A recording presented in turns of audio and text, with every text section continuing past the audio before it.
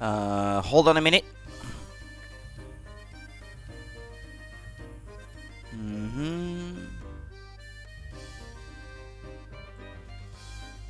Okay, sorry folks. I'm ready. Good afternoon everyone, how's it going? I'm playing Professor Layton in the Lost Future, this is part 3.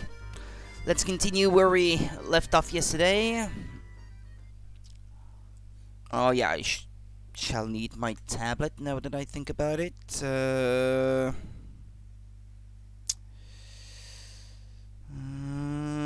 I should load, regardless.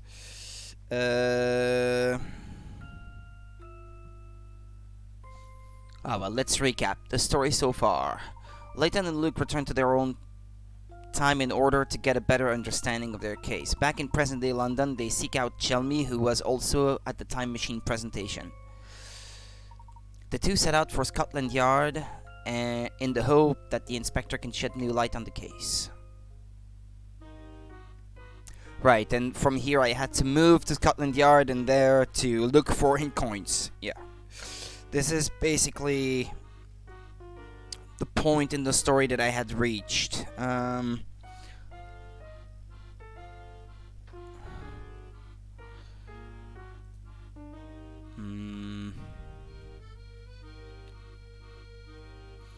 plug in my iPad because I'm gonna use it a lot this afternoon. I don't want to run out of battery. Okay, good. Let's move then. Midland Road, Scotland Yard. Let's move. All that stuff in your notebook, Professor. What was this explosion you were researching? It all happened quite a few years ago when you were very small. Two scientists working in a physics lab accidentally caused an explosion during an experiment. The blast devastated the surrounding area. That must have been all over the news. You'd think so, wouldn't you? However, though many perished in the blast, few records of the accident remain. What happened? That's something I'm still trying to work out for myself. But answer me this, Luke. What is the first thing that comes to mind when you think of an explosion? Why, the explosion at the presentation of Dr. Stangun's time machine, of course. That was my first thought as well. I have a strong suspicion that these two incidents are connected. Not that Inspector Chelmy is going to admit it anyway, because he didn't think of it himself, so he's unlikely to agree. Why is that? Well, it's nothing more than a hunch at the moment, so I can't really say anymore. Oh, Professor, this is our stop.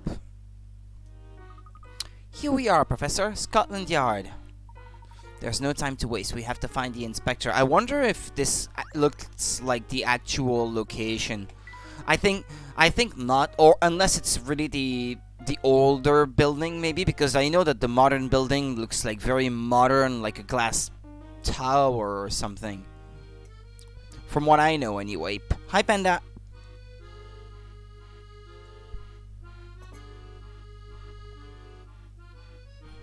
Okay, okay. Chimney just right of the clock tower. Okay, the clock tower. Can't say Big Ben. Tap between the second and third floor of the building on the right. Yeah, the little window. Okay. Good.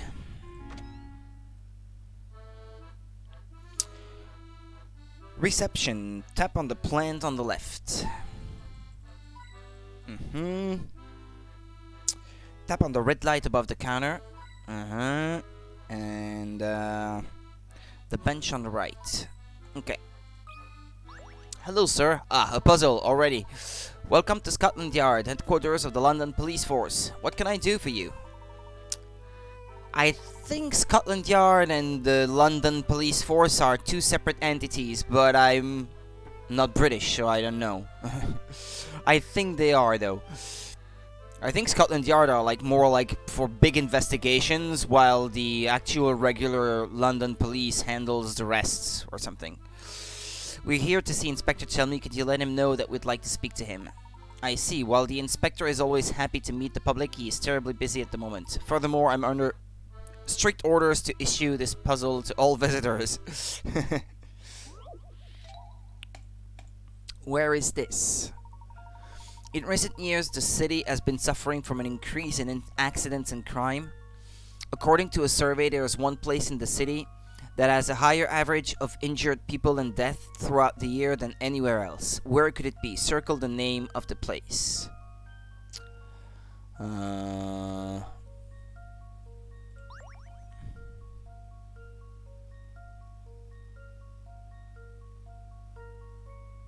What, the cemetery? I mean, there's more people dying there, I suppose.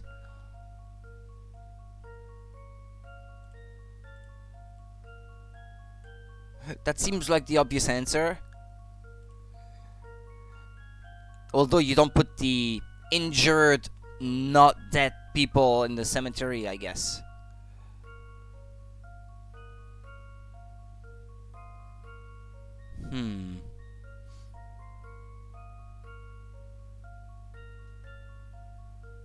Or the crossroads, maybe. Oh, the hospital! Yeah, no, never mind. I didn't even see that there was a hospital. Let's see if I've got this right. It's a place full of injured people and some of them die. Like a puzzle solved. That's right, there may be a lot of dangerous places in the city, but the hospital is where sick and injured people gather throughout the year. Yeah, and some of them die. As sad as it is. That's correct. Tremendous work as always, Professor Layton. Huh? Do you know the professor? Of course, I'm a huge fan, and you've got a huge chin. Sorry. How could any self-respecting puzzler not know the name Layton? I assume that puzzle was one of your own design. That's right. Guilty as charged. Hehe. I couldn't pass up the chance to have Professor Layton solve one of my puzzles.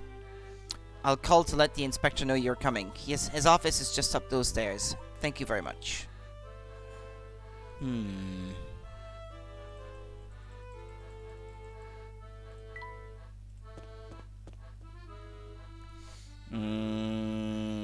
Inspector's room. Tap on the open card box in the bottom left corner.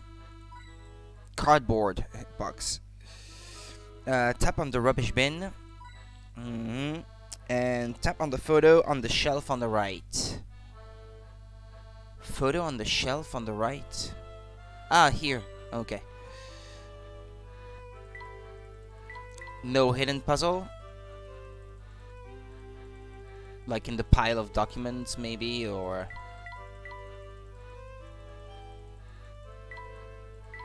A teapot? Inspector Chelmy is an English gentleman too. Ah, nothing like a nice cup of tea to soothe the nerves. Good day, Barton. Oh, good day to you, sir. Barton, we wish to have a few words with the inspector, but I don't see him here. I don't see him here either.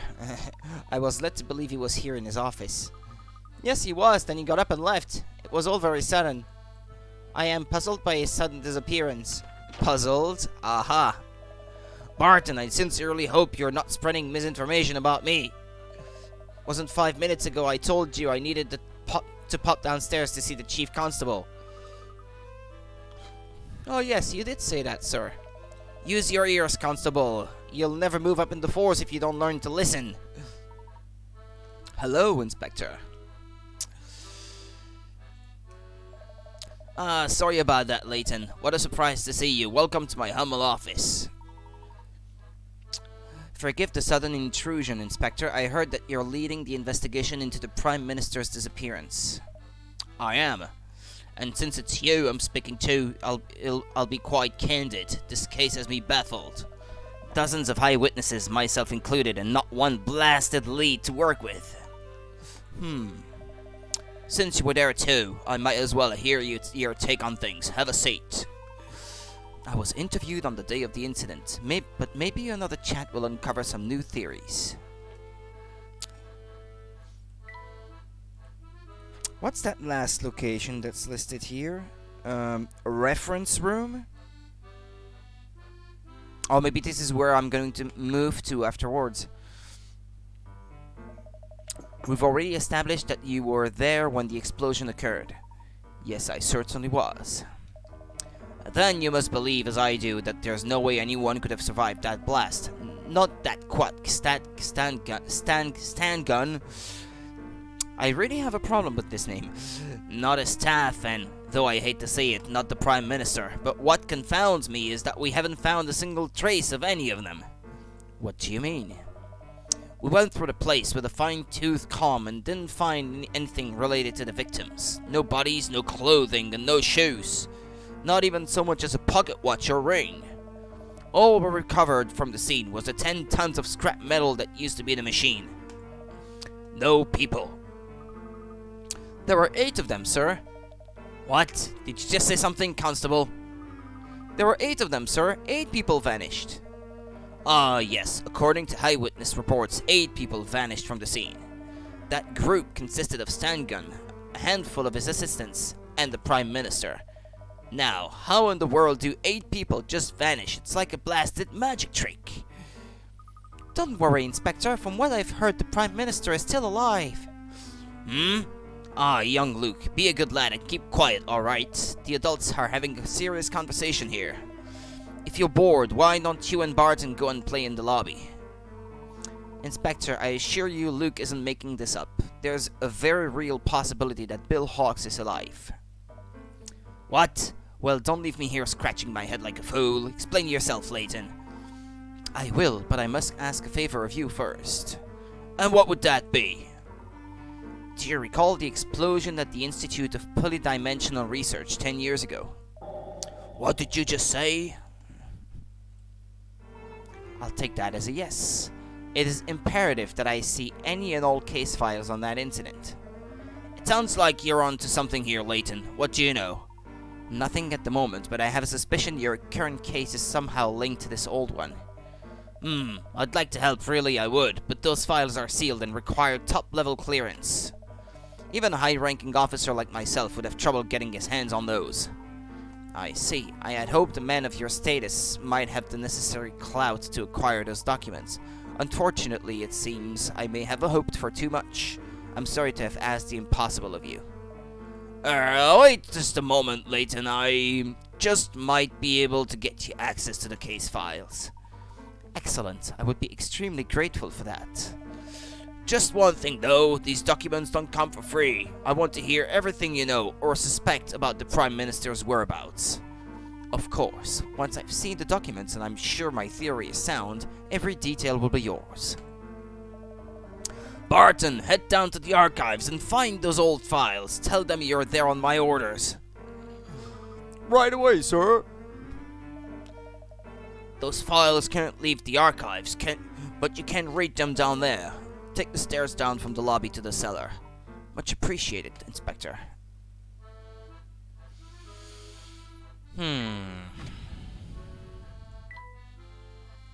This one? Hello. Oh, well, that was lucky because I wasn't looking at my list. Little red box in the corner. There's 4 actually in this room. Tap on the blue box on the second top level of the rightmost shelf. And tap on the upper level of the second left shelf multiple times.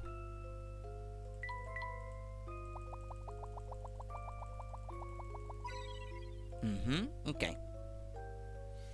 That seems to be all of them. I had a list yesterday of those, the number of the hint coins that I missed. Yeah, 133 to 141. Okay. So I don't forget to go back and get them. Oops.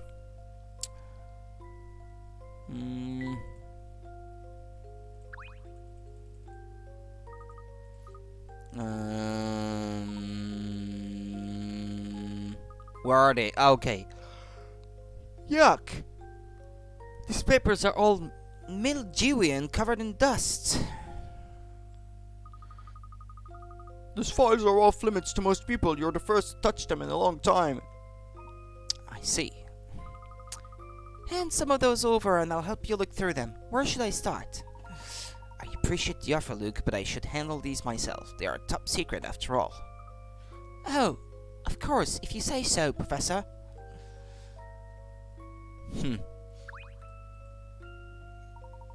Just a bit longer, Luke. I'll be finished soon. In the meantime, a puzzle to keep the young lad entertained.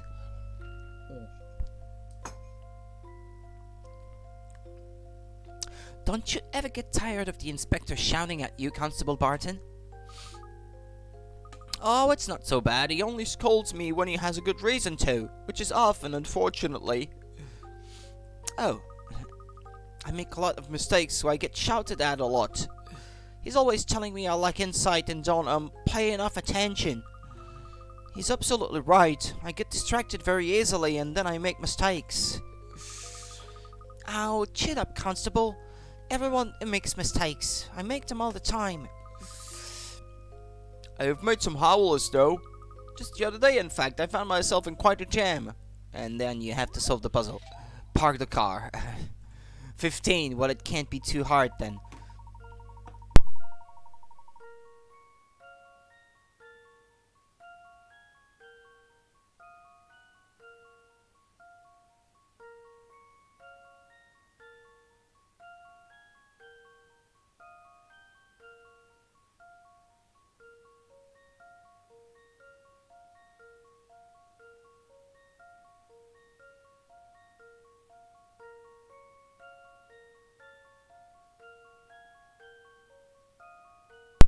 Okay, I should have an easier time breathing now.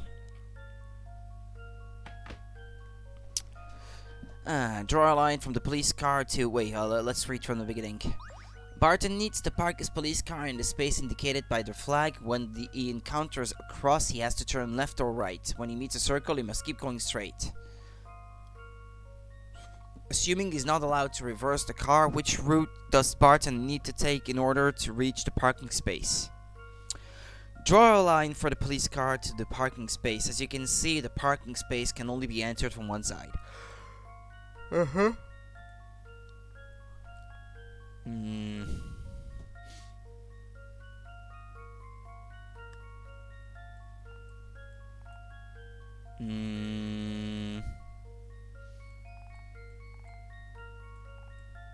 That can't be right.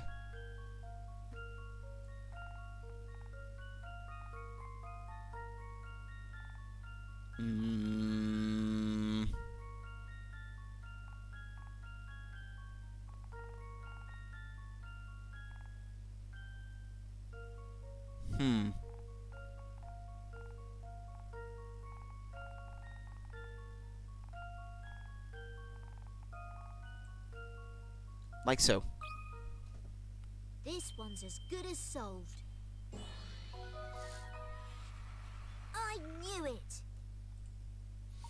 Not too difficult. Nice driving. Barton has to go all the way around the parking space in order to get there. Though you showed him the route he needed to take, all those turns seem to have confused Barton. He's written off the police car, and the inspector is not happy.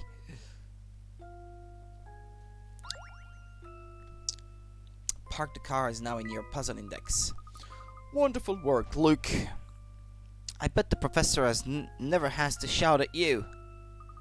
Well, the professor's not really the shouting type, but it's true that I never leave a puzzle unsolved. I've got his reputation to uphold. Oh dear, I never considered the possibility that my clangers could harm the inspector's reputation. Don't worry, Constable. You try your best, and that's the most important thing. If only I could convince the inspector to see things that way. Luke, come here. I think I found what we're looking for. What is it, Professor?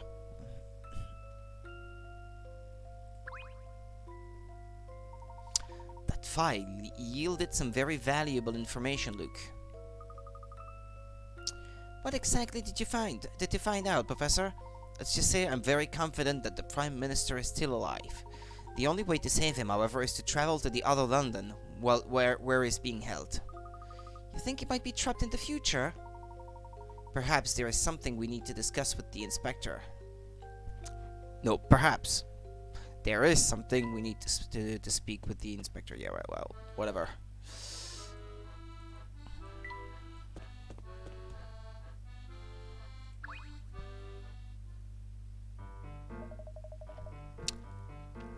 Well, Layton, did your investigation bear any fruit? It did indeed, but before I explain, please allow me a few questions. Inspector, were you involved in the investigation into the explosion at that institute 10 years ago? Yes, ages ago it was. I remember I had just been promoted to sergeant. I see.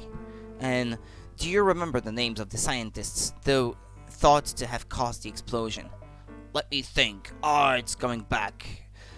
It's coming back to me now. One was called Allen, Dr. Dimitri Allen. Weren't there two scientists implicated? Do you remember the second scientist's name? It was quite a long time ago, you know. I see you're having some difficulty remembering. Hmm.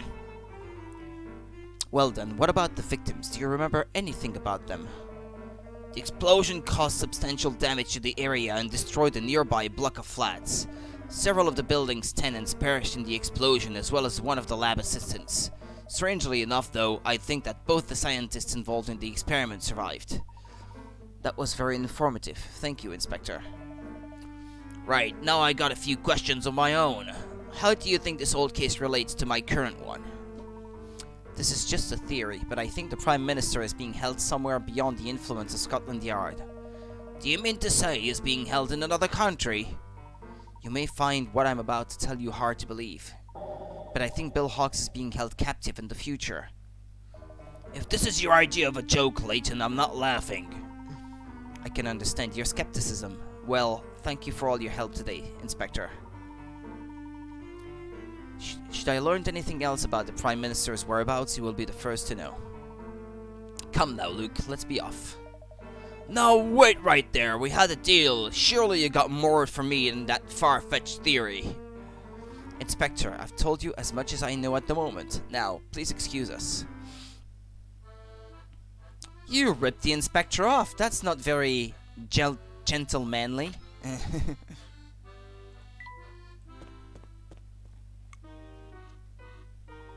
Now that we've got what we came for, let's go back to the clock shop. Cog is waiting for us.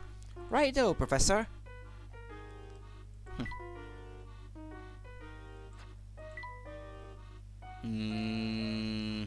Yeah, Midland Road.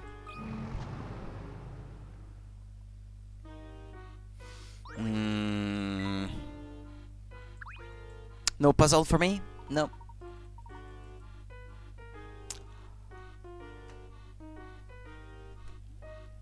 I have a hard time finding a comfortable position to play this with the mouse. I need more cushions under my ass, that's why.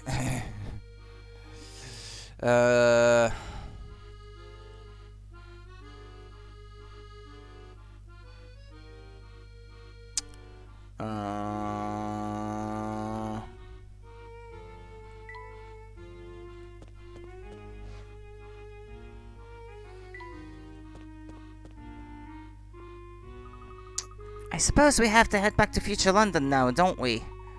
What's the matter, Luke? Are you scared of traveling through time again? Yes, I mean, no, as long as I don't have to do it alone. Of course not, I'll be right here with you. Our first step is to head to Chinatown to meet the future Professor Layton, I suppose. That's right, if my assumptions are correct, we'll find the Prime Minister there as well. Don't you think we'll run into trouble along the way?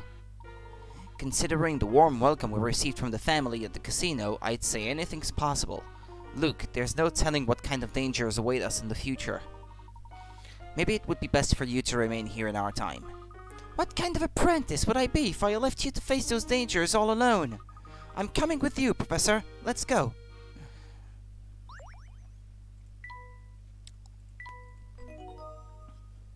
Chapter 7? 6. Okay. Traveling companions.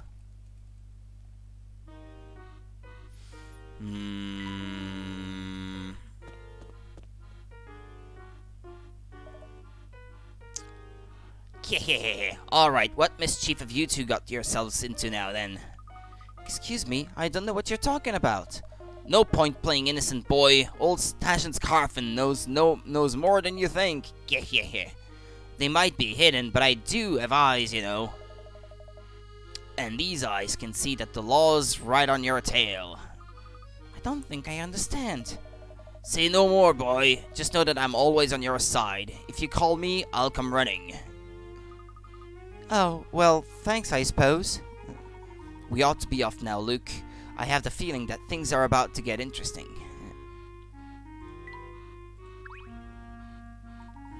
Do you remember the secret knock that Big Luke used when we entered the clock shop last time? Of course, allow me, Professor. Come on in.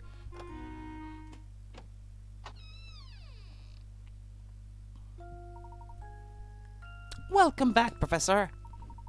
Sorry to keep you waiting. Where is Cog, by the way? Oh, same place as always, in the back, tinkering with that big clock. Tee-hee-hoo. Okay, I think I lost... or maybe it's in the future version of the shop that I have to find these hint coins I missed.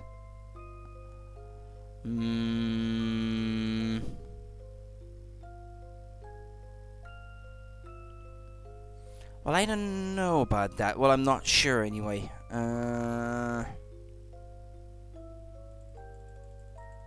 Yeah, it might be in the future version of the shop. I think in this one I've already picked all the hint coins.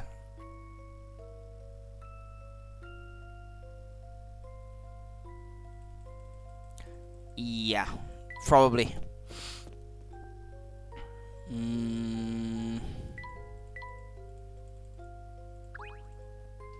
Well, let's go then, I suppose.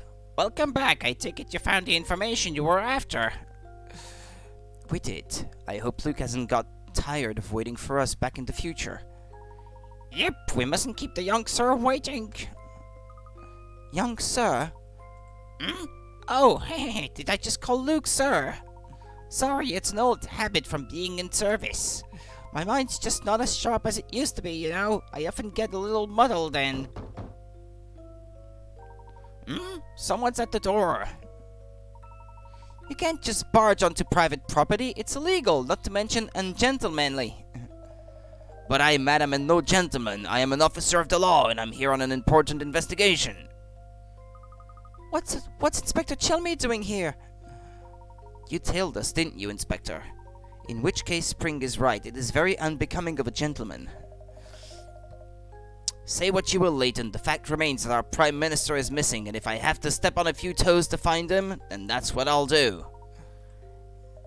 Inspector, and I'll keep doing it until you lay your cards on the table, Layton. All of them! I can't believe you, Professor. You too, Luke. Oh, Flora. Flora? You ran off and left me on my own again. I'd even made you these nice cucumber sandwiches.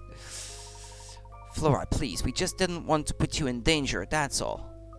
You say that, but the real reason you won't take me is because you think I'll get in the way, isn't it? No, that's not it at all. Flora, you have to understand, you could be put in harm's way. It's for your own safety, that. I don't know anyone else here. What am I supposed to do when you two run off? Just sit there like a lemon and wait? Well, when you put it that way, yeah, it wasn't very nice indeed. Luke. You know, Layton, I think the girl has a point. You may be leaving her behind out of concern, but that doesn't help anyone if it gets her all upset. Inspector, you too. He's getting told off. For once it's him. Sorry to interrupt, but we've got to get going. We can't keep Luke waiting any longer. I have to start her up now. But there are several people here who have nothing to do with the matter at hand. Well, the more the merrier. That's what they say, isn't it? That's ridiculous. I beg you to reconsider. Sorry, Professor. We've got to go. Hold on, everyone. Hold on. What for?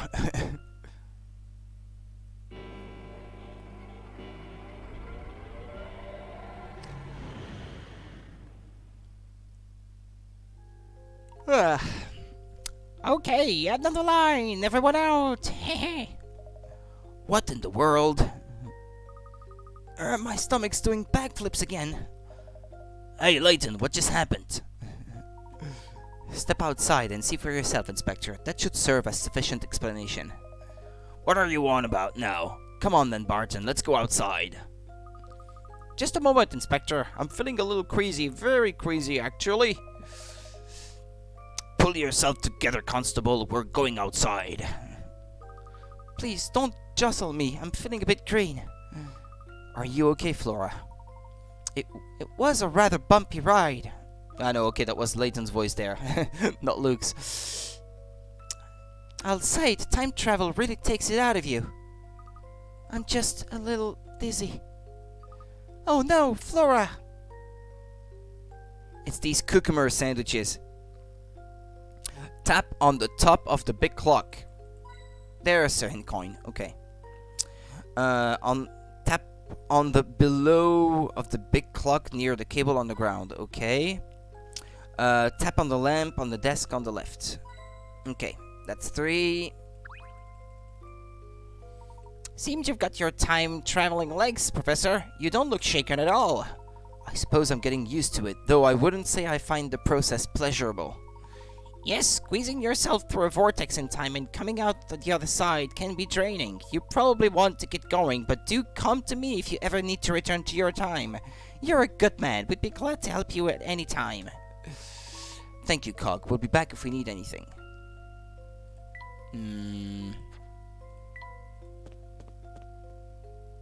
Okay, there should be more coins in here. Okay. The right poster of the 2 posters stuck in the bottom left. Okay. Tap on the pendulum of the clock at the top. Oh, this one. Okay. Still missing 3. At the lookout platform. So 133 to 135. Last time I missed 1, just 1 for 100% completion in the game. I don't want it to happen this time, that's why I'm using a list of all the locations. I take it the Inspector and the Constable burst through here, Spring. That's right, they're in for a real surprise out there, tee-hoo. Where is that lookout platform? It doesn't help that they're not exactly the same names either.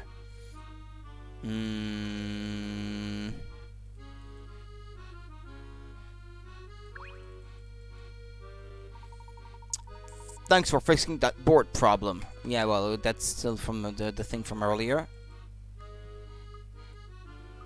Are you feeling any better, Constable? Yes. No. Yes. Where am I? You're in the future! This is London, but 10 years in the future. Oh. Oh my. No need to fret, Constable. Everything is fine. Oh, don't worry about me. The Inspector is here. You and your friends are safe. We'll all be fine. That's right, Constable. Layton! What's all this? What's happened to London? We're still in London, Inspector. We've just been transported 10 years into the future. But that's impossible, isn't it? Or is it possible, Layton? One thing is for certain. We're no longer in the London we know. Well, there will be plenty of time for debate once my work here is done. I seem to recall you saying something about the Prime Minister being trapped in the future, yes? Yes. It's by no means certain, but it remains a definite possibility. Well then, what are we standing around here for? The hunt is on, Barton. If you let Chelmy find out by himself that Layton is an evil scientist kind of guy in the future, you're in trouble. You should just be frank with him and just tell him outright. It's better that he hears it from you, so he doesn't try to arrest you than finding him by himself, I suppose, and jumping to his own conclusions, which are always the wrong ones. We're off to find the Prime Minister.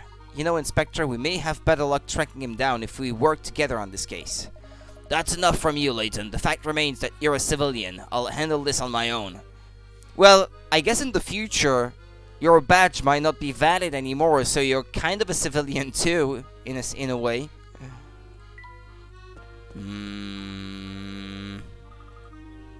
Where's the other Luke, Professor? Now that you mention it, we never decided on a meeting place. Perhaps we should pay Shipley a visit. Of course, he can get in touch with Big Luke for us. Shall we head over to the restaurant then? What's he doing in the future? Hey, don't walk away from me. We've got unfinished business here. Important unfinished business.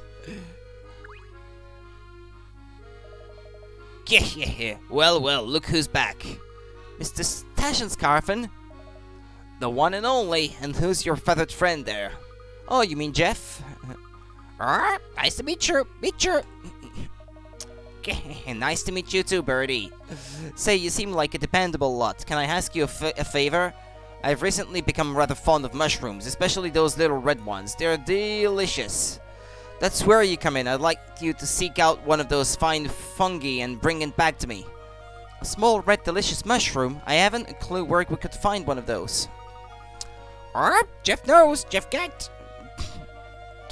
Now that's the kind of can-do attitude I like, Birdie. But are you really up to the task? Jeff's no ordinary parrot. This should be a doddle for him. Jeff can now take on requests from people you meet during your adventure. Okay, that's what it is then. Help Jeff complete the requests given in the parrot minigame available in the trunk. The more requests you succeed in completing, the more skillful Jeff becomes. If you complete enough requests, he'll start to help you find hidden hint coins. Yeah, okay. Like Jeff the hamster in the previous game, I guess. See if you can help Jeff complete every delivery request you come across. Let's get this show on the road. Open the parrot minigame in the trunk and select my request. Fetching my mushroom should be no problem for your parrot if he's half the bird you say he is. Now hurry, I can't get enough of those little red mushrooms. You just have to bring me one, quick!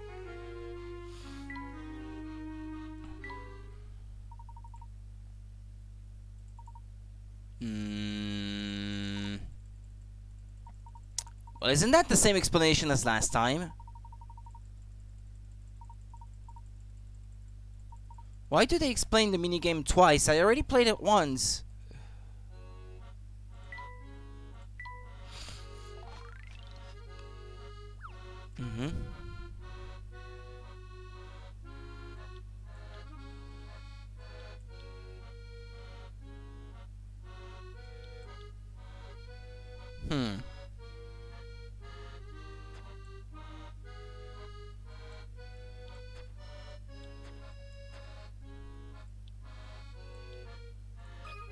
Like so, I think.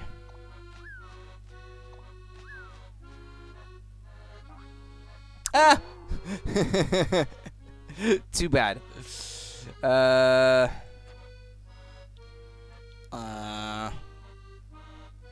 Like that, maybe?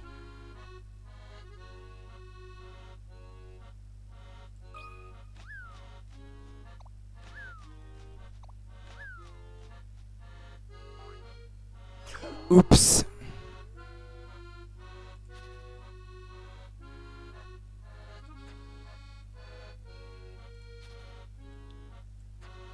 Yeah, it's not gonna work, because there's an obstacle in the way.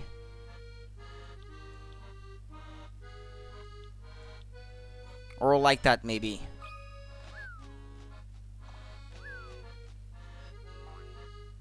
Ah, no, okay, no, never mind. Got it. Like that, then.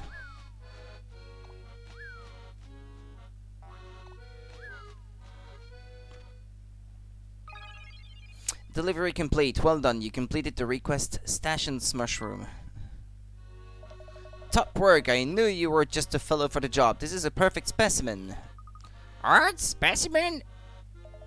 You just go on like that and you'll become a fine delivery parrot. People will love you. Art? Delivery? You've earned this person's gratitude with your expert delivery skills. Oh wait, there's a Luke thing down there.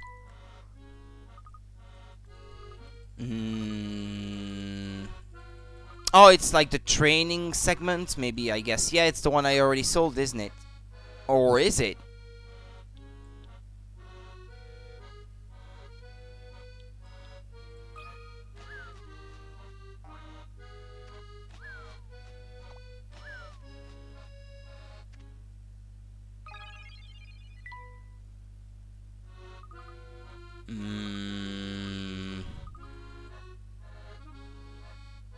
Is it a different one every time, or? Oh yeah.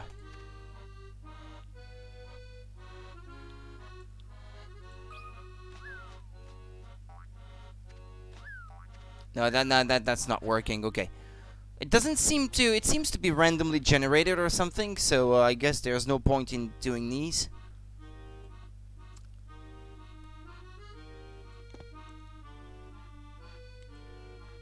Hmm. I'm looking for what they seem to call lookout platform or something. Hmm.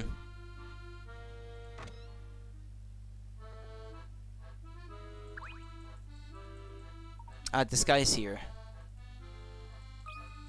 Ah, now he has a puzzle. Hey there, little lady. You don't look very well. Are you alright? No worries, little lady. I'm just doing just fine. Fine! I do appreciate your concern, though.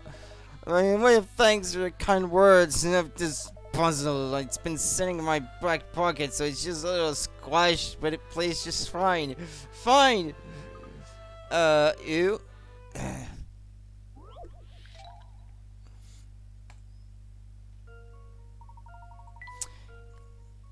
Okay, yeah. You have 8 jars of jam and of 4 different types. Depicted by the different colors, different types of jam vary in weight. Your jars have been put into boxes and pairs. Use the skills to work out the relative weight of each type of jam and rank them 1 to 4, with 1 being the lightest and 4 the heaviest.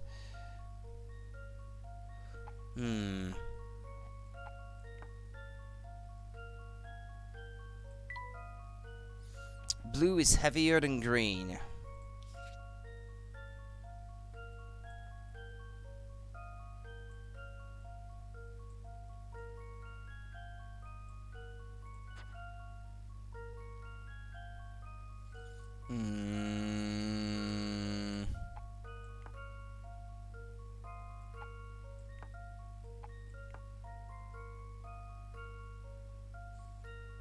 Okay, between red and green, which is the heaviest?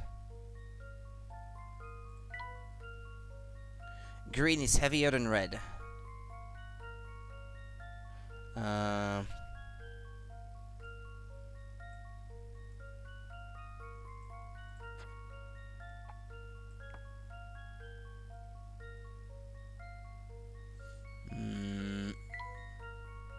Oh, they're equal? So maybe yellow is actually just in between blue and green. No. Hold on.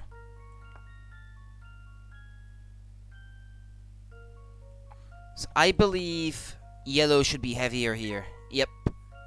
And then, let's see, like this.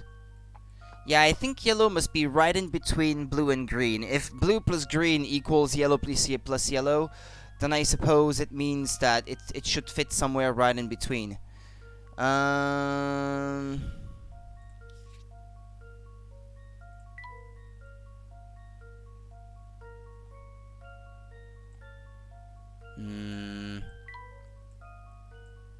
Right, like so.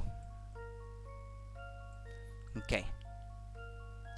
So it's what? Red, green, yellow, blue. Red, green, yellow, blue. And it makes sense because then 4 plus 2 equals 6 and 2 times 3 equals 6 as well. So yeah, it fits. Here goes nothing. Did you see that? Well done. Starting with the heaviest, the order is blue, yellow, green, red. By weighing the red-blue box with the red-green box, you can work out that blue jam is heavier than green jam. Weighing red-blue with blue-green tells you that green jam is heavier than red jam. Finally, by ascertaining that yellow-yellow is the same weight as blue-green, you can work out that the weight of yellow jam is between that of blue jam and green jam. That's actually exactly how I played it off. So, there you go. Jam weight is now in your puzzle index. Say, nice going, little lady. You've got quite the mind for puzzling. I'm starting to get stuff for the picture book number 3, so don't I have enough to solve the third one now? Or the second one, I should say?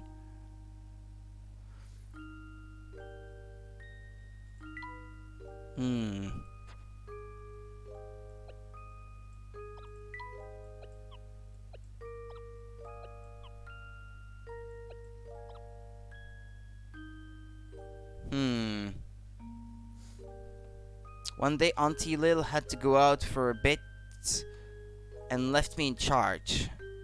On the way out, Auntie Lil said to me, "I'm counting on you today, I'll be back as soon as I can." After seeing Auntie Lil off, I noticed that a white thing had been left behind on the counter. Or is it the cup? That a tea had been left behind on the counter? Nah, that doesn't seem right. Oh no, I thought. I don't even know where old Auntie Lil has gone. I forgot to ask. A little while later, a person arrived, the first customer of the day.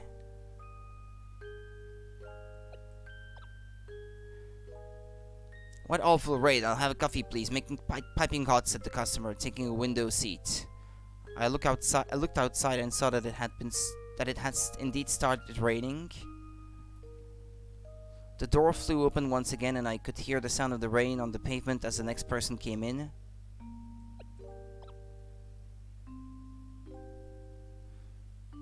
I have a hard time imagining him as a customer, but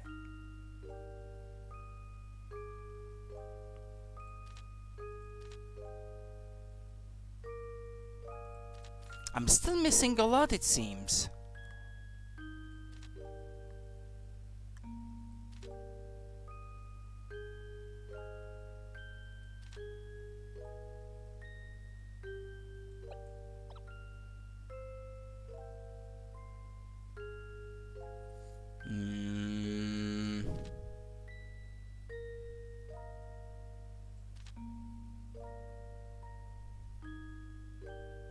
Mustachioed adventurer? No, he's not mustachioed, so it has to be the other way around.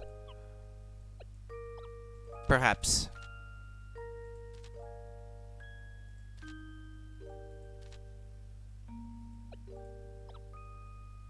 Mustachioed old man by the window.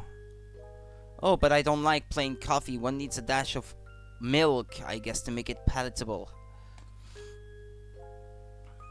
"There's no milk, you see," I said, decided I had to be upfront. Yeah, I'm missing milk, I think, and a customer at least. Okay, well,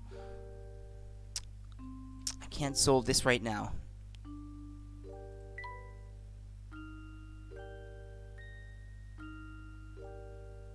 Yeah, I seem to be missing the customer and the milk, apparently.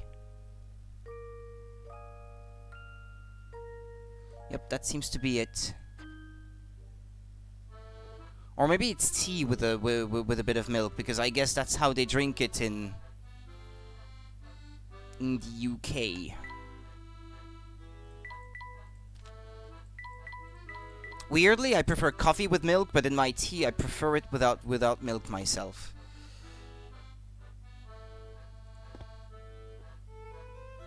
Another puzzle. "Hi there, folks. You look absolutely knackered. Have you been out walking all day?" "We have. I can't say too much, but we've been on quite the journey." "Oh, is that so? What you really need to perk you up is a nice big meal, but we don't serve hot food here, I'm afraid. I suppose I could whip up one of our special ham rolls, though, if you ask nicely, that is." "That sounds great, but what makes it so special?" "It's all about the order of the ingredients, plus it has an extra special secret ingredient. Now I just have to remember how to make the thing. How does it go again?" Lunchtime. "Can you make a roll to these exact specifications?" "The ham goes above the potato salad."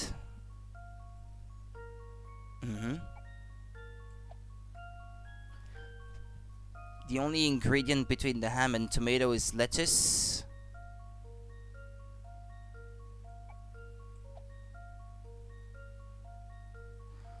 "The cheese touches the bread."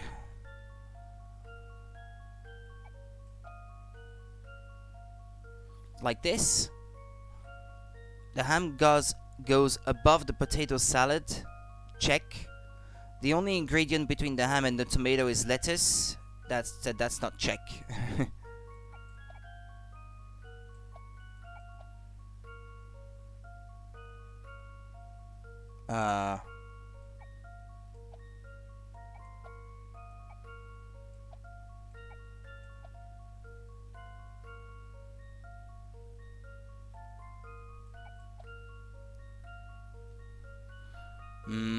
How does that look now? The ham goes above the potato salad.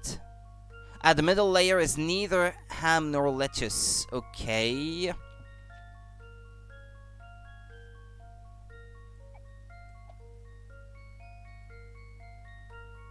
That can't be either.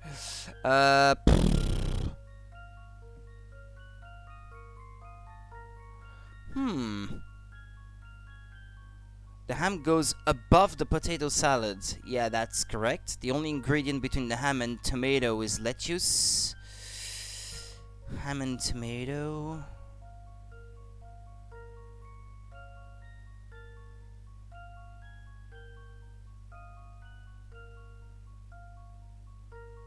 Well, does it say that the ham...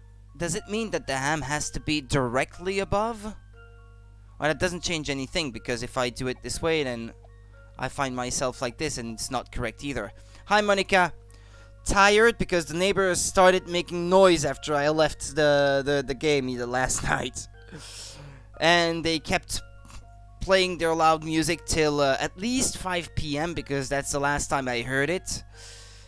And I'm told that they kept talking in their, like, backyard or something until like 7 in the morning. But I closed my window after a while, even though it was hot inside and cool outside. I had to sleep with my windows closed because they wouldn't shut up. They've been at it again.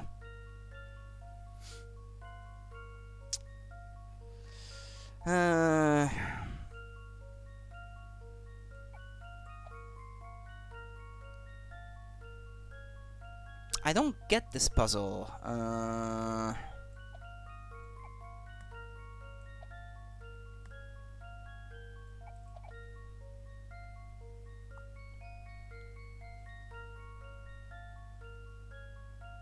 When it says the ham goes above the potato salad, I don't understand it as being directly above or anywhere above in the stack.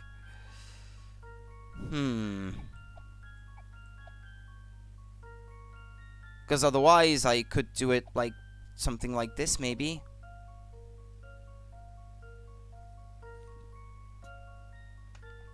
Well, yeah, but it's gonna be hard to make them understand, I'm afraid.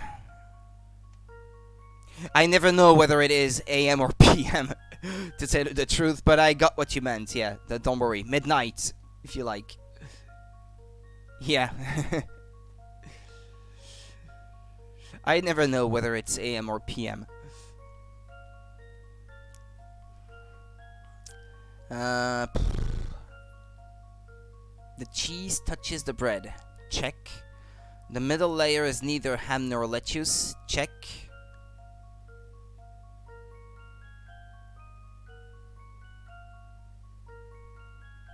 I'll try it like this, but I don't know. Here's my answer. Oh, okay. Phew, that's a relief. When they say the ham goes above the potato salad, it's kind of like it's kind of confusing. Because you don't know if it's directly above, like it's touching it, or if it's anywhere above in the stack. But I guess there weren't too many different combinations that worked anyway.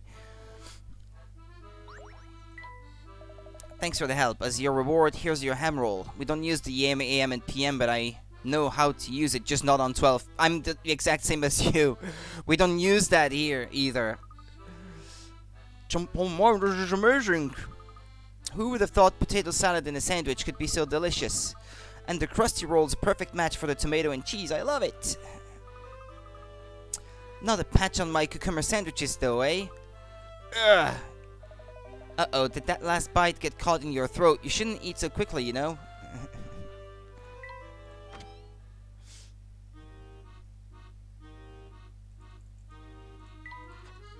It's not letting me move in this direction. Damn it.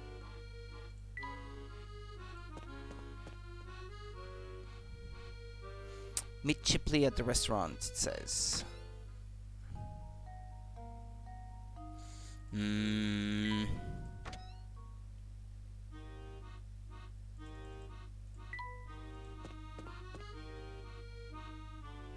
It hasn't told me once yet that I had missed a puzzle, so I don't know.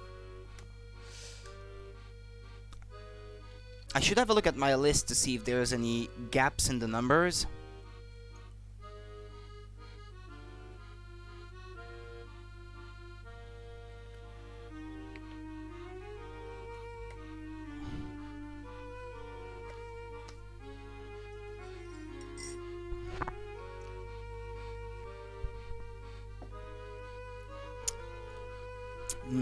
Nice. Okay. The iced tea was so cool, there's a lot of condensed water on the outside of the bottle. But anyway. How hot is it in Belgium right now? For us, it's about 30 degrees Celsius. I think it's cooler than that now. I mean, I'd have to check, but...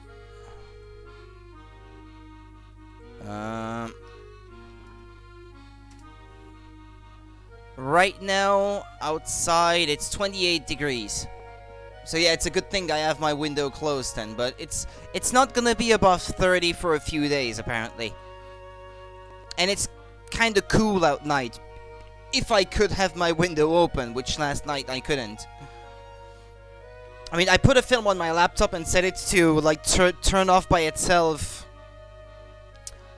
when it's done playing, so I did fall asleep despite the noise outside, but then by around 5 PM they woke me up again, so I had no choice but to close my window. Gotta get to washing some clothes and putting it out for it to dry. The weather is perfect for that, at least. Yeah. Yeah, I can imagine. Trip, I'll have you know that I was born in the city. Right you are then, whatever you say. What about yourself, madam? Were you born in London as well? Me? Oh no, born and raised in Cardiff I was. Spent most of my life there. I can't do a Welsh accent, I'm afraid. But then something unusual happened, see, and I ended up moving to London. Oh yes, my life story is just like one of them sweeping epic adventures you see at the pictures. Speaking of films, have you heard of this one?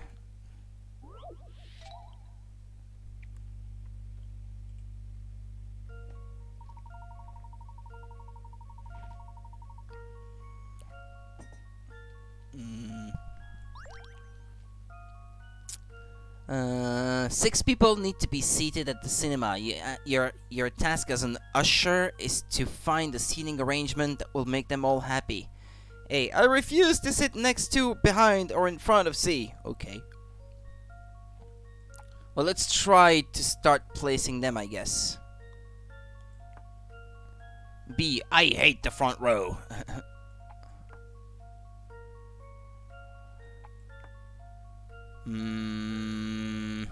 I guess that means that A has to be in the leftmost column automatically and C at the other end, or them swept the other way around. C doesn't like the left or right seats? Oh, okay.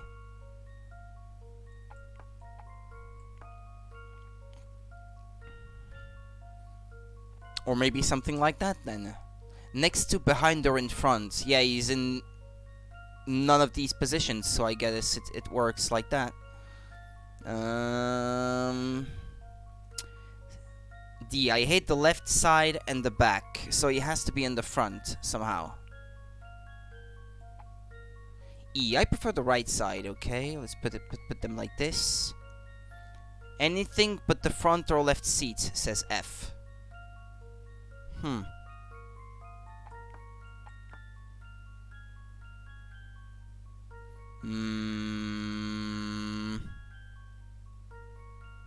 No, D is in the back in this case. That's not correct. Or I guess like that.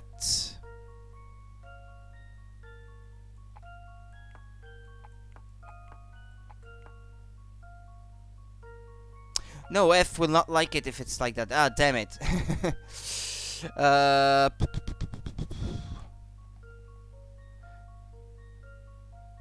Okay, well, C is in one of these two positions anyway.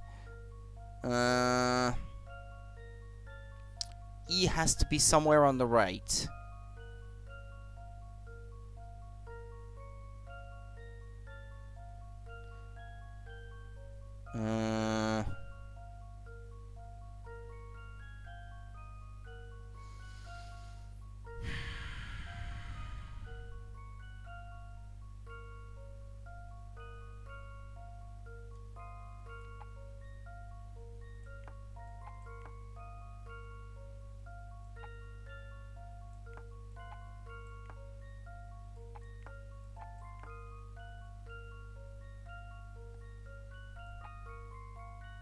Uh...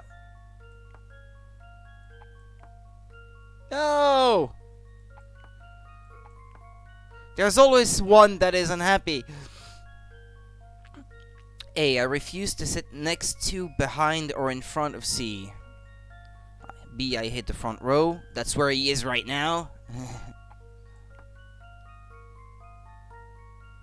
F has to be in one of these two. Well, hold on. B can be anywhere as long as it's not the front row, yeah. So let's see. Let's perhaps write down all the possibilities for everyone. B could be here, here, or here. A, well, A it's a bit more complicated because it all depends on C.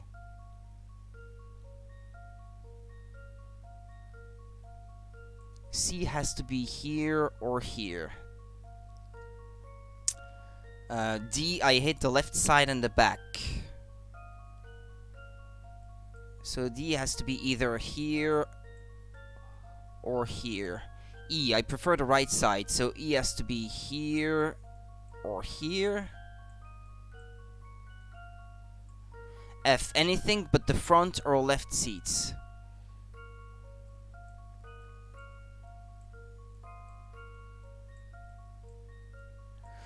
Right, you have all of them, and then A has to be to go in the remaining seat, I guess, in such a way that he will not be next to or behind or in front of C. The position of A will all be dependent on where you place. Well, I guess this is already a good hint that B has to absolutely go in the bottom left corner, perhaps. Because no one else seems to agree to go there, so...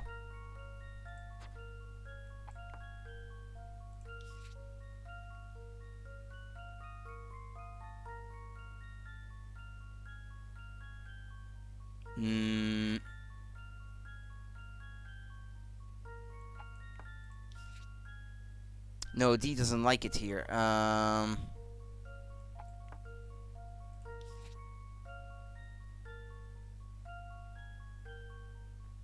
D doesn't like it here either. Let's see. Hold on. Like this? Like this? Does it fit? D, E, F, C, B. Yep. Okay, I've got it. I got it now. I should have started writing down everything from the start instead of just trying to Stop Layton's apprentice. do it off the top of my head like this. Instead of trying to do it mentally, I should have started taking down notes immediately. The only two options for a C are the middle seat in the front or back row. When you try to fit the other requests around that, this is the only arrangement that will make them all happy. Yeah, right.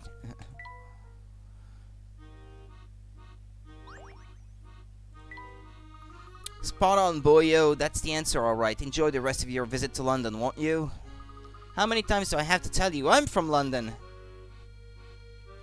Yeah, that helped a lot. Whatever you say, don't get lost in the big city now, will you? I give up. Jeff got a delivery request, a flower for Adeline. Come on, Jeff. Off to work with ya.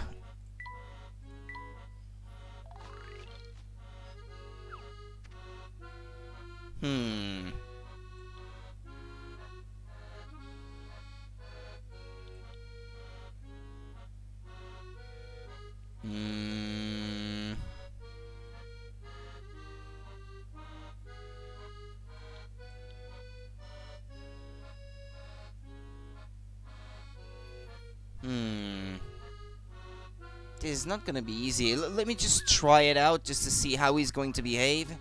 Yeah, no, not good.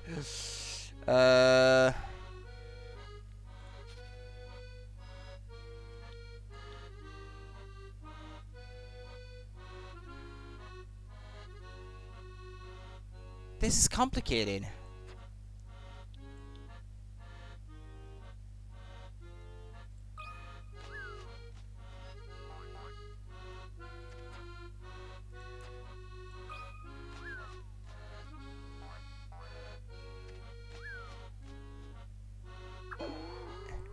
Oops. Uh...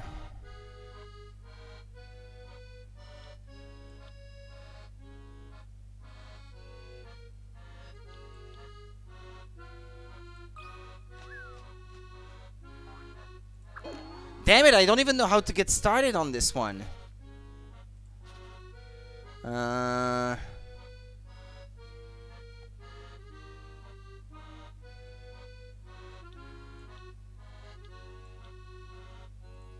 Or like that somehow? No, no, he knocks on the thing there.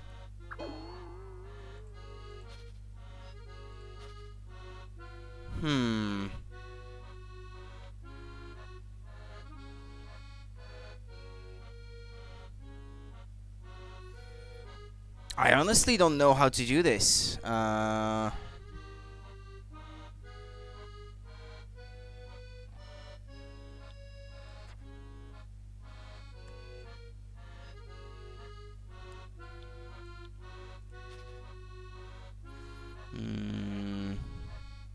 Whatever I do, with the first rope, he knocks on this thing here, or I guess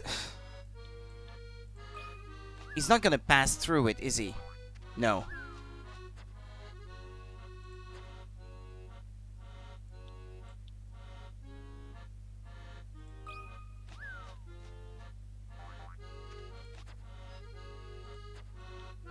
I think I already tried this way. Oh wait! Come to think of it. Yeah, this is a possibility, I guess. But he's gonna knock into it here, though.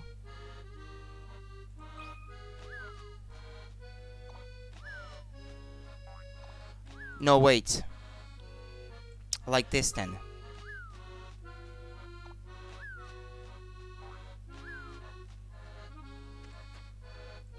Like this.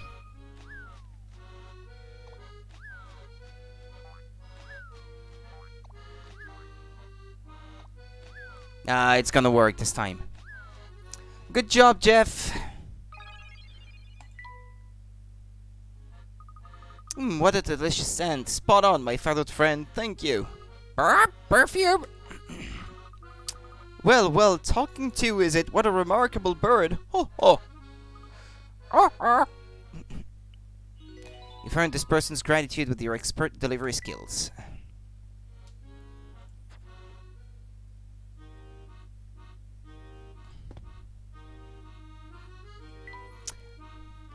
GG Jeff. He hasn't seen the parrot bearing his name yet. Look, I've just remembered something. What's that, Professor? We've neglected to explain the situation to Flora. Gosh, you're right, it completely slipped my mind. Oh, it's alright, I'm just happy I could come along. Yeah, she's just happy to be along for the adventure, I guess. Be that as it may, I think an explanation is in order. Let's stop at the hotel for a quick chat. Alright, Professor.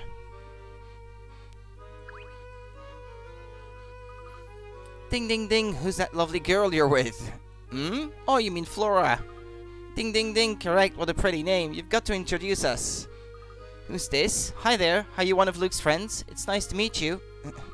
Ding ding ding! Oh yeah, Luke and I go way back. We're old pals. Yeah, right. Anyway, have a lovely day, Flora. Funny, I didn't realize you thought so highly of me, Max. Yeah, I wonder what it'll say then too. Wonder if you'll like it. I hope.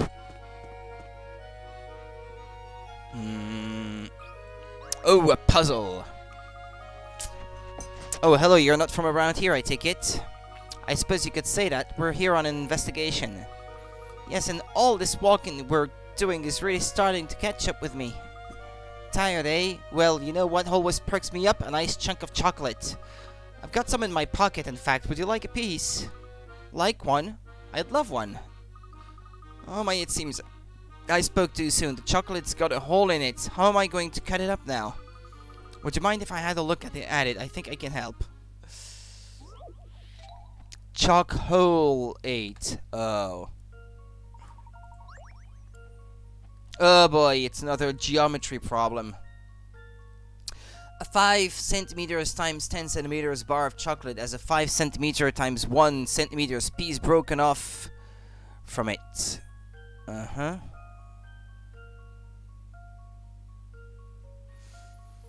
As shown in the image below, the chocolate bar also had the 5mm diameter hole drilled into it at the location shown in the image where...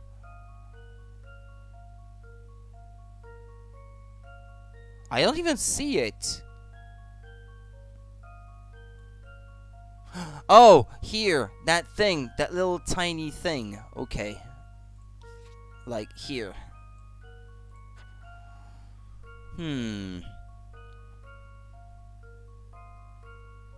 How many more pieces can you break off from the remaining chocolate bar that are the exact same size and shape as this one?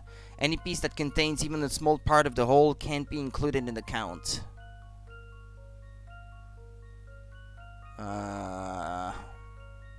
Well, if it is...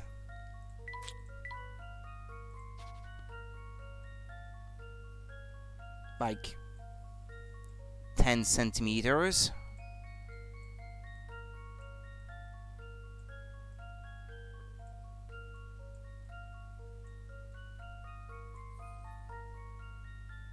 And it says how many more pieces, because this one is already broken, right?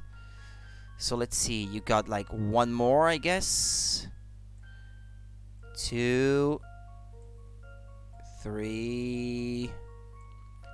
So you've got like 2, 3, 4 centimeters, 5 centimeters, 6 centimeters. You're at 7 centimeters, and there you're at 8. So that's 1, 2, 3, 4, 5, 6, 7 more.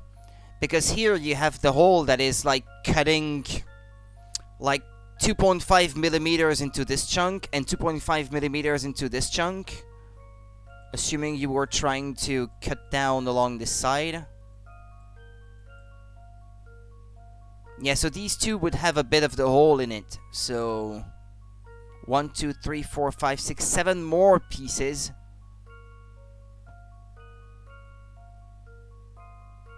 Seven. Okay, that's my answer.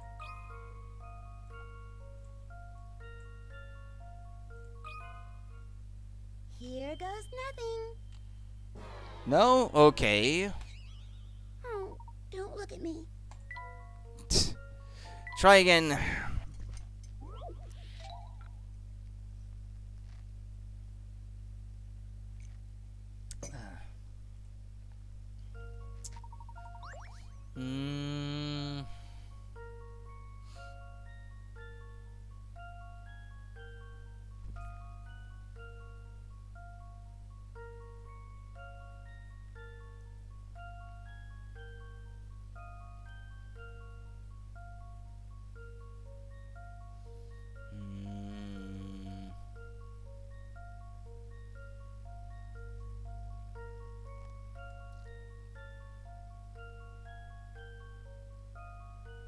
Oh, I bet, yeah.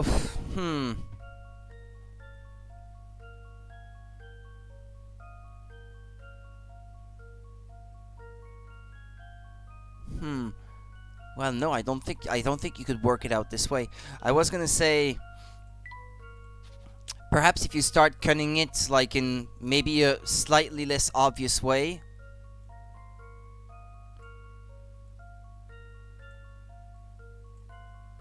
One, 2, 3, 4, 5, yeah.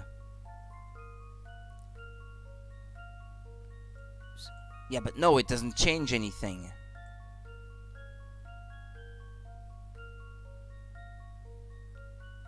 And that's not really gonna change anything, is it?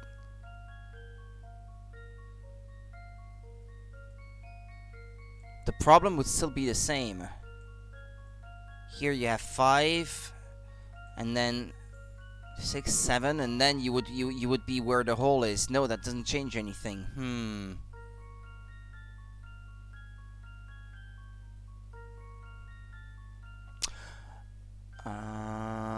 Oh.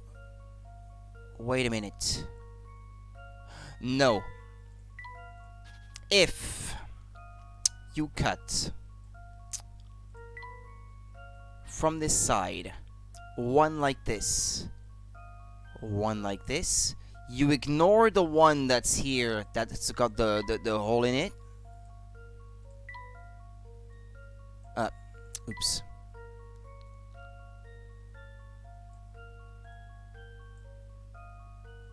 Yeah, but it says in the question, how many more pieces can you break off from the remaining chocolate bar that are the exact same size and shape as this one? So it's only from the remaining piece. So I guess this one here, it doesn't count in it, as far as I can tell from the explanation of the puzzle, or at least that's how I understand it. 1, 2, 3, 4. So this one is already 5 centimeters long. And since this is 9 centimeters long, you could still cut 1, 2, 3, and 4. So it's 8 actually, the answer. It depends how you break down the remaining part. You have to do it in such a way that the hole will only waste one, like 5 by 1 chunk of chocolate, I guess. The right answer is 8. But I didn't think of it this way straight away.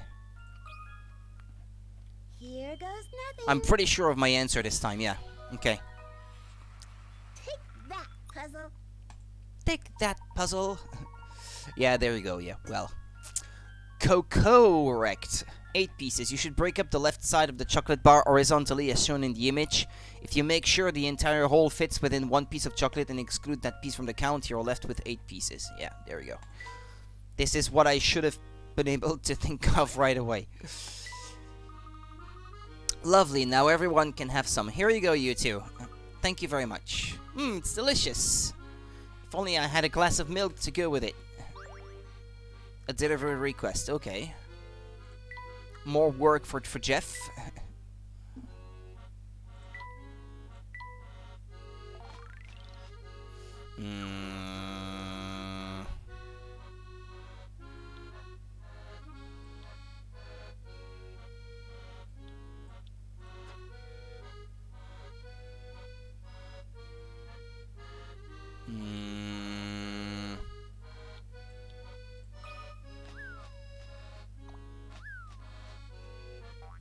Ah! Okay, no, never mind. Working him hard indeed.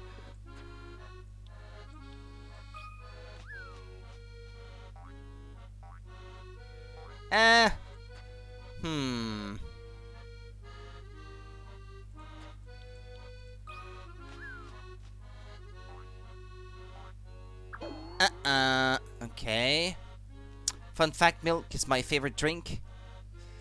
It's good for your bones, Panda. No, that's not gonna work.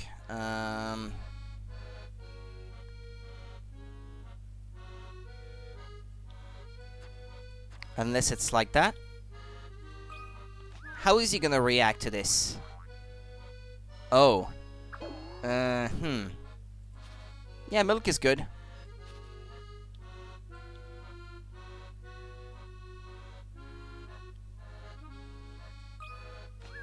How is he reacting like this?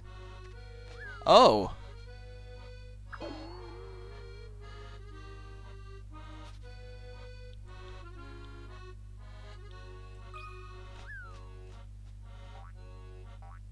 No, okay, it's not gonna work like this.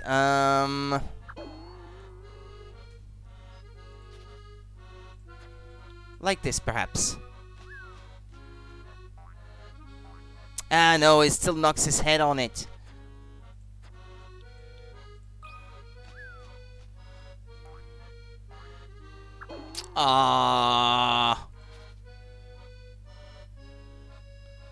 Let me see how he's gonna... where he's going to go from there.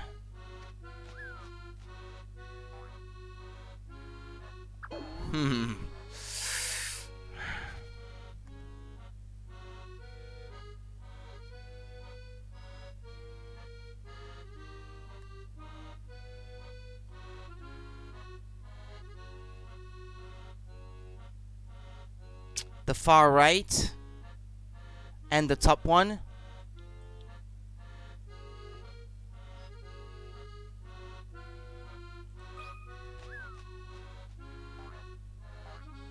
I know he still knocks his head on it.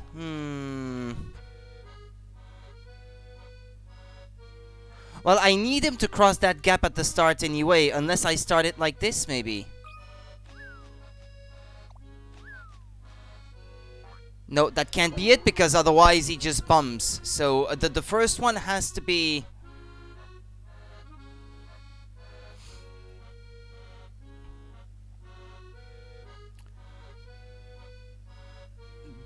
the dot right next to the red line thingy. And then straight through the red light thingy, I can't, because it's in the way. If this is what you meant. So it's not gonna work, and besides, I can't have two ropes being attached from the same pole.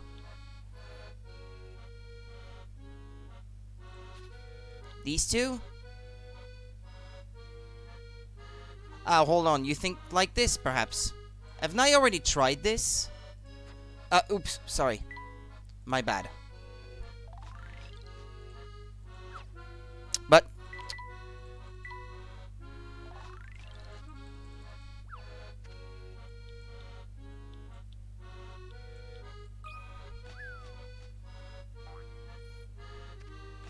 I know, he knocks his head on the thing.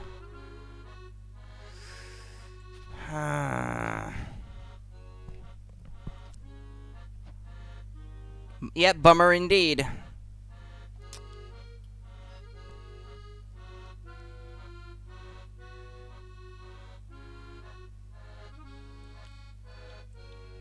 No, that's not gonna help either. It seems like these... I really don't know. Yeah, it's actually not his head that knocks on this thing, it's the cake on his head. You'd think that the cake would be knocked off his head and that would fail the mission regardless, but no, it's actually like either like a whole block or something. Like the cake is glued to his head, maybe. Top 2 on the first group. And middle 2 on the second group. Yeah, but he can't even get any further if you do it like this. Boom. He flies off.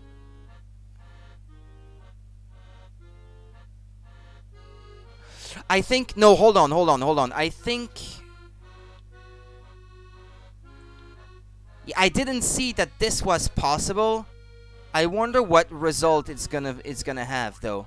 But no, okay, no, never mind. That's not gonna help at all. Although...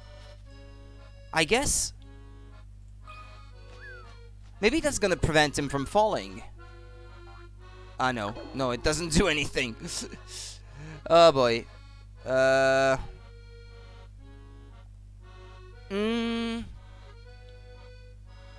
I'm trying combinations that I wouldn't normally think of.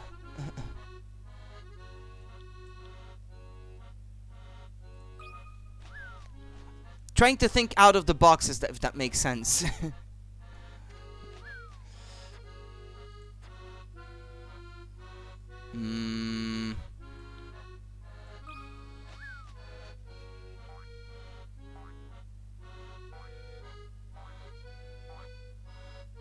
Nah, not really, huh?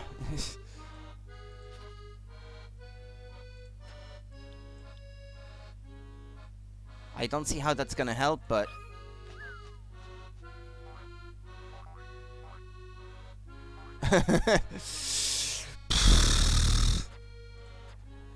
These puzzles.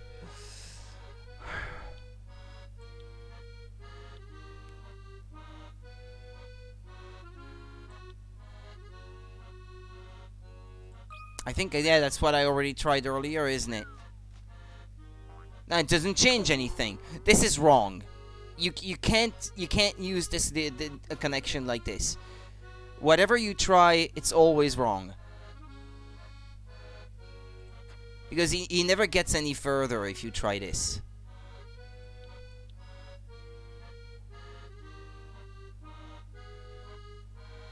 And I can't have really anything like bent in such a way that he goes back. That's like counterproductive. I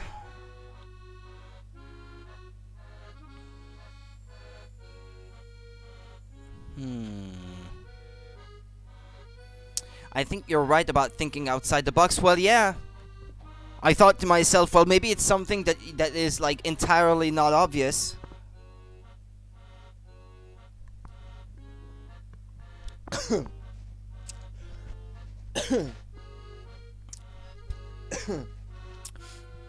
Tea goes down the stomach, really, not the lungs. Pardon me. Hello, Miss Mayhaps. Welcome back. How's it going?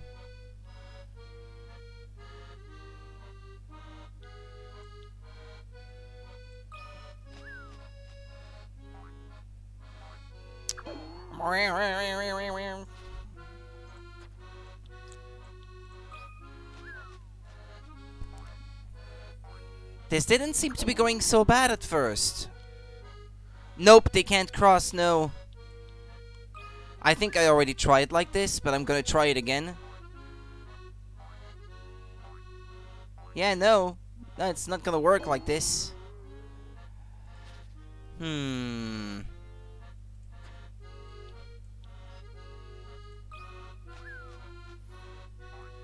A true gentleman doesn't just drink the tea, but inhales it as well.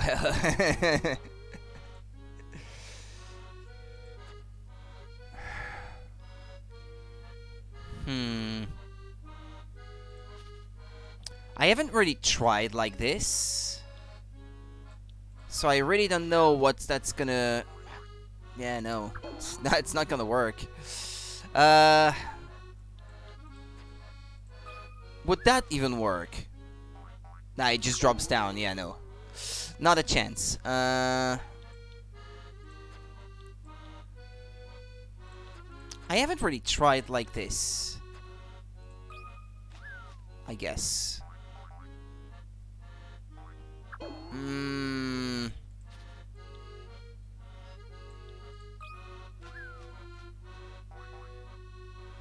It's been a minute since I've been in here. You've seen all my failures then. I really can't figure this thing out. And I don't want to look up the solution, because what's the point of playing then?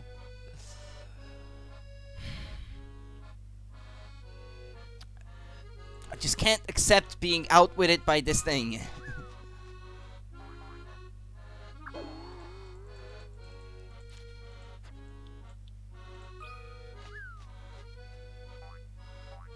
Oh.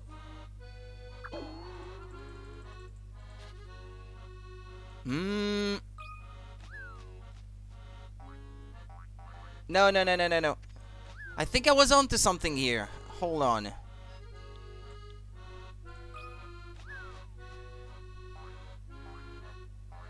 No. No, okay.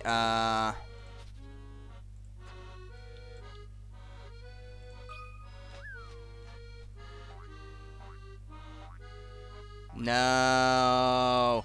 I only have 3 ropes to work with.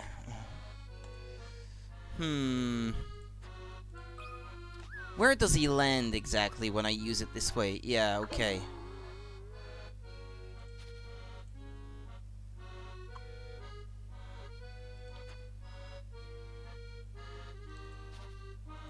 Oh, I do have 4. How did I not see this?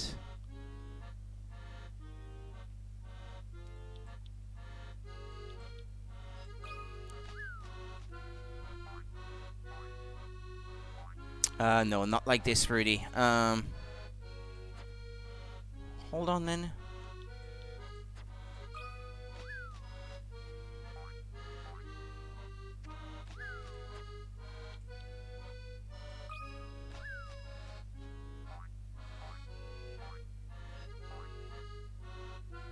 I don't think that's gonna help, though. Can you go from a use point to a non-use point? Nope.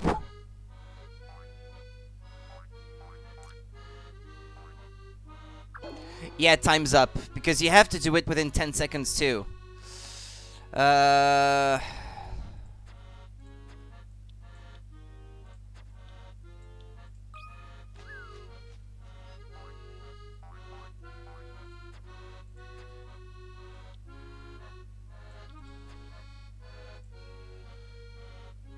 No, you can only use 3 poles to connect 2. You can only connect 2 free poles is what I should say.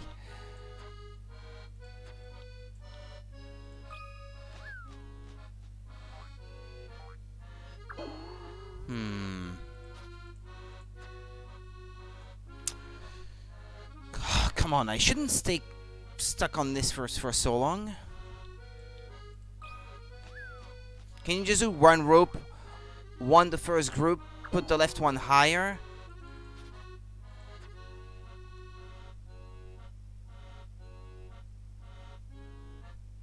What, like that?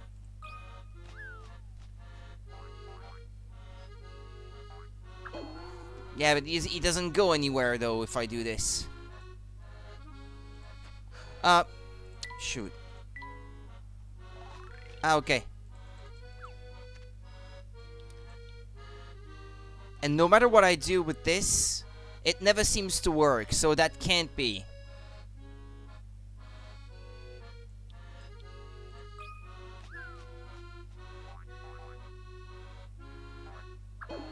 Is there something I can connect that would prevent it from falling if I do it like this?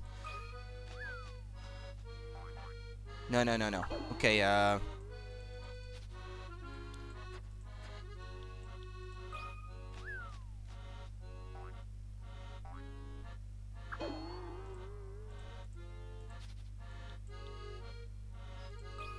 feel like I'm just retrying things that I've already tried, but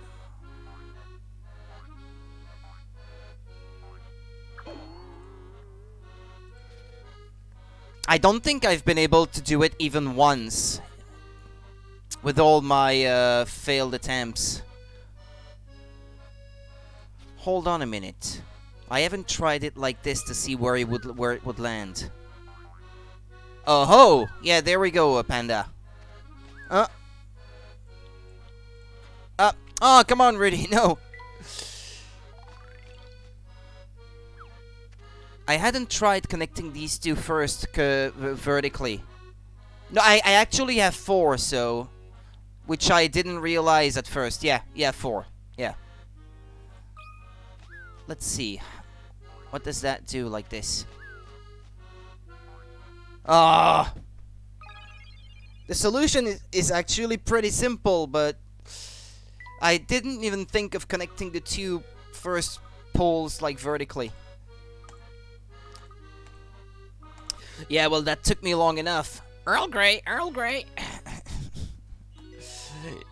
You've earned this person's gratitude with your expert delivery skills. There seems to be a lot left of these. Anyway, let's keep going. I wasted enough time on this. Still not fully awake. Like you stayed up all night. Like my neighbors.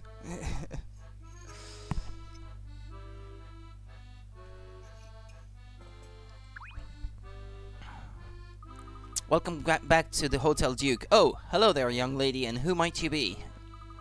My name's Flora. I'm a guest of the Professor and Luke's. Well, sort of. Actually, what really happened is I followed them here because they ran off without me. They're always doing that, and it's really quite upsetting at times. Oh dear, I'm sorry. I didn't mean to babble. What are you talking about, Flora? Don't mind her, Becky. Flora can get quite nervous around new people. Oh, I would never pry into a guest's personal affairs. That's against hotel policy. I'll be off now. Have a pleasant day. I hope you don't think the worst of us for leaving Flora behind.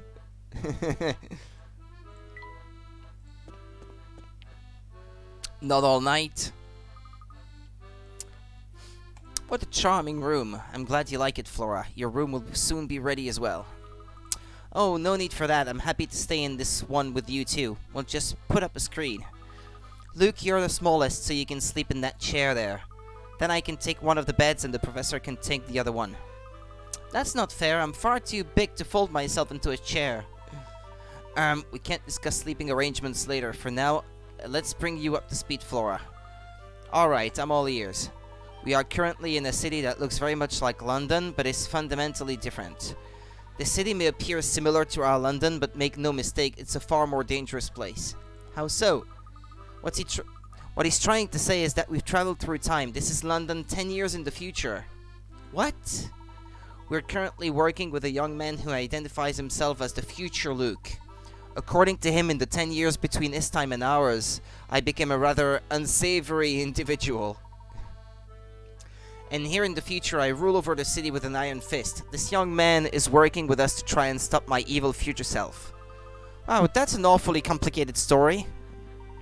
Did you follow all of it? Yes, I think so. Can you imagine the professor as a crime boss? I wonder what he's like. Hey, Luke.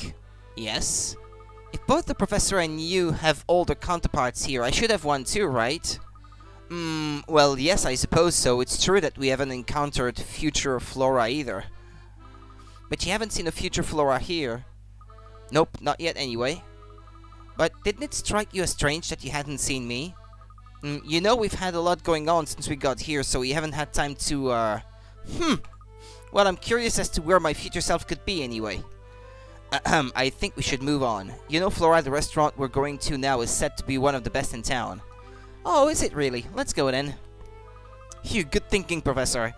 I don't like that they're just trying to manipulate her thinking by talking about food, by trying to change the subject and everything, like making her sound like an idiot or something.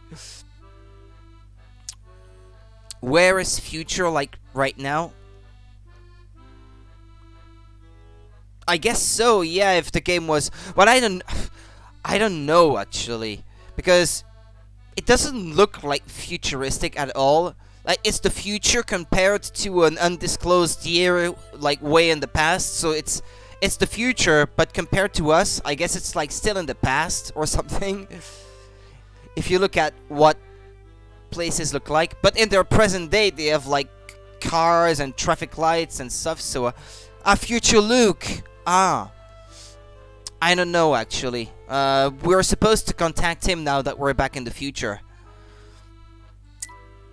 My phone also hates me. I got confused with what you meant there.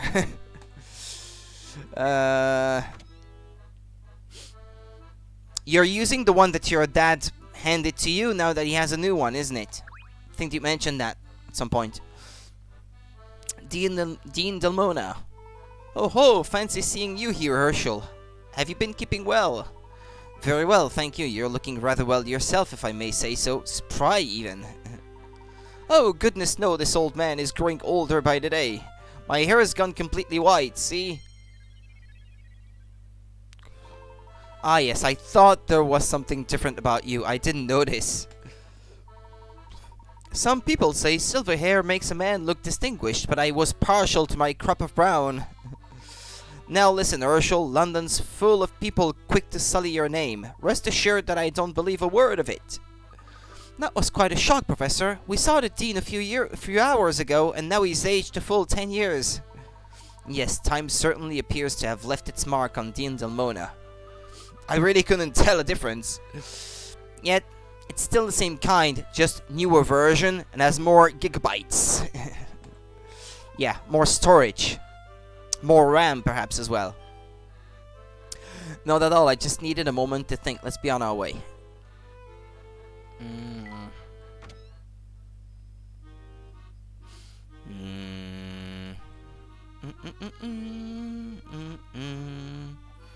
I didn't talk to this guy.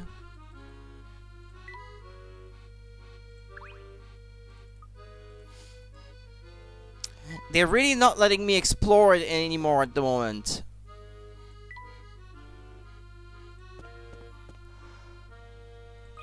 Puzzle time. Puzzles are the only way to pass the time on these snooze-worthy shifts. See if you can wrap your thinking gear around this head-scratcher I cooked up. 5 stamps. Here are 5 numbered stamps. Stamp the number into the blank spaces to complete the equation. Only one digit can fit into each blank space. And you must use the lowest possible number of stamps. Select the stamps that you need to use and touch submit. I'm already thinking of how I could probably use the one that is kind of like a 6 and flip it around to make a 9. I've already got my mind set on perhaps using it in this way, if possible. How does it work though? Select the stamps that you need to use, then touch submit. Ah, okay, no, never mind.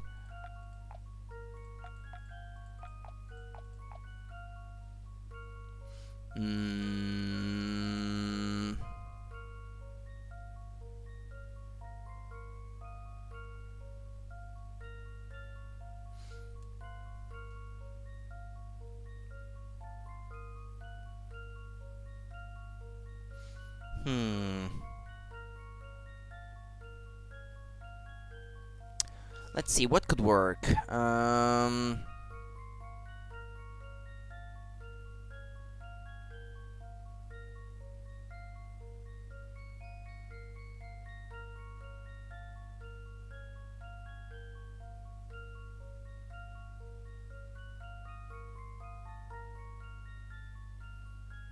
Wait, the answer is only 1 digit? How is that even possible?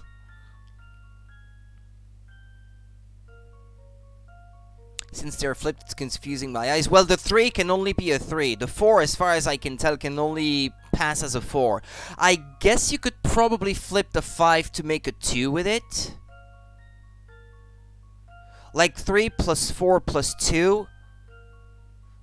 I mean, it wouldn't look much like a 2, but I mean, you could probably like force yourself to see it as 1. And then the 9, the 6 flipped would be a 9. 3 plus 4 plus 2 would be 9. I don't see how else to make it work. This one's as good as solved. Okay, well that's not it. Let me think this through again.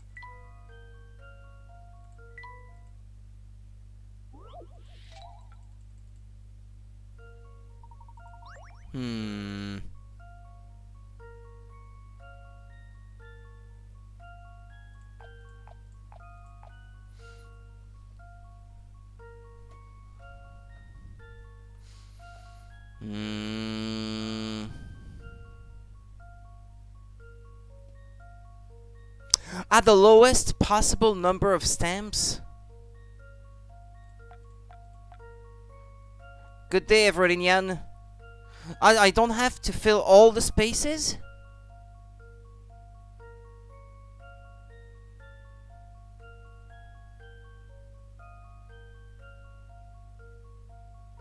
But no then, because you could just use 4 plus 3 equals 7 if that was the case. I need hints because there is not enough of an explanation here. You need to add up 3 single-digit numbers to get another single-digit number. Think of all the ways you could do this using the 5 numbers on the stamps.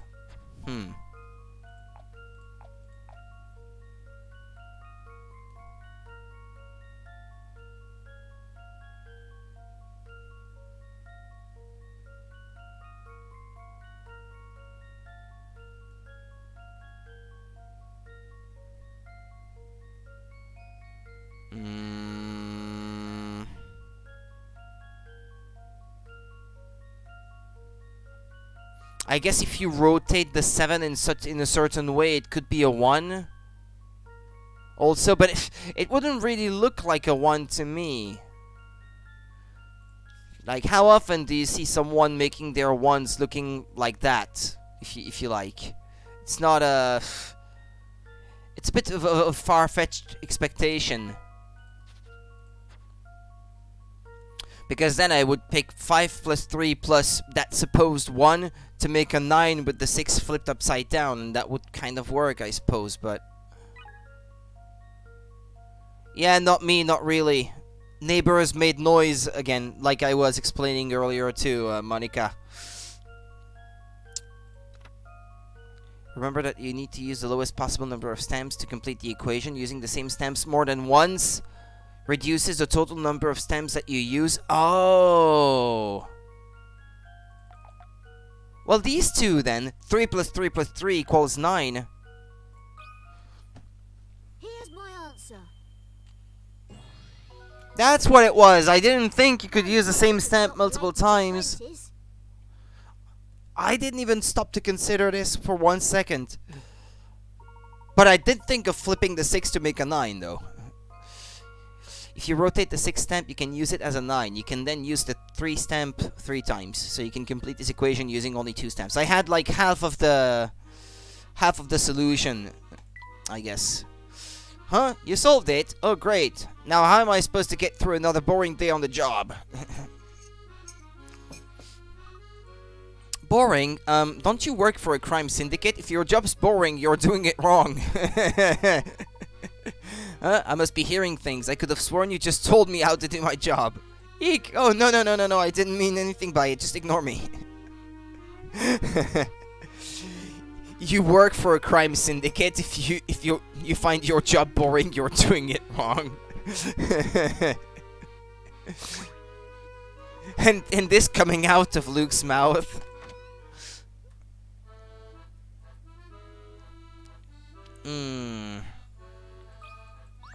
And another puzzle, I guess. You ended up watching a couple videos. Too many? Ah. It's when you're done, you look at the time and you realize that, oh, I should probably be going to sleep because it's already like 5 in the morning or something. Welcome to London's most delicious destination. I hope you brought your appetites. By the way, the postman tells me you've got a real knack for solving puzzles. I suppose you could say that. Why did you bring it up, sir? I ordered a few numbered plates a while back, you see, but the company made a mistake. 3 a.m. And you only woke up like in the middle of the afternoon? You can sleep a lot, I guess. More than me. I can't stay asleep for so long. The numbered plates Payar are ordered have finally arrived, but wait a second. Oh no, the manufacturer painted all the numbers on backwards by mistake. Payard would like to use them as soon as possible, but it will apparently take quite a while to fix each and every plate. To save time, the manufacturer would like him to make do with the plates that he can use as they are, and only send back the ones that absolutely have to be fixed. Payard wants your help. Take only the plates that can't be used.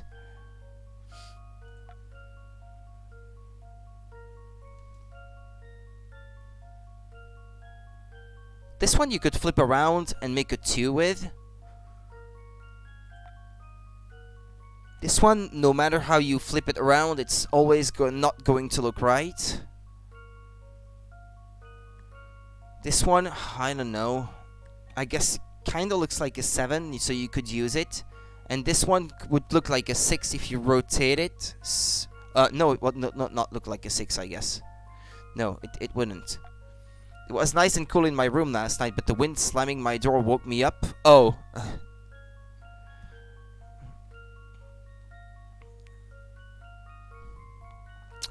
0, 1. The 3 can be used. I guess the 4 could kind of be used as well if you flip it 90 degrees counterclockwise.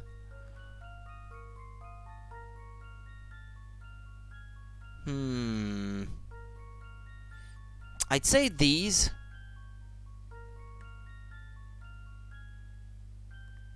Well, the 2 could sort of look like a 5, I suppose, if you really... Yeah. You slept with your door open, and I think the wind slammed it shut at one point, and the noise appeared in my weird dream.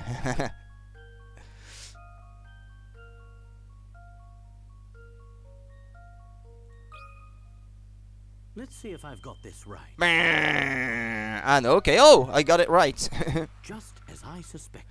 It's... I don't like this kind of puzzles because you kind of have to stretch your appreciation of what would make a recognizable digit, and you don't know how the game's own appreciation of that is, so...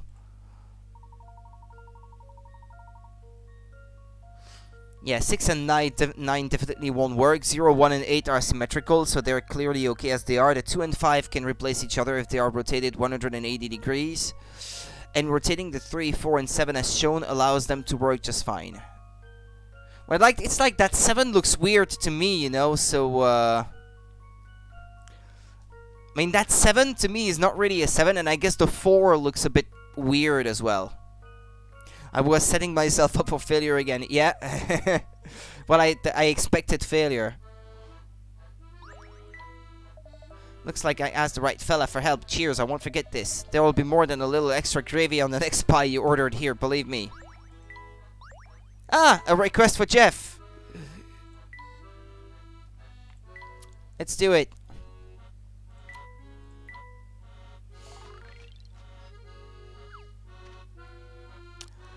Alright, here we go again.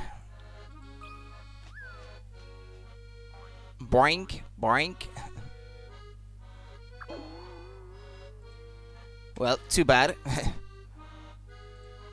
Oh, wait. How about this?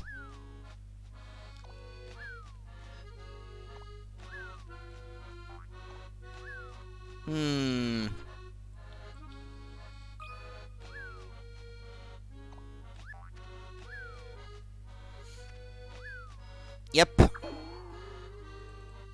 Oops, sorry. I'm experimenting to see how he's reacting. Okay, that's making him waste a lot of time.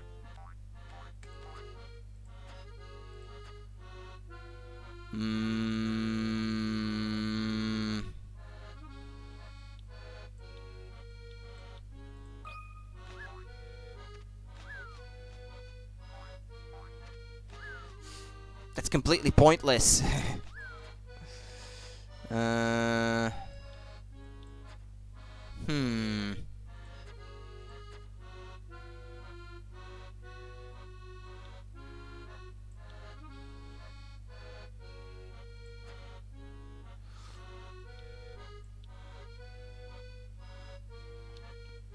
I'm not sure how to do this.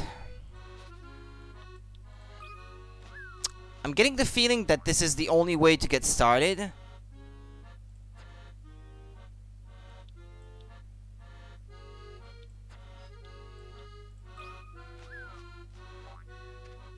No, that's not gonna work with that thing in the way. Let's see.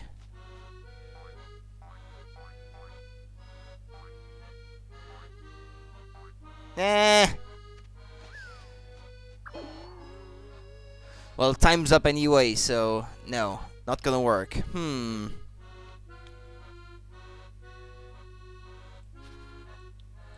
He can't make it to this one, can he? No.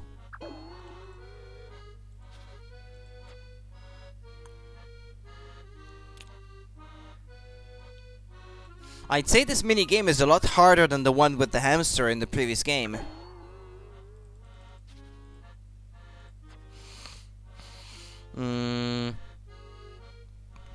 Okay, and don't forget, Rudy, you got 4 ropes. I kinda get the feeling that these two have to be used. The 2 on the left, these two, I can't connect them if that's the suggestion.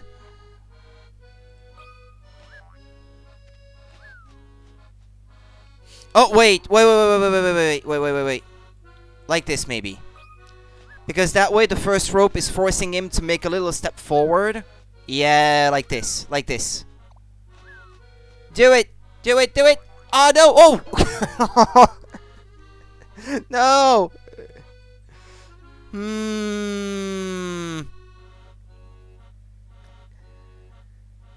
That seemed to be close, yeah. Show me again? Show me again. I want to see this again.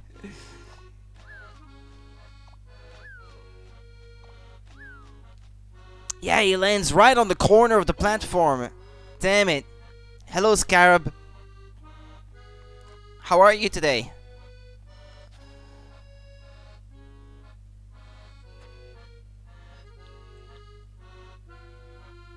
Hmm.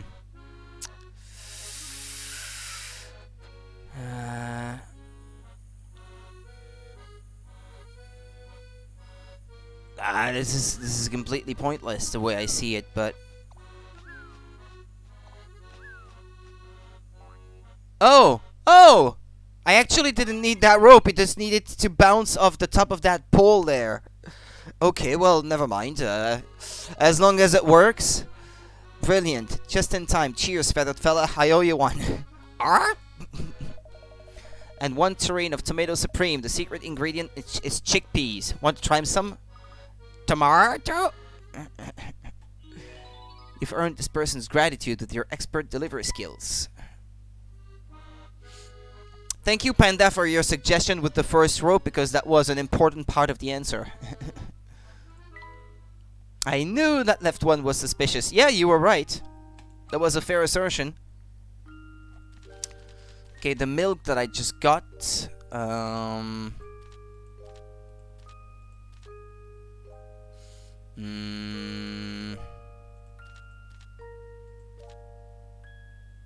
The white thing.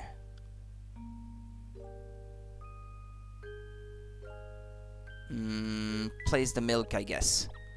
Oh no, I thought. I can't find the milk.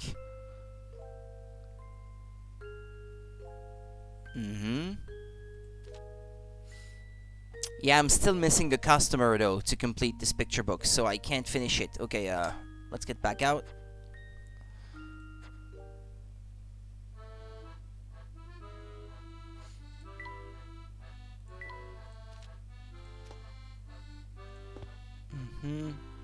Remember to always read it carefully. Yeah, but it's easier, I think, when you're right at the end, when you already have all the pieces.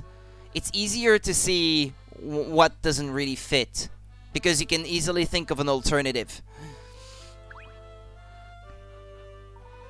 Greetings, Chipley. Ah, Professor, good timing. I just got a message for you from Luke. Well, yeah, future Luke. He wants you to go to the observatory in the park that's north of here. Make sure you're not followed.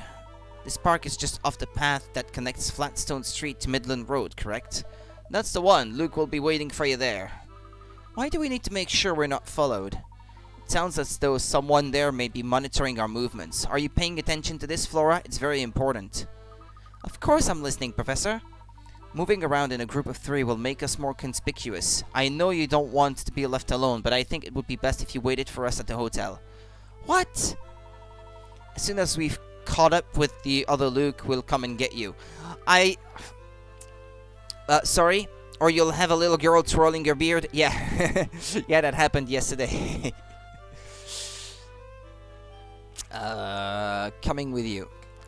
I don't like that they make her sound like a constant screw up or something. Like, what justifies that treatment, really? She never really put them in any trouble or anything before. So I don't know, it's kind of coming out of nowhere. I'm not sure I like that plot twist, I guess. Plot element. Oh, come on, Professor, let her come along. We'll do our best to be stealthy on our way to the park. It'll be fine. Besides, it might be more dangerous to leave Flora all by herself. Yeah, that's for sure. I suppose you may have a point there, Luke. Flora, you do realize that where we're headed could be extremely dangerous, don't you? Are you really sure you want to come with us? Of course she does. I'm not scared. Well, that settles it. Let's get moving. Well, Luke, it looks as though we'll have to put our dinner plans on hold again, I'm afraid. I understand, Professor. I'm pretty hungry, but we shouldn't keep Big Luke waiting. Well then, what are we waiting for? Let's go! No more puzzles? I guess not. Okay.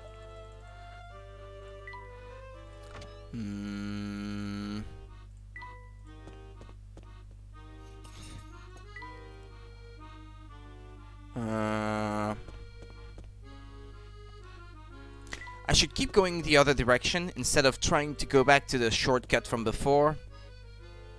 Actually, I should have continued to explore towards the back of the arcade. This way. You there with the shady expression, look me in the eyes when I talk to you. Buzz off, will you? I'm reading here.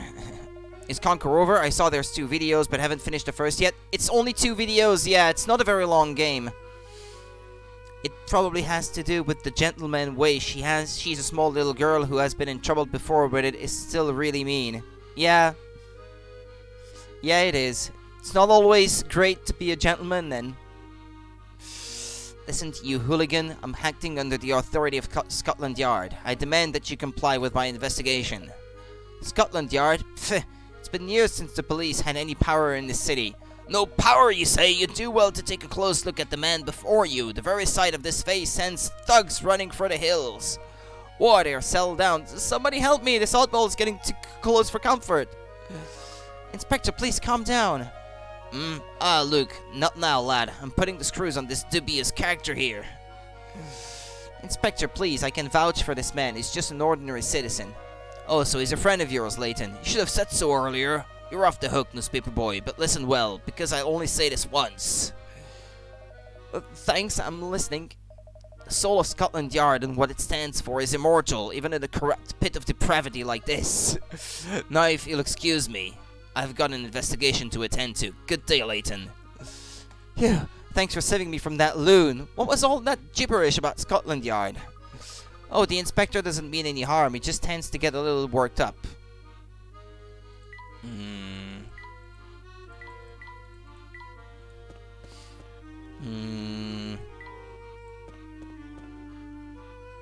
Okay, well, this is the front of the hotel. Yeah, they didn't have any puzzles for me inside, by the way. The old lady, still snoring. Okay.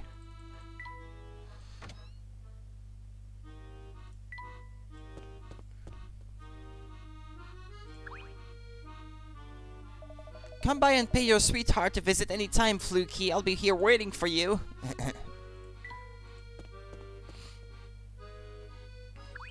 Still no puzzles? No. Ah, the breeze today is just blissful. I wish my hubby would finish work so we could go for a picnic. Yeah, that's the same line of dialogue as before. That hasn't changed.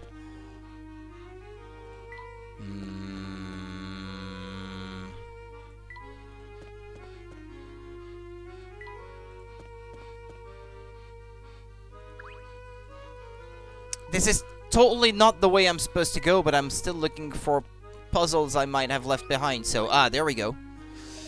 All men face trials in life. It's perseverance in spite of them that's the mark of a real man. When faced with a dilemma, a real man knows how to deal with it gracefully. Do you have what it takes to sort out this mess of a puzzle? I have to say though, as much as I liked making tea in the previous game, I'm glad that I don't have to walk around trying to find people who want tea, who like suddenly don't want it anymore, like it's completely random, because that was a bit of a pain to get all of them in the end. I guess the mini games in this case are, well, I guess the puzzle with the puzzles with the parrot can be sometimes, well, kind of harsh, kind of hard, but at least it's not random.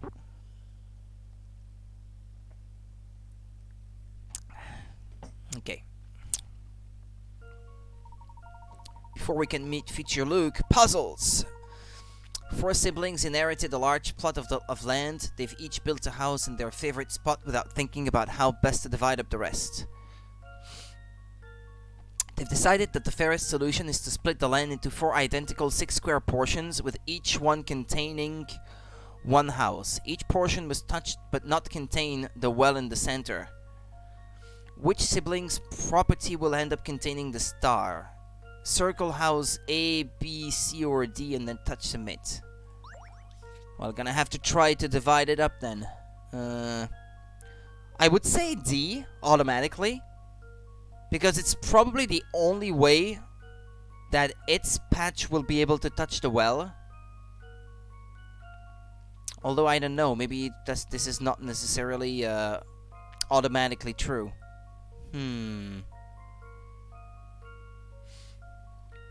You remember this puzzle? But Luke grew kinda handsome, right, Monica?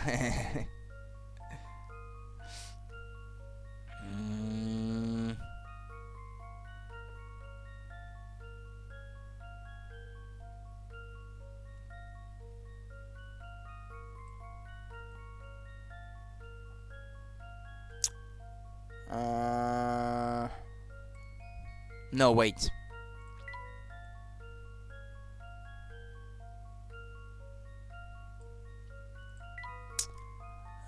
It's already touching the well. 1, 2, 3, 1, 2, 3. Let's see.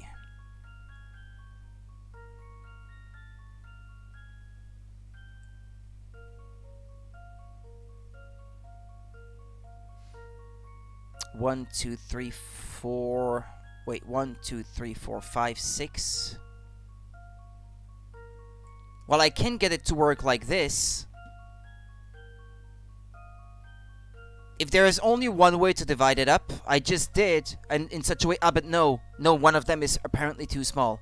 1, 2, 3, 4, 5, 6. 1, 2, 3, 4, 5, 6. 1, 2, 3, 4, 5, 6. 1, 2, 3, 4, 5, 6. Ah, no, never mind.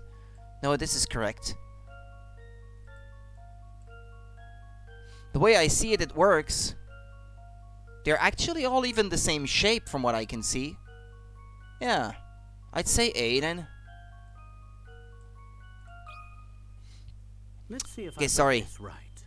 He still looks cute, I guess. Well, Sorry, Jeff. I didn't even say hello. Sorry, I missed so many messages as I was trying to solve this puzzle. Hi, how is it going, Jeff? Sorry.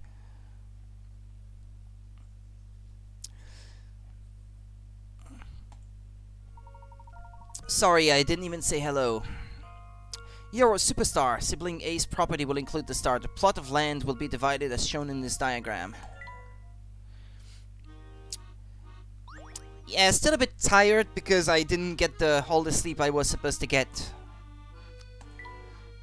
Splendid work. It goes to show that analytical thinking is key to impressing people. Yeah, have you seen the parrot Jeff yet? Jeff. Or did you just arrive? Go to the park observatory. This is our Jeff, a nice little parrot. You've seen him? Ah, okay.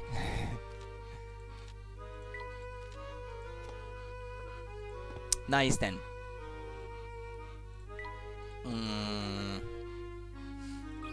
Puzzle! Oh, so bored. So very, very bored. Same old story, eh? Can you blame me? Life's not exactly a bed of roses, and I don't have anyone to talk to. At least I'm not sad, though. The only thing worse than being bored is being sad. I suppose so. I mean, of course I did see him. I did pass by the mirror today. Did you look like a parrot back then? That's nice of you. I bet you'll grow up to be a nice fella. Thanks for the offer, that little chappie. I feel better already. How about I share one of my puzzles with you by way of thanks? Yes, please. I love a good puzzle. Okay, now digging's my game. See? It's what I do. I thought of this one at work one day. A tunnel out. Create a tunnel that leads from the entrance to the exit, going through every segment on the way. Touch a tile to switch between a straight and a curved segment. Touch the edge of a tile and slide it in a circle to rotate it. The green tiles are already in their correct position, so you can't change them. Good luck.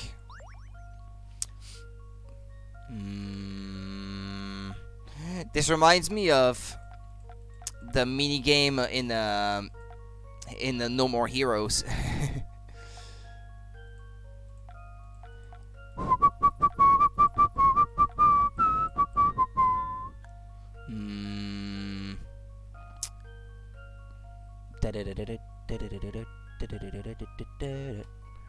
Touch a tile to switch between a straight and curved segment. But I can't.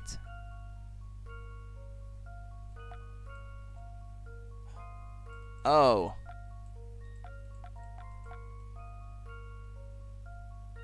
Ah, okay, like this.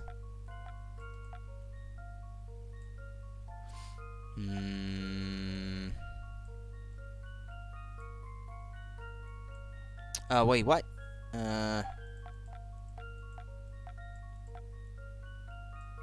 Yeah, like so.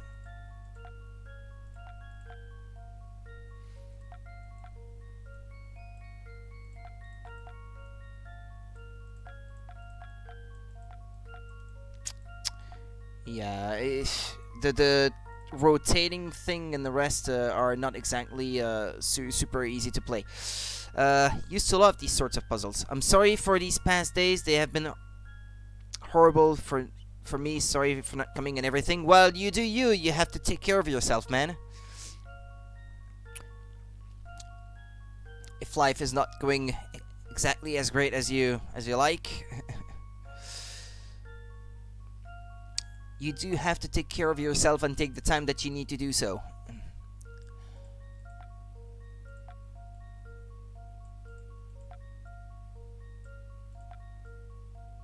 Well, there you go.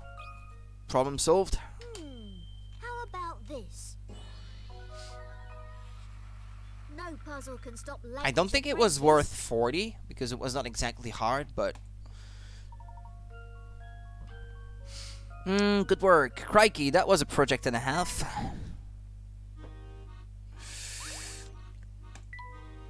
You're a smart little chap, aren't you? You come back and see me again sometime, yeah? You got a sticker for picture book 2. Ah, there we go. I've got all of them now. Let's try to solve this. Well, Luke likes tea, so he's probably the customer who wants tea. It's important to look out for yourself first and foremost. Yep.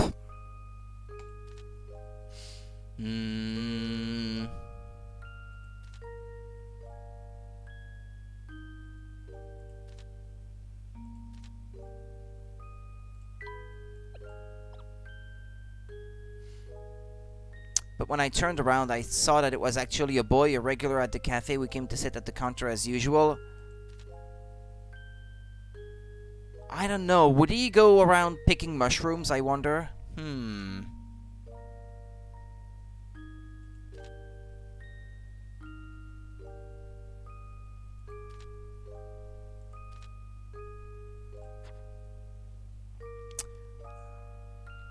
Well, I had to leave after you after the one we played with you, Jeff. Which, like I said last night, actually I was going to leave, but then everyone else said, "But Jeff is joining," so I was like, "Ah, well, okay, well I will stay for one morning." Because I didn't want you to join when I just leave. Like, well, what? Is he leaving because Jeff is joining or something? No, of course not. But well, it's more fun when there is more people anyway. It's a game that's just a lot more fun when there is more answers to pick from when you're the card queen. It was best because there were more people. Okay, well, this picture book is not complete because too much is wrong. Well, I think Auntie Lil has to be the person that leaves. And she forgot her raincoat, I think. An old man arrived, first customer of the day. "I'll have a coffee, please make it piping hot," said the customer, taking a window seat. I can see the guy wanting a coffee, wanting it to be piping hot.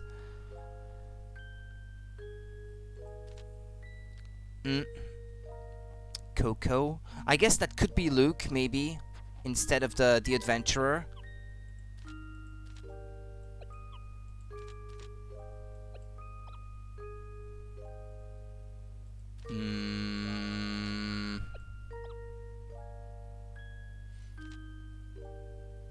Yeah, I could see the adventurer having found a mushroom somewhere and bringing it. The adventurer leaned over, placed the mushroom on the counter, and said, "Isn't it a beauty?"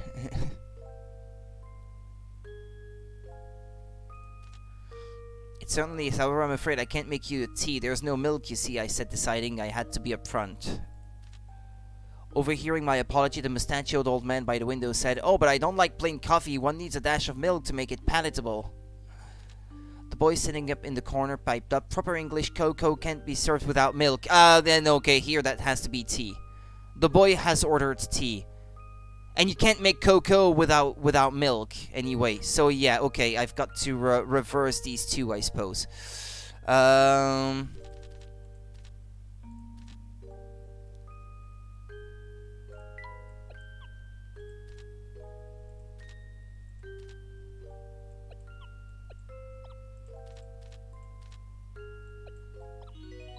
There we go. Okay, good. Yes, let's read the completed book. Rainy Day Cafe. I work in a cafe a little way out of town, and one day Auntie Lil had to go out for a bit and left me in charge. On the way out, Auntie Lil said to me, "I'm counting on you today. I'll be back as soon as I can." After seeing Auntie Lil off, I noticed that a raincoat had been left behind on the counter. Oh no, I thought, I don't even know where Auntie Lil has gone. I forgot to ask. A little while later, an old man arrived, the first customer of the day. "What awful rain. I'll have a coffee, please. Make it piping hot," said the customer, taking a window seat. I looked outside and saw that it had indeed started raining. The door flew open once again, and I could hear the sound of the rain on the pavement as the next person came in. "Brr, it's just as they forecasted. That rain has chilled me to the bone. I'll have a tea, please." With that, the boy walked over to the corner seat. And even though I was very awkward on voice chat, it was definitely better than the in-game chat lagging. I don't know if you were awkward. I mean, it didn't come across that way to me, at least, even if you think you were. But besides, it was way better than the chat lagging, that's for sure, yeah. Voice chat, I mean. Auntie Lil wasn't back yet, so I set to work making a hot coffee for the first customer and the tea that the customer in the corner had ordered. Oh no, I thought, I can't find the milk. The door opened again and someone stepped inside. Thank goodness, that must be Auntie Lil, I thought, but when I turned around, I saw that it was actually an adventurer, a regular at the cafe, who came to sit at the counter as usual. "Oof, I'm tired, but look at this mushroom I found." "Lucky or what? What was that?" "All right, my order. I'll have a cocoa, please." The adventurer leaned over, placed the mushroom on the counter and said, "Isn't it a beauty?" "It certainly is. However, I'm afraid I can't make you a cocoa. There is no milk, you see," I said, deciding I had to be upfront. Overhearing my apology, the mustachioed old man by the window said, "Oh, but I don't like plain coffee. One needs a dash of milk to make it palatable." The boy sitting in the corner piped up, "Proper English tea can't be served without milk." Then the adventurer by the counter joined in, and glaring from behind steamed up glasses, "This is unbelievable. I came all the way here to enjoy a nice cup of cocoa." I was getting all very flustered. Just then the door opened again and in stepped Auntie Lil. "Lots of customer today, eh? I'm glad you all came in here out of the rain." I was very relieved to see Auntie Lil's pointy hat. "I can't find the milk," I cried. "I've looked everywhere." Auntie Lil's eyes went as round as saucers. "What are you talking about? Didn't you hear me when I told you I was going out to get more milk?" The old dear was rather cross, but she wasted no time in making everyone hot drinks and then set to baking a mushroom pie. The customers were all delighted, and even I was able to relax a bit. Doesn't the story make you want to visit the cafe on a rainy day as well? Well, there we go.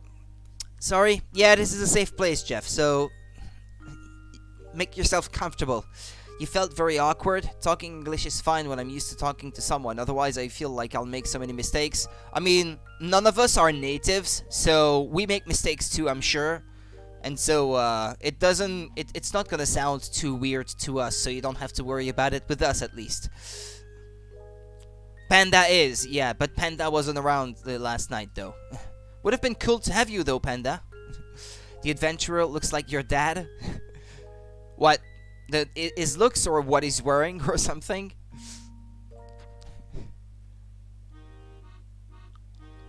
Okay, let's keep going. A cafe on a rainy day is very nice. You had a late night with WoW.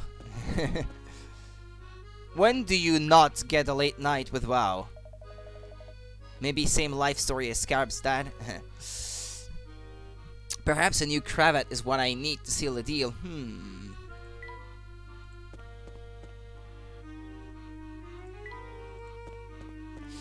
I got more FF6 characters, Rudy. Well, don't you have all of them by now? I mean, at this point in the game. And Mog.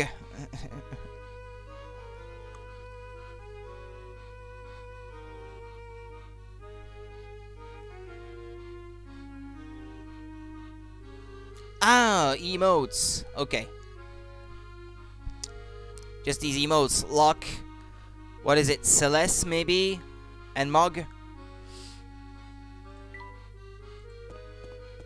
When will Layton be playable in Smash? I don't know. Can we inspect that someday?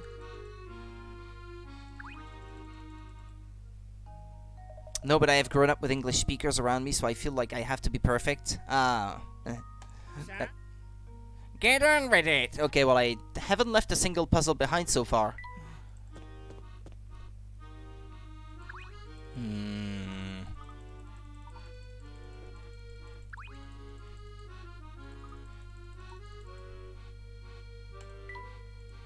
We heard your mom, though, Monica, calling after you.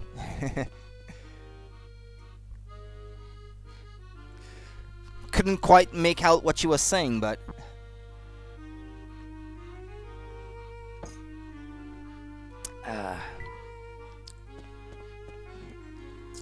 Okay, well, it's time to head back.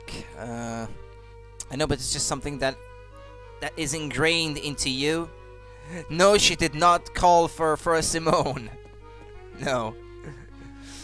She was consulting technical advice again.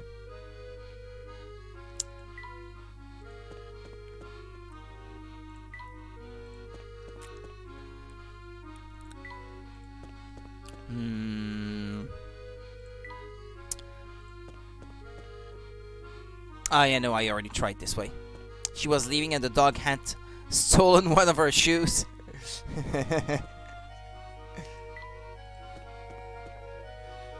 I like the idea. I'm reading the chat every day and mark people. I have a review book with grades for everyone. Grading what exactly? I can't seem to open the door to the observatory. Really? It looks as though the door is locked with a puzzle. Oh yes, you're right. Worry not, Luke. I'll solve this puzzle and have us through the door before you know it. Gravity maze. What is it? Move the red and blue blocks to the spaces of the same color. Touch the arrow buttons at the bottom to rotate the board 90 degrees. Blocks fall downwards when there's nothing beneath them. Give it a try. Okay.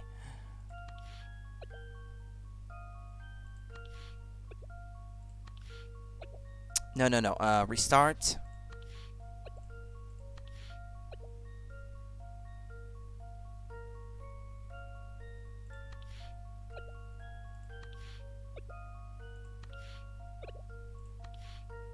No.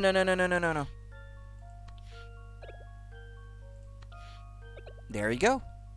I've got a good feeling about this one. Nice one, Jeff. Just as I suspected.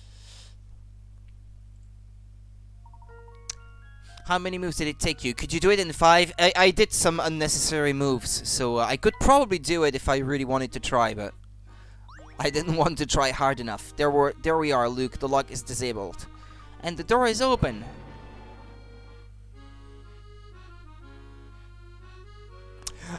This is where I left some hint coins before, but I couldn't enter the place before, so I guess the guide I was looking at is wrong, because it says that you can already get to it in Chapter 4, but you have to wait till Chapter 6 to get in there. The base of the pillar on the right. The roof. Tall building on the far left. Far left. Okay. Roof of the red building on the right. Okay, there we go. So I can cross out from my list. And we're good to keep going. You still have... I want to see the Great Scarab. I'm scared yet curious about it. You still have 3 characters to get. There are 3 spaces in the party forming menu, but one of them is the resting shadow. Yeah. I was about... so out of 3, 1 is Grandpa, 1 is Yeti, and 1 is Moogle. I was about to say I wonder which one the last one is, but I realized as I was typing it. Ah, okay. Yeah, so you already know then. Thank you for meeting me here. I know it's out of your way. I wanted to make sure you weren't followed, and this place offers a good view of anyone approaching. Now then, have you made any progress in your investigation? We've encountered some unexpected turns, but on the whole it's going well. Can't believe I'm meeting Luke from the future. Eh? Oh, Flora, it's you. I didn't recognize you for a moment there. You'll have to forgive me, this is all a bit unexpected. It's nice to know that some things never change. I see you're still easily flustered. You're one to talk, Flora. As I recall, you go bright pink at the drop of a hat. But it's good to see you anyway, you look well. I'm curious about one thing as well. Some say my voice is very dark, some say it's very light. How did it sound to you guys? I'd say in between. This is like not an answer, because I would say neither. I guess it's neither very dark or very light, I suppose. It didn't sound dark at all. If I had to pick one or the other, I'd say it's more on the light side than dark side to me. I found some intriguing man in the Zone Eater, big worm that sucks you in. Yeah, well, that's it. Yeah, that's the one, Jeff. We were playing a card game last night. Off stream. Just like the Discord community together. Well, a few of us anyway. Yes, you're right. I still have to make a dedicated channel to this on the Discord server. About playing Cards Against Humanity together. Flora's presence here is one of the unexpected turns I mentioned. Inspector Chelmy and Barton are here as well. Well, I'm not too surprised by the inspector's arrival. That man lives for police work. Are you saying you expected him to tail us back here? Expected? No, but I acknowledged it as a possibility. Anyway, we really need to discuss how we're going to get into Chinatown. We haven't a chance of getting through unless we get those guards to leave the gate. I think all voices are normal, and I've heard all of you except Panda and Scarab. And Jeff, no, you already had the voice chat with Jeff before, you mentioned. You found a way to lure them away, haven't you? Yes, see, the guards don't hang around that area all the time. I kind of got spoiled on the game forums while looking up where the area with dinosaurs is. He is Gao's father. Who? The mysterious man inside the Zone Eater big worm? No, that's not Gao's father. No. I just sound like a panda. No, the man in the worm is not Gao's father. No, not at all. Gao's father is the man that lives in a house just by the Veld. It's the first house you visit when you take control of Sabin at the three different path scenario in the World of Balance. The completely crazy guy. You can have a scene between him and Go if you go visit the house with Gao in the World of Ruins. Actually, I think it's in the World of Ruins anyway. You can have a scene between Go and his father. You just sound like a golden beetle. Yeah, see, the guards don't hang around that area all the time. They only man their positions when Layton tells them to. In other words, my future self has some reason to post watchmen there now. I must confess that may be my fault. I've been doing a lot of reconnaissance in the area and may have been spotted. But the crucial point to remember is that the guards will leave their posts if their boss tells them to. I see, but how do we get my future self to issue that order? Fortunately, your future self almost never interacts directly with the low-level grunts. He has his Lieutenant Bostro give out the orders instead. I'm sure you remember him. He was that mountain of a man commanding the thugs at the casino. Ah, yes, I know who you're talking about. If the thugs at by the gate hear Bostro telling them to get lost, I'm sure they'll leave their posts. Then all we need to do is record Bostro's voice and play it back for the guards. Well done, little Luke. But have you thought of how to reproduce Bostro's voice? I seem to remember you picking up a new friend near the river who boasts impressive vocal talents. Of course, you mean Jeff! We can get him to mimic Bostro's voice. Isn't he just gonna sound like a parrot, though? No offense, Jeff, but that's the idea. So how do we get Jeff to learn how to say get lost in Bostro's voice? That could prove quite difficult. Not really. Get lost is something of a catchphrase for Bostro. He's always shouting it. I've spent quite a few afternoons spying on the man. He uses it at least 12 times a day. It's not a very nice thing to say. Well, he's not a very nice fellow, as you may have noticed. The catchphrase is our ticket into Chinatown. We should start looking for him immediately. Excellent. Bostro is likely to be lurking somewhere in the vicinity of the casino. We'll need to be cautious, but I say we start searching for him there. New chapter. Chapter 7.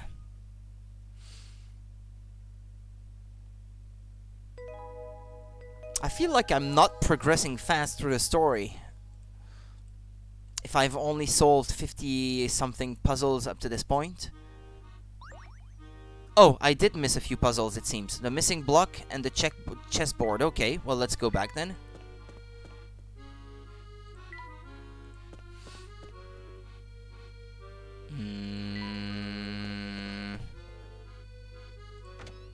And there's a new man outside the house here.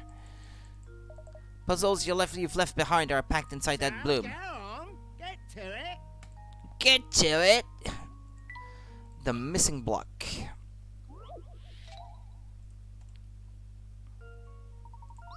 Inserting one of the blocks A, B, C, or D into the space marked question mark reveals a hidden message.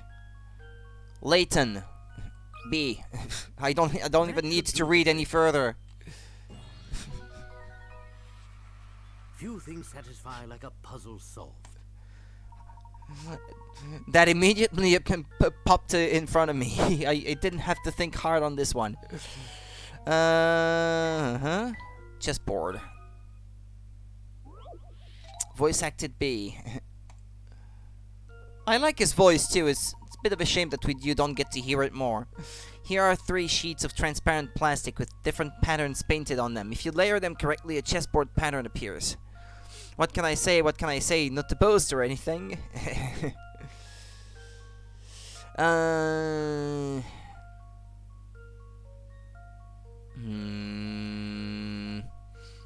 The order in which you layer them is important, and you can't flip or rotate the sheets. Okay. With sheet A, B, which sheet A, B, or C goes on the very bottom? Touch a letter to give your answer. I'd say B. Because of the fact that it has these large sections that have to be covered up for the pattern to be perfectly like a checkerboard. I'd say B-A-C from bottom to top. I'm not gonna think any harder on this one and just go with B. This one's as good as solved. No puzzle can stop Layton's apprentice. Yeah, B at the bottom, A in the middle, and C at the top. Yeah, there we go. B goes on the very bottom, and the other sheets are laid on top in the order pictured above. Yeah, well, that's all of them. No time wasted here. Let's keep moving. And another puzzle. Would you be so kind as to stop staring at me like that, young man? It makes a fellow uneasy. My apologies, sir. It's just that you're wearing such a troubled expression. Ah, well, I've been pondering this puzzle all week, you see, and I still can't find the solution. Won't you help an old man out? Shape of the key.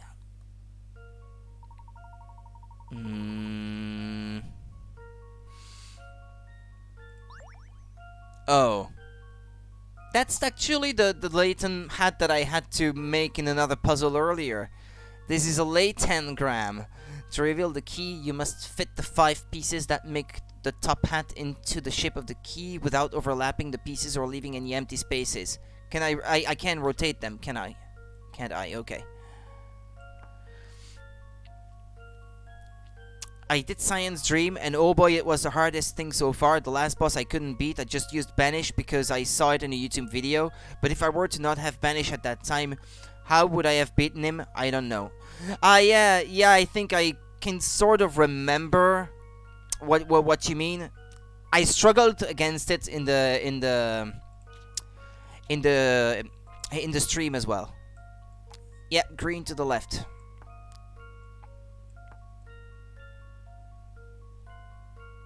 Actually, I thought this is how it was gonna go, but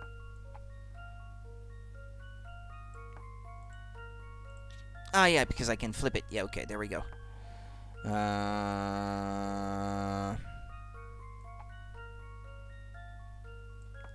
Like so.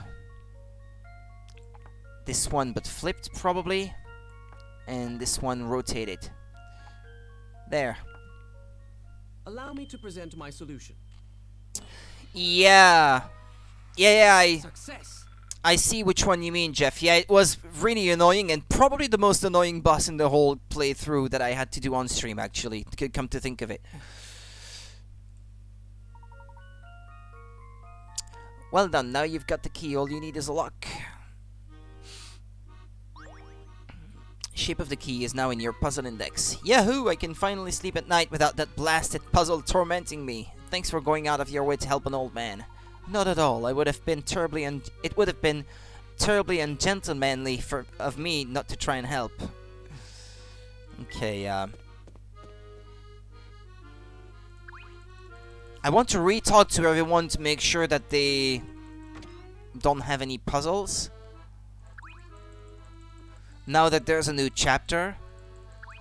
No.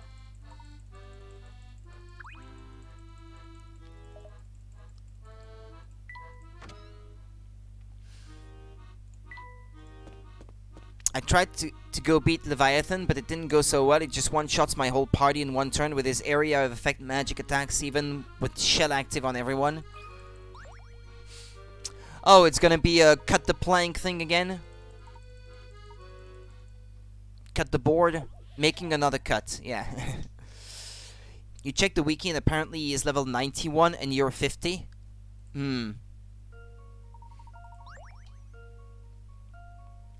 This wooden board is oddly shaped and difficult to work with. The best solution would be to cut it into two pieces that form a square when they are combined.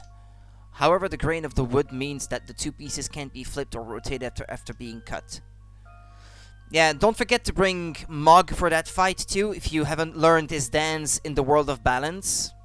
The dance that is like the ocean or something like that. It can be, yeah, I guess. It can be complicated. This wooden board is oddly shaped and difficult to work with. The best solution would be to cut it into two pieces that form a square when they are combined. However, the grain of the wood means that the two pieces can't be flipped or rotated after being cut. Draw lines where the board needs to be cut, then touch submit.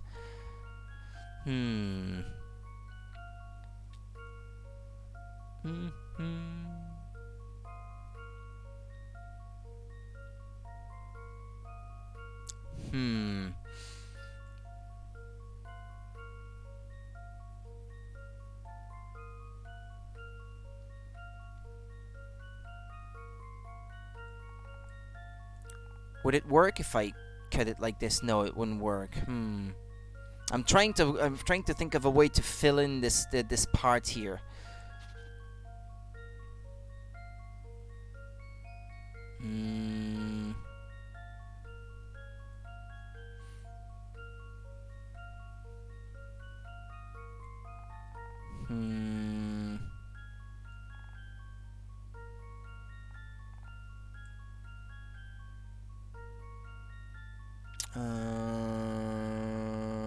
No.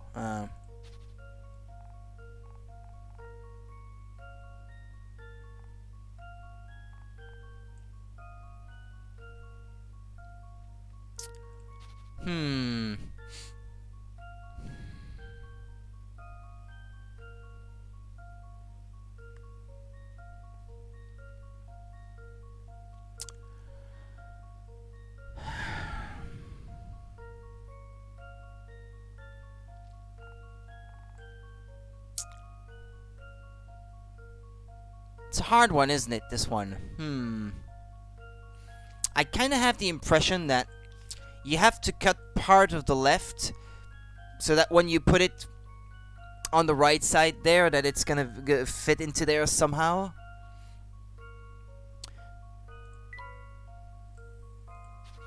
Because it's obviously 7 like squares belong in this direction, so you obviously have to cut it down shorter so that it's gonna be a 5x5 square, but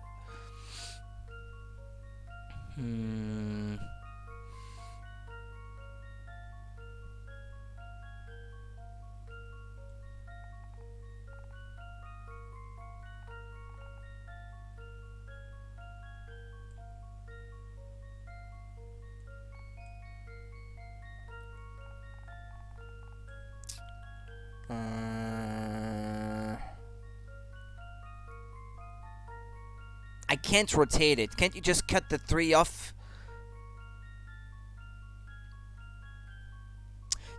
I think you are only allowed 1 cut, so you have to you can only cut it into 2 pieces, and the 2 pieces that you put together have to fit together into a square, so you can't make 3 pieces if you like.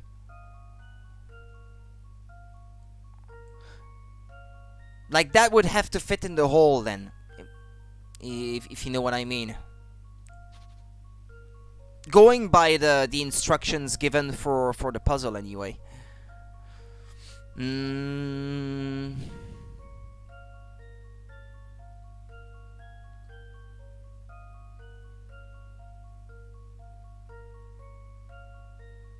You've got it?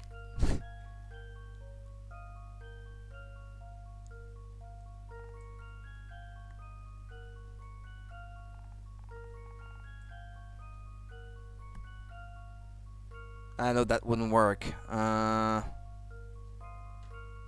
small piece is 5 squares.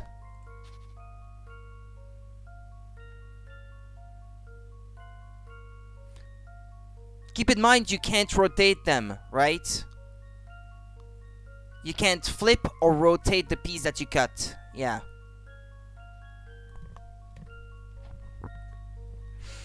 Hmm.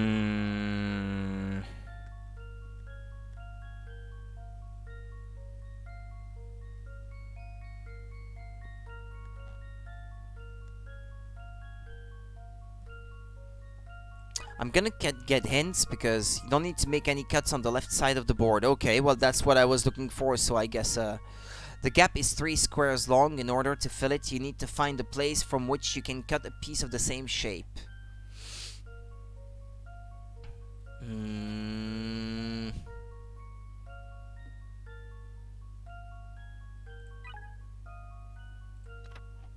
You actually need to make 2 separate cuts to get the correct piece. A short 1 square line and a longer 4 square line that turns twice.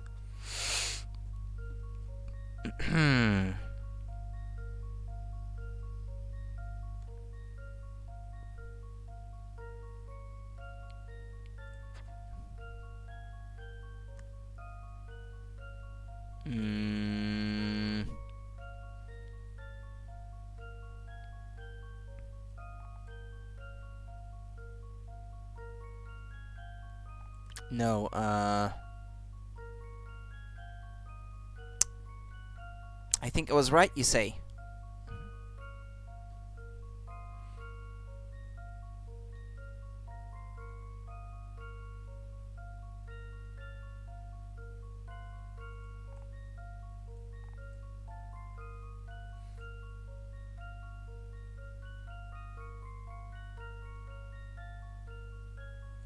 Well, I just don't see it. The top square of the L-shaped protrusion will be included in the piece that you cut out. The top square of the L-shaped protrusion will be included in the piece that you cut out. Include the 2 squares to the left of it and the part you're cutting out as well.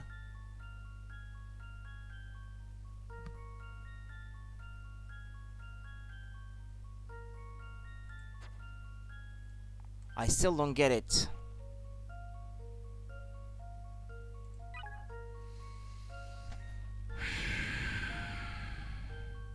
Even reading it like this, I still don't get it.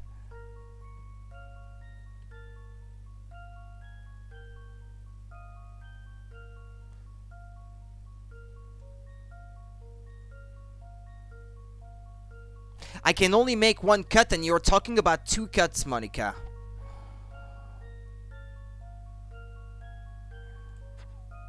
I mean, it has to be 1 piece, and from what you're telling me, I hear 2 pieces.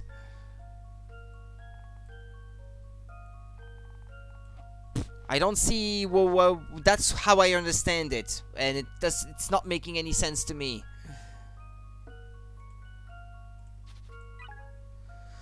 The top square of the L-shaped protrusion will be included in the piece that you cut out. Include the 2 squares to the left of it in the part you're cutting out as well.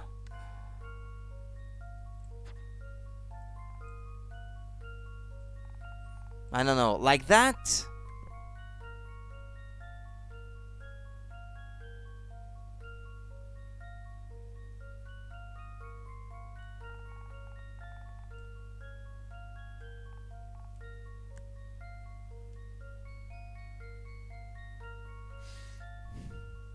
Well, that's what you said. To me, this is what it looks like. Or like this. I don't see it fitting. You said no, then you say you had it.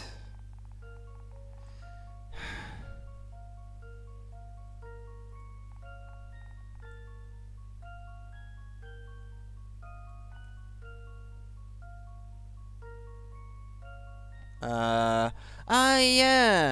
Yeah, okay. Yeah, okay, I can see it now. Jeez, yeah, okay. Well, without the hints, I would not have been able to... No, you were right, I suppose. I suppose you were right. Well, that's settled. Okay, yeah, this one was too much for me.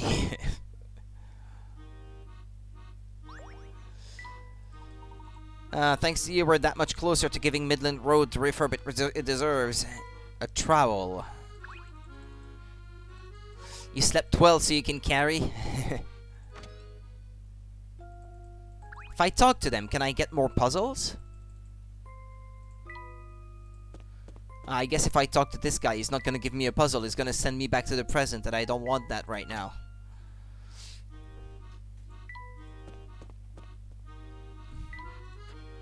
No, I already talked to him.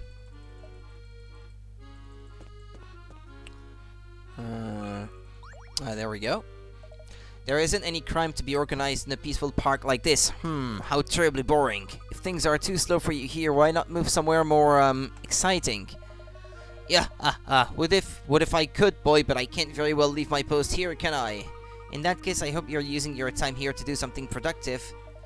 Well, I often make up puzzles when I have some time to myself. Here, I'll share one with you. Gonna leave now? Oh, okay. That's too bad. Yeah, you're welcome, Marika. We shall do this again. Definitely. Yep, you have a nice day too then. Take care. Have a good one. 4 frogs are sitting on logs. Get them hopping around so that each frog is on a log with a ribbon that matches its own color. Here are 3 rules you'll need to follow.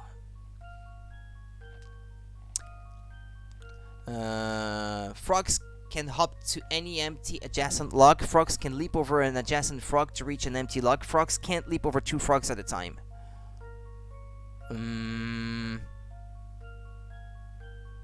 Okay.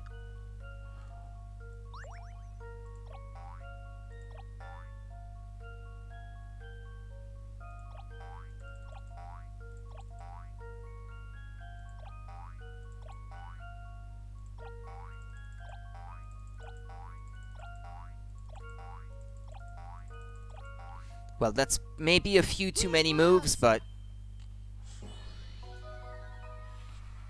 I knew it. 14 moves. I could have done it in 8, apparently. Oh well. Yeah, haha. That's some brain you've got there, boy. I like you, so I'm going to give you some advice that may just save your hide one day. Stay away from the family. I'm a nice man, but I can't say the same about the people I work with. Keep out of our way and you'll have nothing to worry about. Do do do do do do do do do.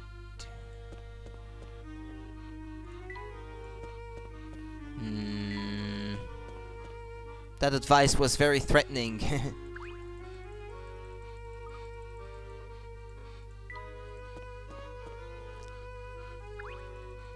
Looking for puzzles.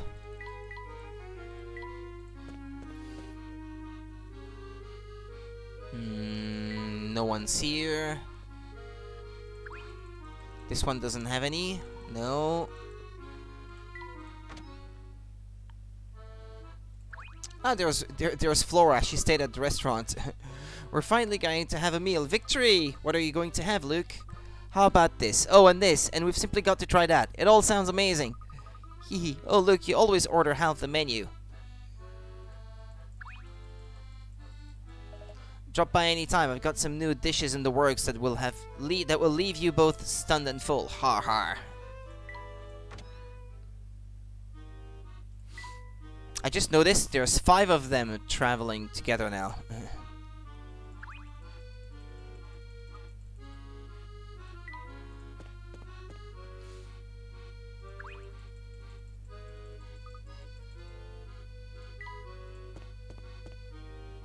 Well, alright, I've visited everything.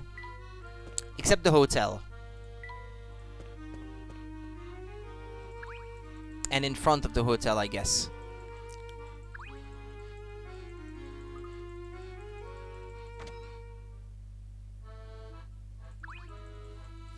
guy is still here.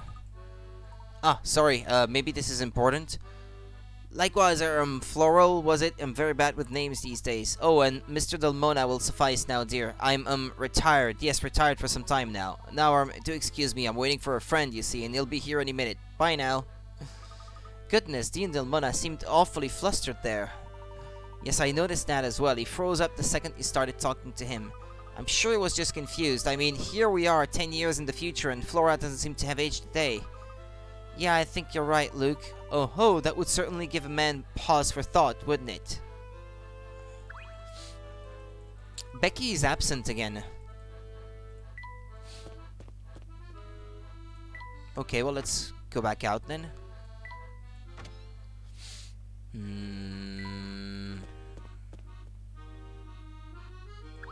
No, I already tried her, I think.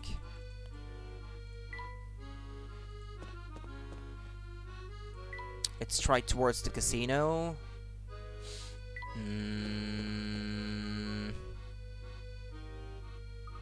Look, there's Bostro.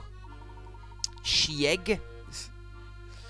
I'll be right back because I really have to pee now. That tea is making me want to pee. I'll be right back.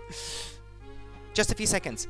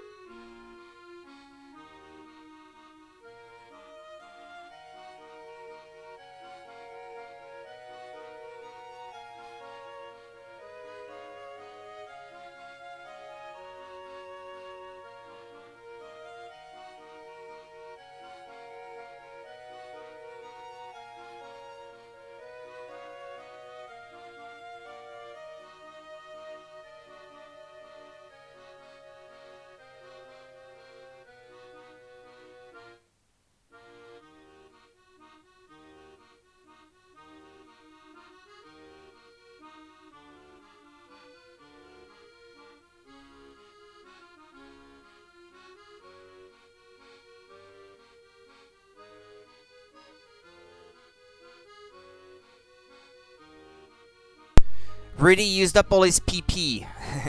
Well, now I did, yeah.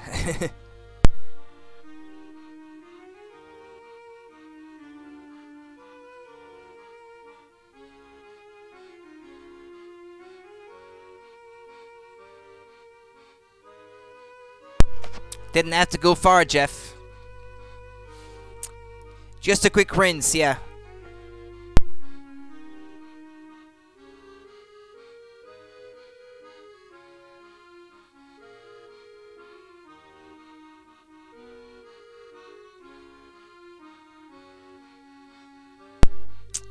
Okay, there we go. Yes, I'd recognize that white pinstriped suit anywhere. Quick, everyone, hide! Hand wash skip.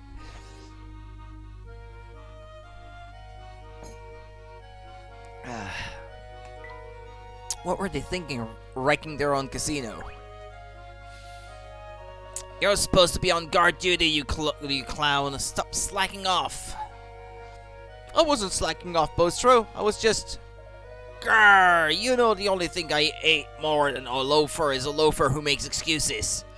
But there ain't no buts about it. That attitude is what stops you moving up in this here organization. You know what? You're finished here. The family don't need no clowns like you. Get lost.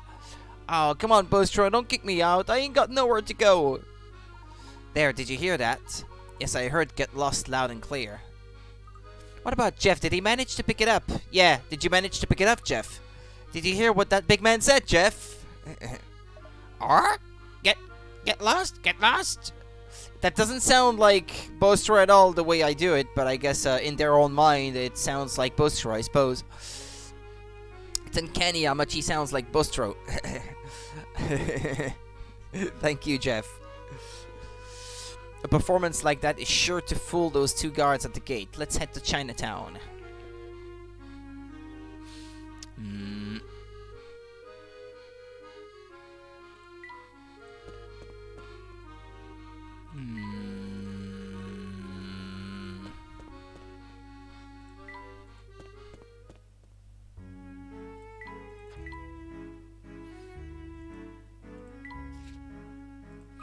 Yeah, this is where the hospital is, isn't it? I should try there too. I haven't tried in a while. Actually, that might have been where those puzzles were left behind.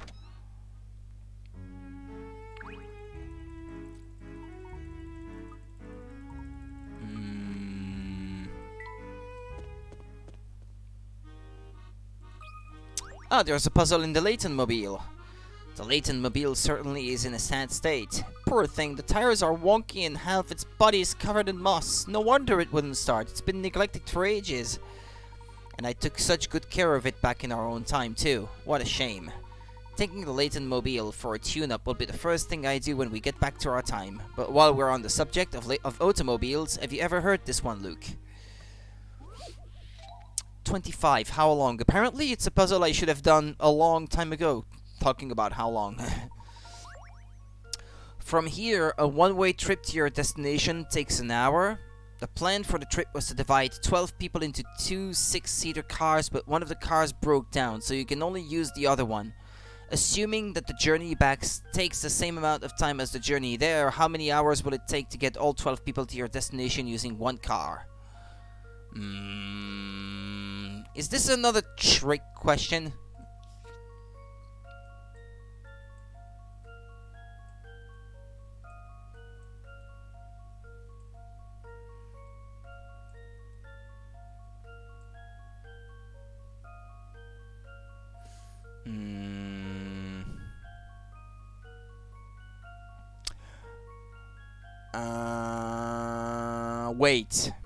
Wait.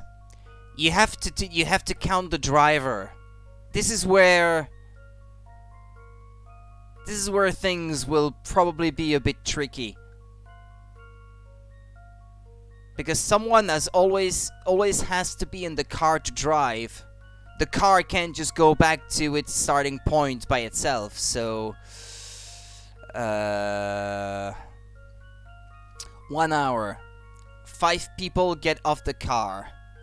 Car goes back with a driver in it. 1 hour. Car picks up 5 people, unless there is a more clever way to do it. Takes another 5 people there. Go back 1 hour. Picks up the remaining people, I guess, which would be about just the one, because there's a driver still that's been there the whole time. And then takes one more person plus driver, I guess, and that's another hour. 5 hours? Or is there another way?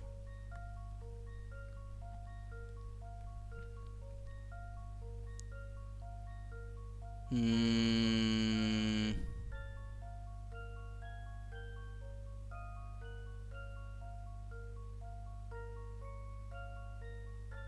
mean, it seems to make sense like this,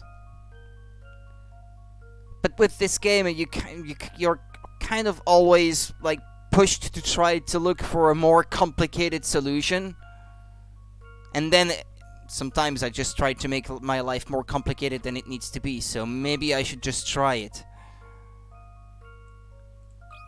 and see if This one's as good as solved. yeah, okay, well. Phew, that's a relief. Yeah, it wasn't as complicated as perhaps I was trying to make it to be. Car wrecked, 5 hours. The car always needs a driver in order to make the trip back. As such, it will take 2 round trips and one one-way trip for all 12 people to reach the destination. Okay.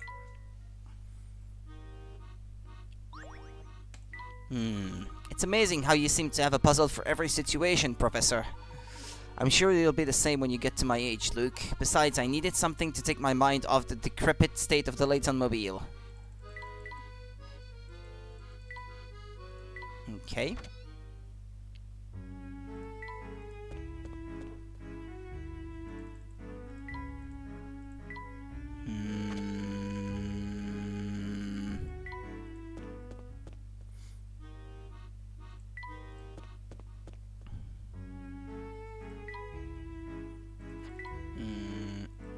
Flatstone Street.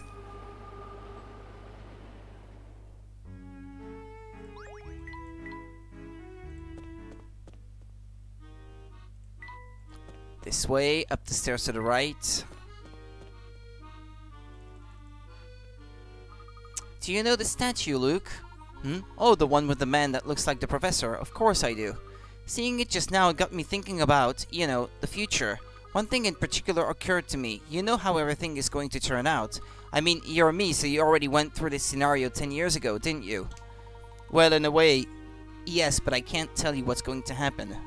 You having that knowledge could alter the course of history, you see? Some of the things that are supposed to happen might not happen at all.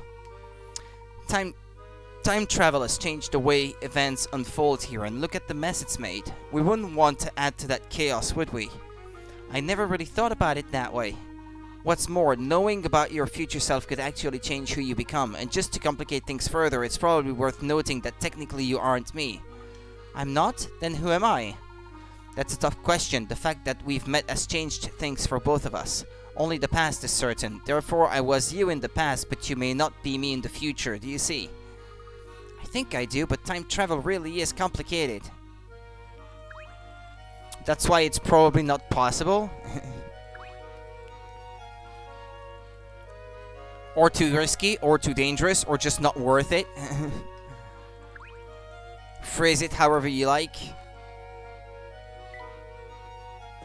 Yeah.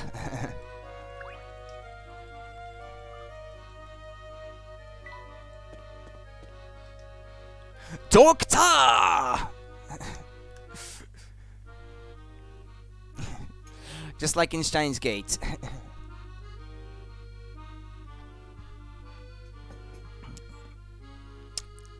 And now Jeff doesn't seem to still be here though, because I would have told him about the reference to Steins Gate, I guess. I mean, the Earth is moving. How could we travel to the exact spot when the Earth moves? Unless you were moving to like,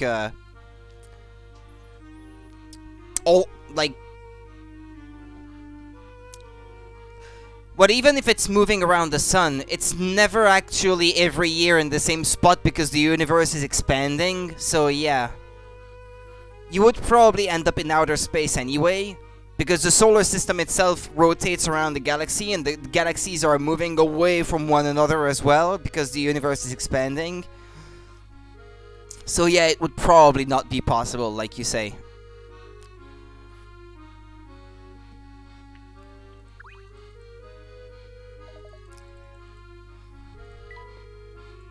There's just too many problems.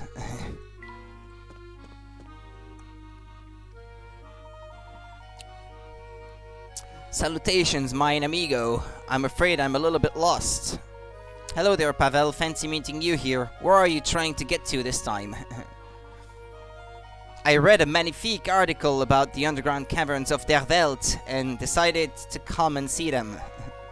Ah yes, I've done some research into these caverns myself. They are said to exist under many of the world's great cities. Hi, exactamente.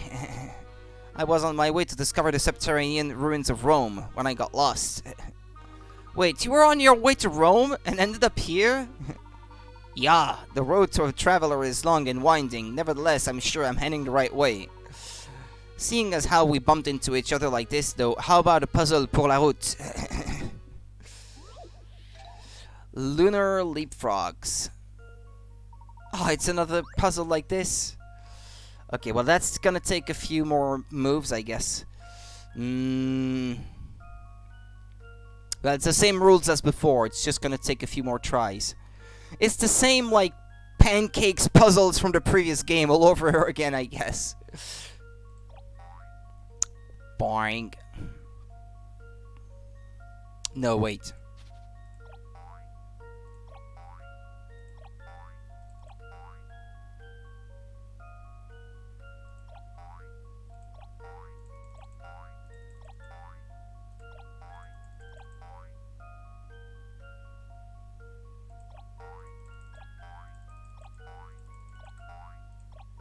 No. Oh.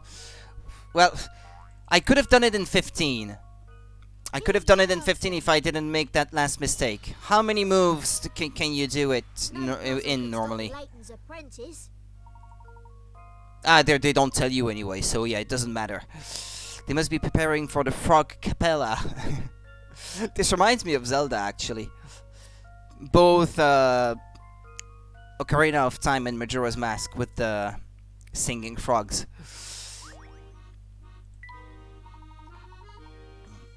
Magnifique. With that solved, I'm ready to return to my travels. Arrivederci! And happy travels wherever you go. I've never met anyone as good at getting lost as you. How did you even make it here to begin with? Got a new course for the toy car. Ah. It's been a while since I had one of these.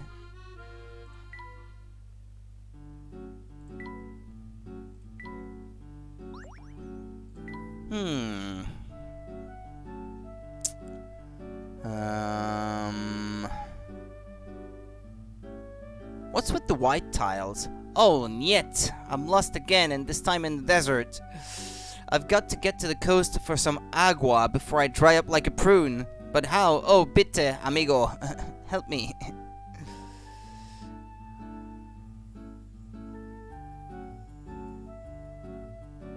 Oh, what's the difference between all the tiles here? There seems to be sand.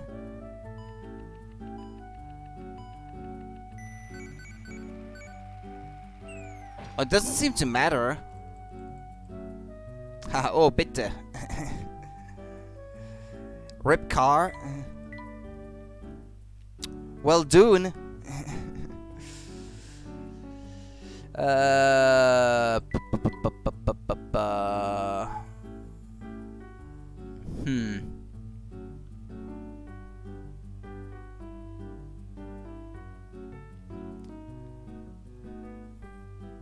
Yeah, the different looking tiles don't seem to have any influence on anything. Or maybe you can't jump from the sand, maybe? I don't know. We'll see. I know, it doesn't seem to make any difference.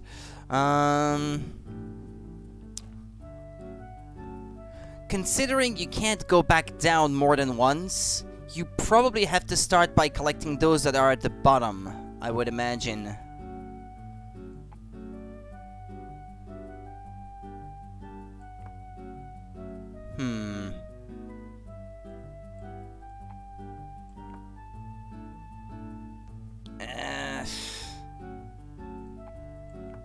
There, I've already used up all my up arrows. That's not right.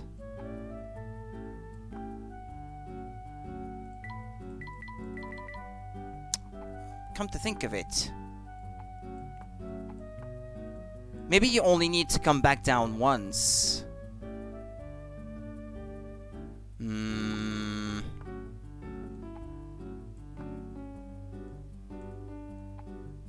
Like here, for example.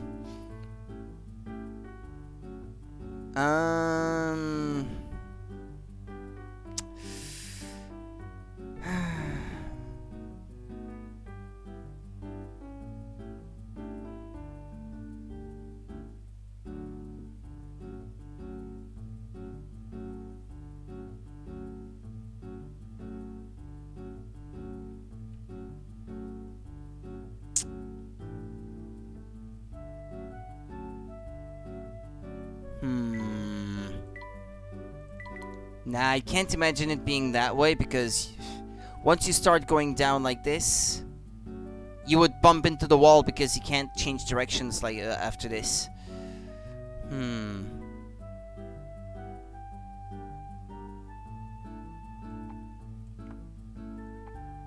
Come to think of it, you could also do it this way.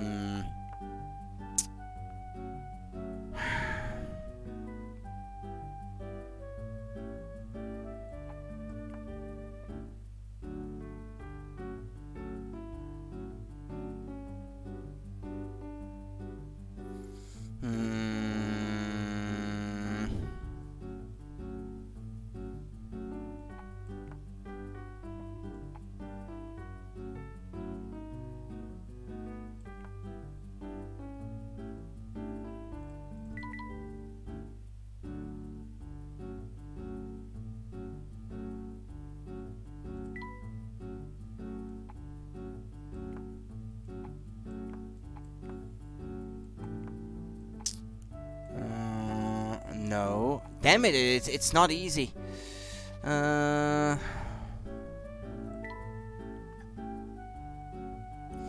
Follow all the flags to the seaside.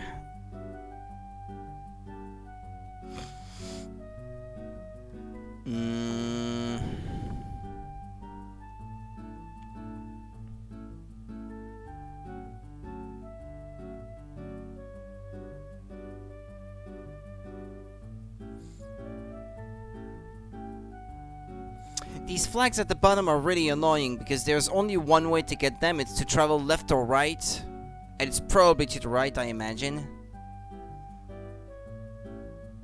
But then if this one was right here instead, you could move easily north. I mean, with just one arrow right after it. But this is not how it works. Yeah, and if I use my arrows in such a fashion, then I don't have any more like this. So.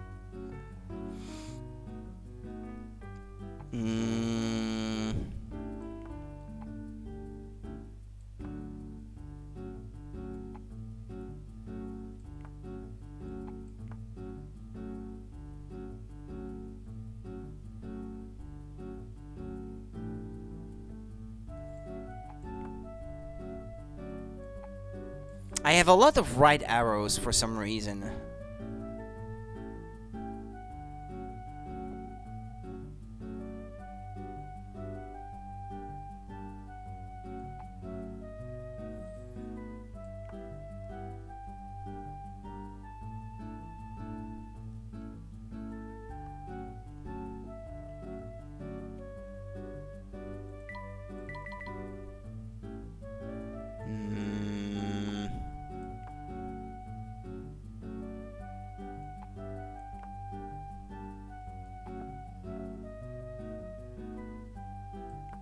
If I had one more up arrow, that would be nice.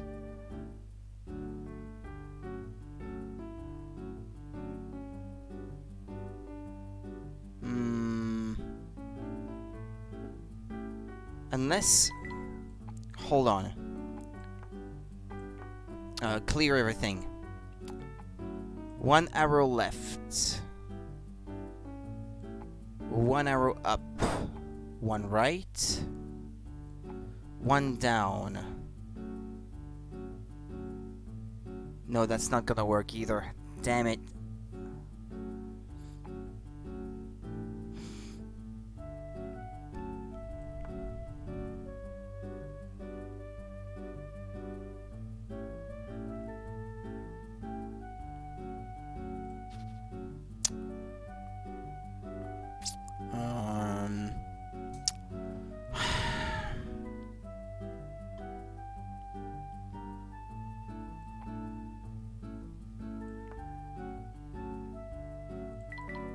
Yeah, and it doesn't turn automatically at trees, does it? That would be way too convenient.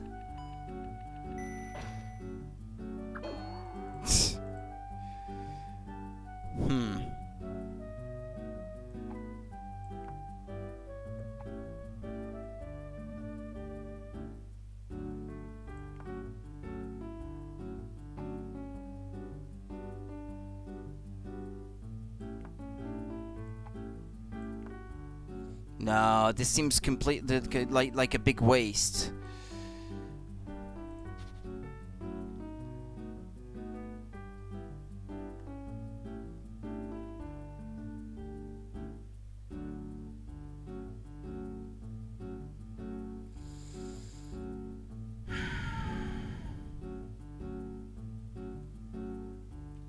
Why does it give me so many arrows to turn right?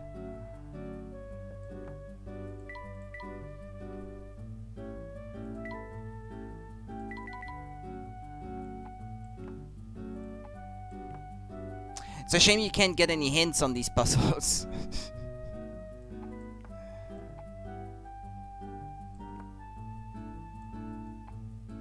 Yeah, but I would not collect all the flags either like this. Just trying it to see maybe if that will trigger something in my head.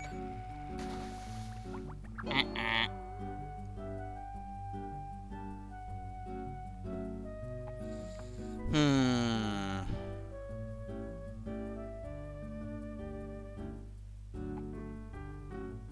You don't see it? Well, me neither.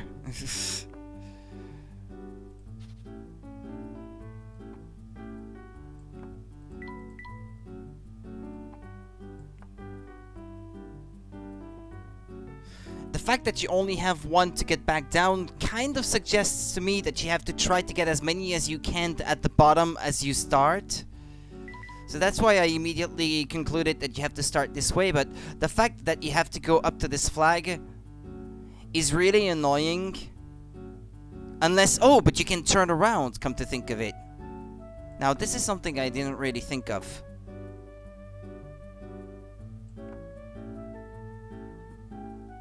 Yeah, it's true. I might have it now, actually. Maybe I do.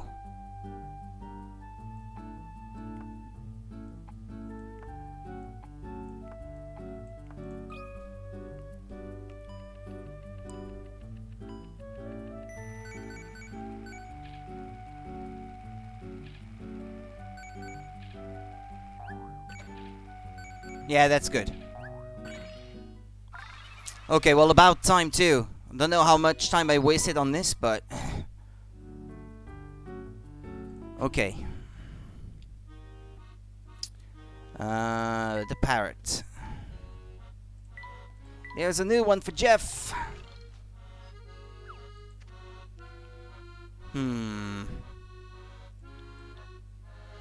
Like that, maybe?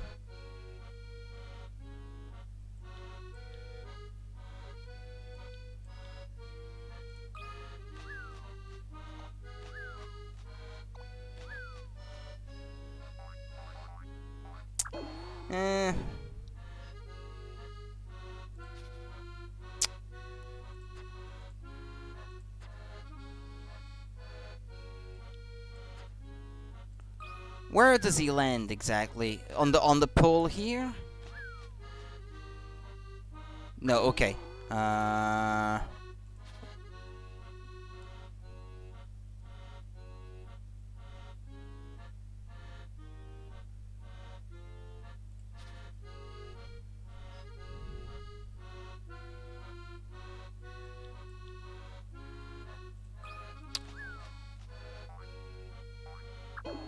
Yeah, they're tough. Fair assessment.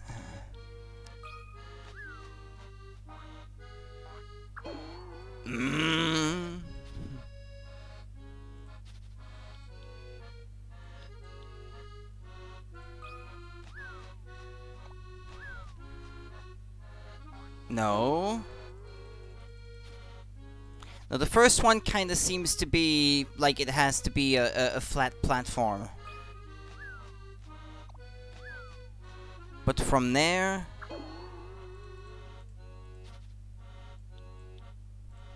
Could you only need 2 ropes? I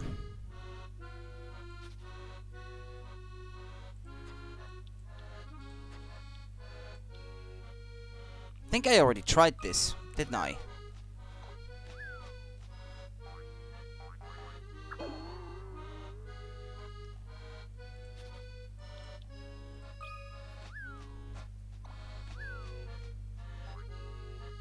No. Boring.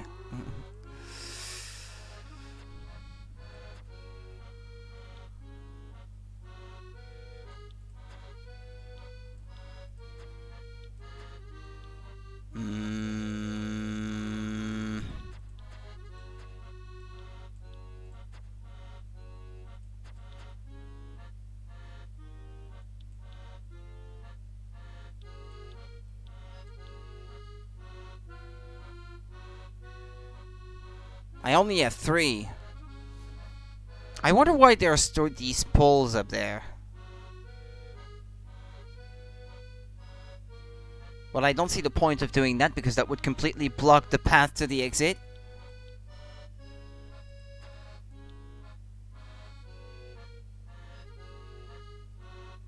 And you can't really connect anything with them.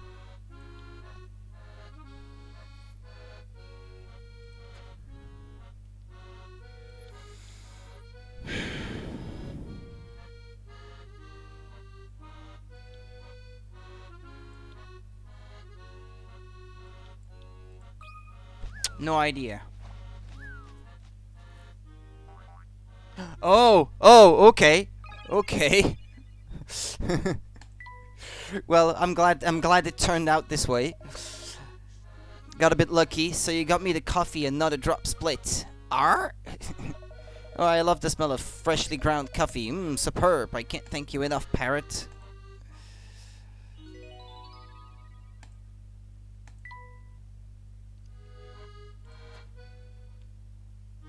Physics-based puzzles. Well, I only have 2, it's not enough. We'll be back later.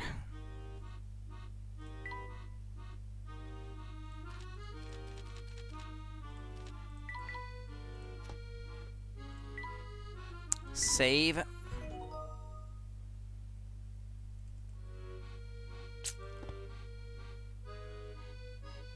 Okay, so I just talked to this guy, I guess. Which way to Rome?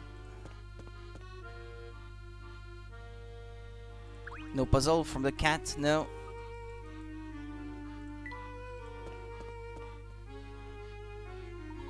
Alright, Luke, this is our chance. Gosh, my heart is pounding. Just relax. All we have to do is stay out of sight and let Jeff work his magic. Yeah, Jeff, work your magic.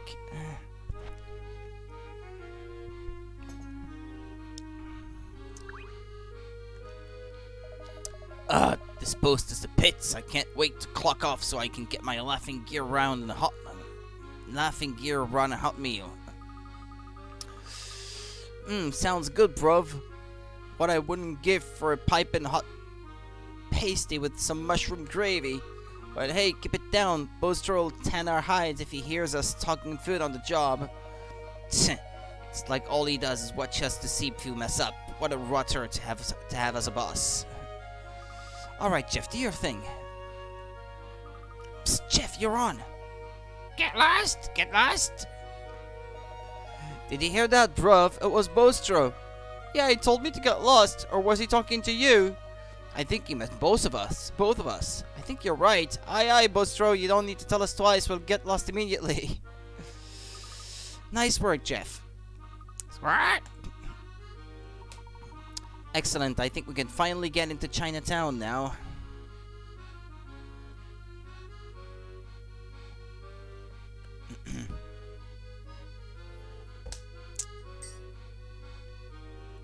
Sorry. And it's all thanks to our friend Jeff. Get lost! Get lost! You can stop saying that now, Jeff.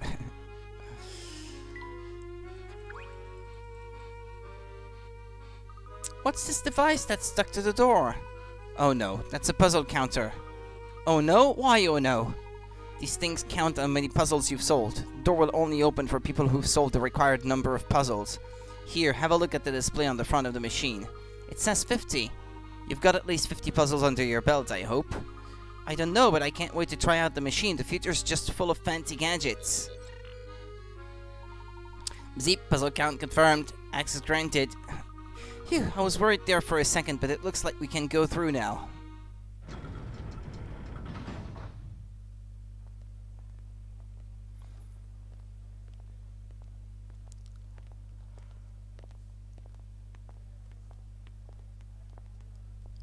Your future self is just down this road.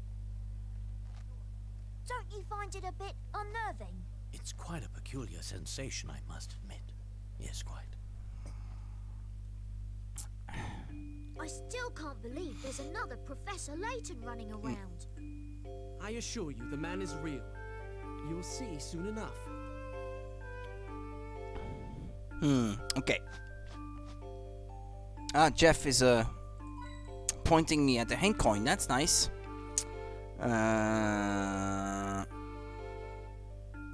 The round green window on the right. The right carp on the top of the large gate. Well, that's what I just did. And tap on the base of the left pillar of the large gate. Okay, there we go. Hello there, do you live in Chinatown? Can you tell us a little about the area? Listen to yourself, young man. Like all sentient beings, we exist both everywhere and nowhere. Well, that's very nice. Now, if what you really wanted to ask me was where my physical body resides, I'll tell you. I do indeed live in Chinatown. Here you can fix exotic goods and rare wonders from all over the world. Find. But these things don't interest me. Material objects are mere flecks of dust on the universe's canvas. Something tells me I picked the wrong person to ask for directions. You've only just started making your way in this world, young one. For you, many of life's greatest puzzles remain unsolved. This one, for example. Break time.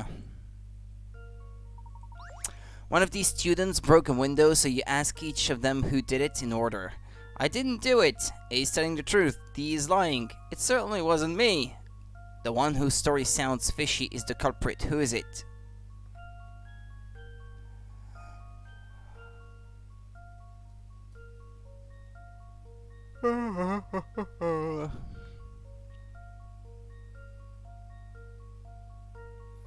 A says, I didn't do it. B says, A is telling the truth. C is saying D is lying. D says it certainly wasn't me. I don't know, the one who is denying it, I suppose, would be... If C is not telling the truth, then everything else is correct.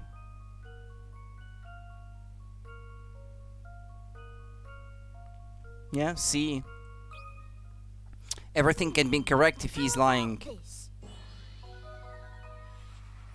No puzzle can stop Layton's apprentice. That's right, C broke the window. He said that D was lying, even though D hadn't spoken yet. Ah, yeah, I guess yeah, it makes sense in that way, yeah. She's lying. Well, I haven't said anything yet. Yes, that's it. Seek the answers to your own questions. That is the root of individuality. Only by doing this will you find the true value to be had in the infinite moment we call the present. Thanks for the compliment, but I have to go now. Bye!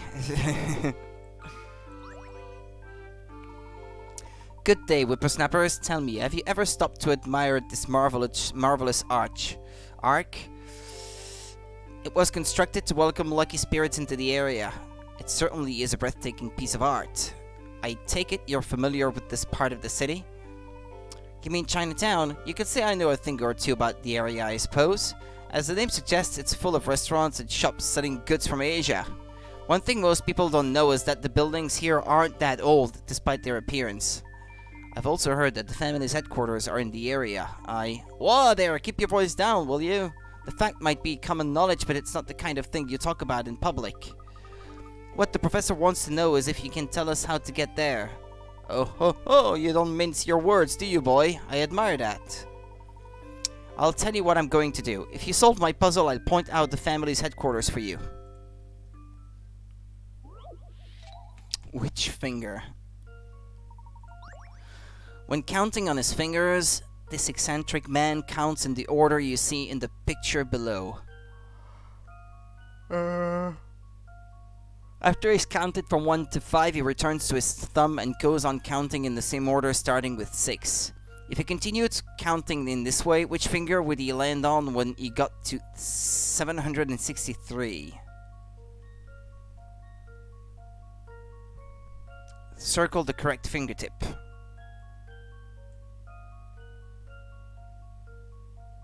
Ah, no, wait.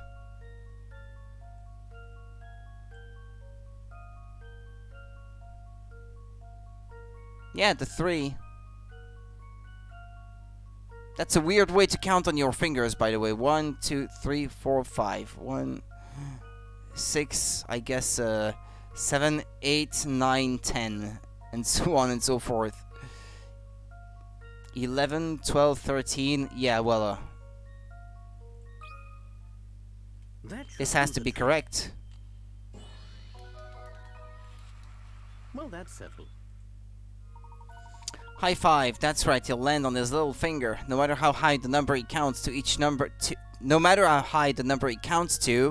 comma, each number in the ones column will always fall on the same finger. When the ones column contains a 3 or 8, he always ends on his little finger.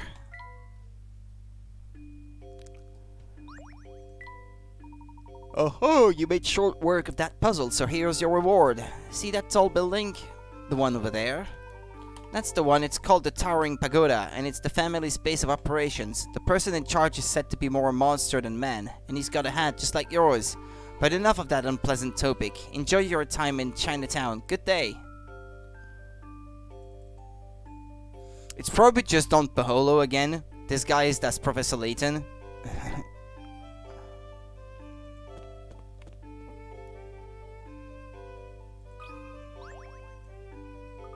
Look at that, there's another banana skin lying on the ground. Someone around here has a taste for bananas and an aversion to bins. Not to worry, Professor, I'll pick it up. Speaking of which, Luke, what is it, Professor? I've just thought of another banana skin puzzle. Yeah, the one where you slide around. Yeah, well, alright.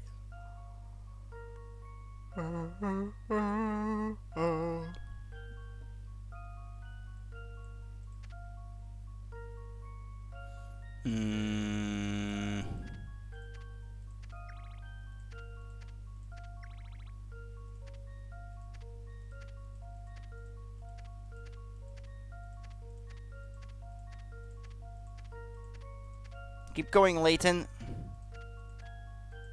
Alright. This one's as good as solved. I knew it.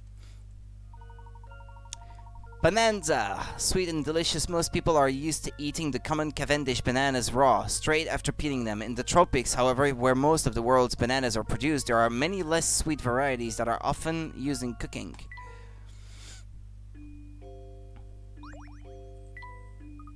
Whoever left this banana skin here could do with learning a few manners. I'm just glad we found it before someone slipped on it.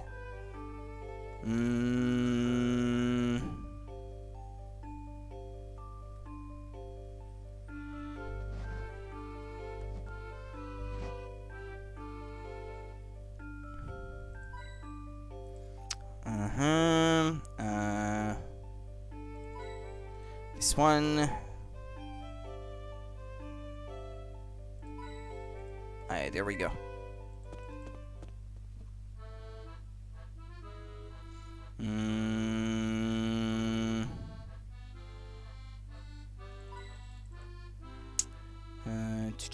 Television.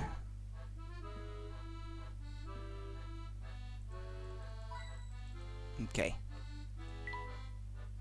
I'm mostly just looking for hint coins right now to make sure I'm not missing any. Oh, I can't go any further? Okay, then let's get back in and see if she has a puzzle for me, maybe. Welcome to Maya's Miles of Books. You certainly aren't exaggerating. The selection here is simply astounding. If there's something that catches your eye, feel free to flip through it. Our mission is to serve our fellow book lovers. Wonderful. A literature fiend like myself enjoys nothing better than browsing a good bookshop. If you love literature, then you've come to the right place. Please take your time to look around.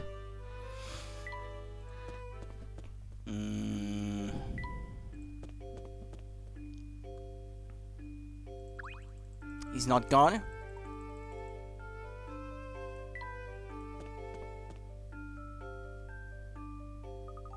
Look at all these shops, and it smells like something amazing is cooking in one of them. I see you've taken a liking to the area. Let's try chatting to a few of the locals.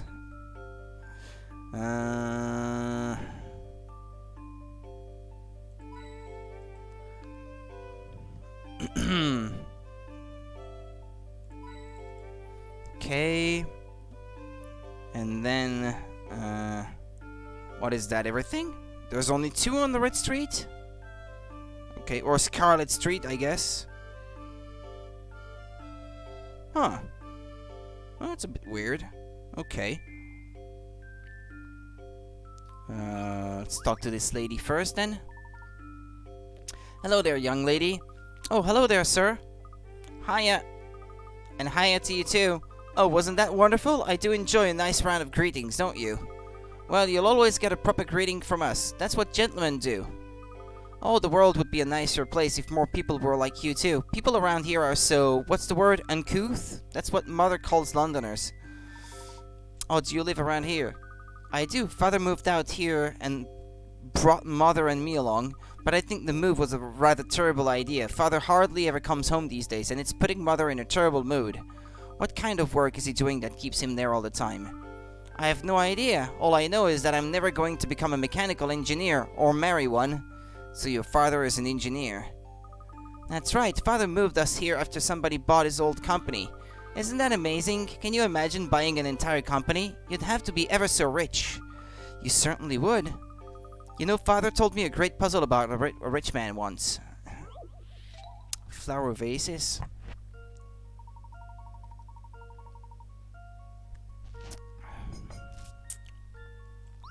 At an antique shop, a rich man is looking at flower vases that have portraits painted on them. Wow, the profile, the big belly, it looks just like me. I'll take this one. The vases only have faces painted on them, though. Which vase did the man choose? C, I guess? No? Which one does kind of look like the shape of his belly?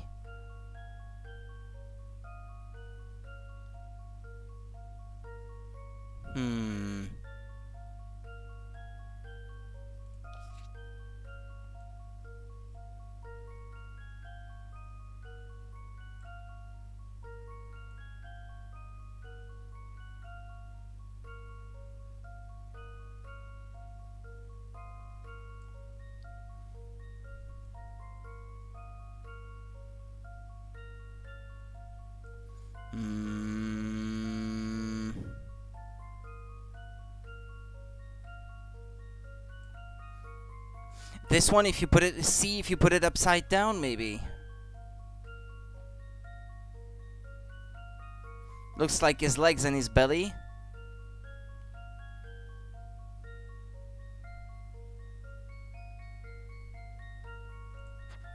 I don't know, because this section kind of seems like the angle would be wrong.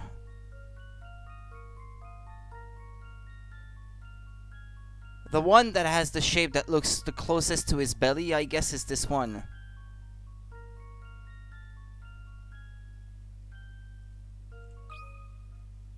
Here's my answer. Okay. Phew, that's a relief.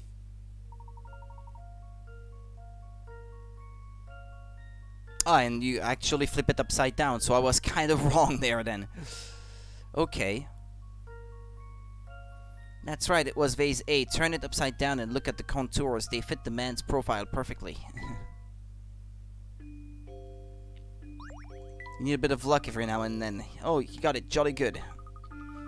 Thank you. As an aspiring gentleman, I do my best to solve any puzzles that come my way. Oh, okay, another puzzle for Jeff.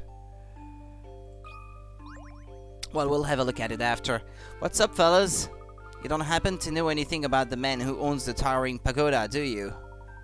Of course I do, mate. Everyone does. That fella's bad news, proper bad. What do you mean by that? Well, you know, he's got a bunch of thugs working for him, and they're like thugs, if you know what I mean. That means their boss has got to be a real piece of work. I see. His gang's got the whole area scared. Most people don't go out much. Maybe that's why puzzles are so popular. Here's one of the latest hits. Funny shapes. This young student has drawn 5 shapes on the blackboard, but one of them is not quite right. Circle the shape that doesn't belong.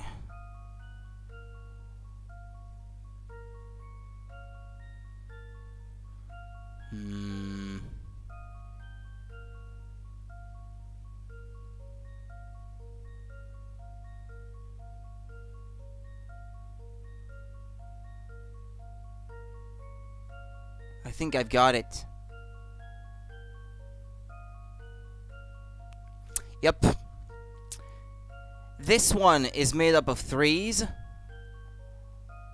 Like this. Well, actually, if I highlight this one, see, it's a 3, and there's 3 of them. This one is 5s, and there's 5 of them. This one is 7, and there's 7 of them. 1, 2, 3, 4, 5, 6, 7. This one is as 4s, and there's 4 of them. But this one has 6s, but it only has 5 of them. So this is the odd one out. Yeah, there we go. That should be Sometimes these things I can see them straight away, and sometimes I could just look at them for an hour and don't even notice anything wrong. Yep. Excellent. The other shapes are made up of 3 3s, 4 4s, 5 5s, and 7 7s. This shape is neither 6 6s nor 9 9s. Yeah, I guess. Yeah, you see some that I don't see and vice versa, yeah. Good skills, mate. By the way, I'd stay away from the towering pagoda if I were you. Oh, shops. Noodle bar.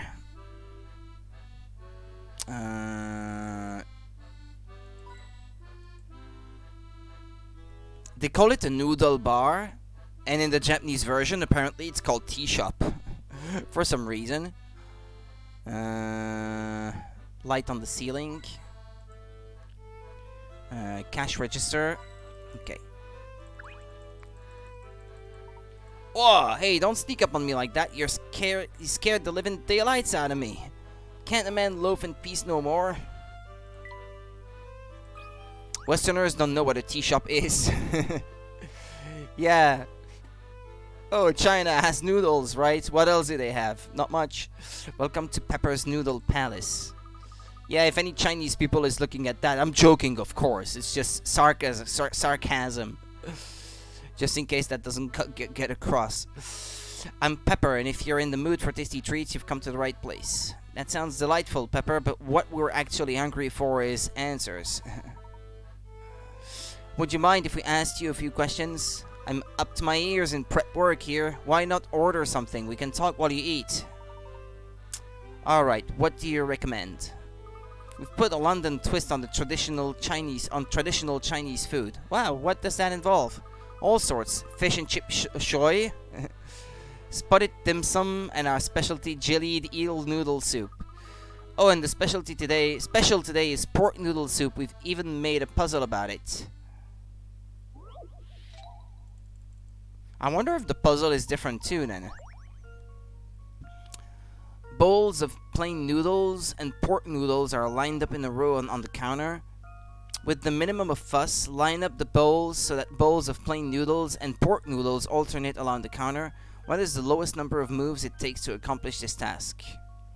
Note that in this puzzle, simply switching the places of 2 bowls counts as 2 moves.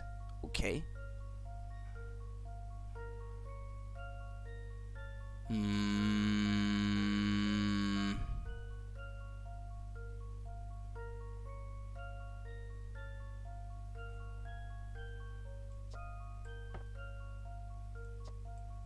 There. Unless there is an easier way. Oh no, like this. Duh. One move. No, you have to say in how many moves. Yeah, just 1 move. This one's as good as solved. Dim sum is tasty. No puzzle. I'm not even sure what that is. That's right, don't switch the bowls around, just move one. The chef in the illustration. Dumplings? Ah, yeah. Yeah, okay. That sounds tasty indeed. The chef in the illustration probably got angry at his colleague because he spent too long over the puzzle and the noodles got cold. Pork noodle lineup is now in your puzzle index. So what'll it be, gents? You know, that puzzle has put me in the mood for pork noodle soup. I'll have a bowl of that, please. As will I. Righto, just 1 sec. Here you are. Now, what did you want to ask? I used to live in London about 10 years ago, but I don't remember this part of the city. Is this area a new development? That's a good question. I don't really know. I only opened up here a little while ago, actually. An investor told me this area was ripe for a new restaurant, so I took the plunge and set up shop. Interesting. Well, thank you for your time and for the recommendations. Professor, this noodle shop is amazing. Hurry up and eat before it gets cold. Alright, let's leave. Next door, toy shop. Tap on the trumpet on the left. The green hat doll on top of the shelf on the right. The green block at the bottom. A green block at the bottom? Ah, okay. Look at all these toys, Professor. into your toys, are you, lad? I used to be, but I don't have much time for toys now that I'm older. Oh, but what about that toy car you're so fond of? I suppose you've got me there, Professor. That car's just too much fun to put down. A toy car, you say? Let's have a look. Ah, yes, this is one of my creations. Really? Wow, that is so cool. Yeah, thank you kindly. Here, since you're such a fan, I'll make you a special offer. If you can solve this puzzle of mine, I'll give you a special track for your toy car. A special track just for solving a puzzle? This is my lucky day. Paper cuts. 2 squares of paper A and B are shown below. Each piece of paper has been folded in half and then folded in half again. As shown in the images, the dotted red line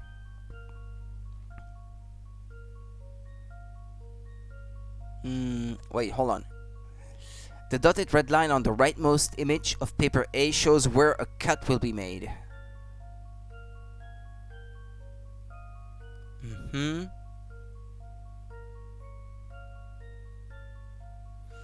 Your task is to cut paper B so that when you unfold it, the cutout shape in the middle matches the hole in the middle of paper A when it's unfolded.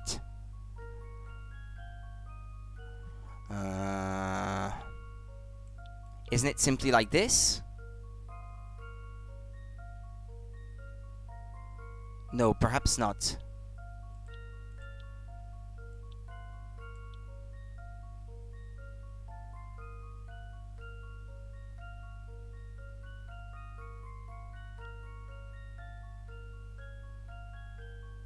The way I'm seeing it, it's gonna make a lozenge, like if I draw the handkerchief, I guess, or the paper.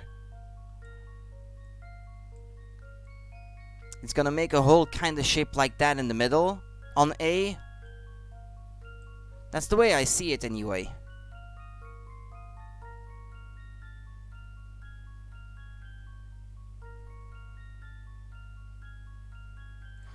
Because on A,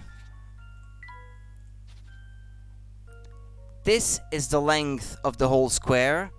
This still is the length of the whole square, and of the whole side of the square, I should say. And this is still the length of the whole side of the square. But here, this length is only half of that is up above there, if you like. I think I'm correct. This one's as good as solved. Yeah, okay. No puzzle can stop Layton's apprentice. You made the cut. As shown in the image above, both pieces of paper will have the same shape cut out of the middle when unfolded. Why not get a few pieces of paper and try it out for yourself? It's fun. Panda would be proud. Paper cuts is now in your puzzle index. Good use of the grey matter, lad. Here's that track as promised. Thank you so much. Yeah, the name's Checker, by the way. Feel free to drop by the shop for a browse anytime. Well, now that I have new puzzles, let's try them. Oh, I missed a few? This looks like Flora. Or maybe it's Becky, actually.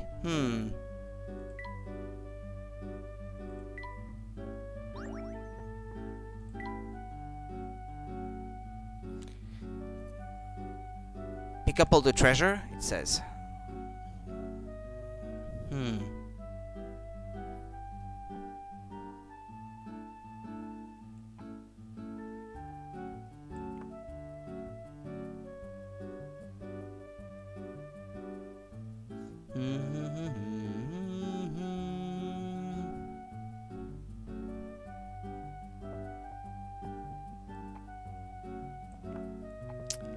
Sounds like the sound is glitching a little bit with this one. It's part of the problem when you're using an emulator like this.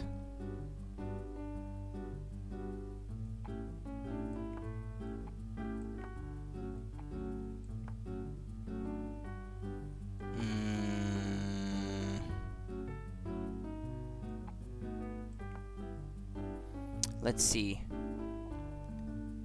Dot, like this. take these.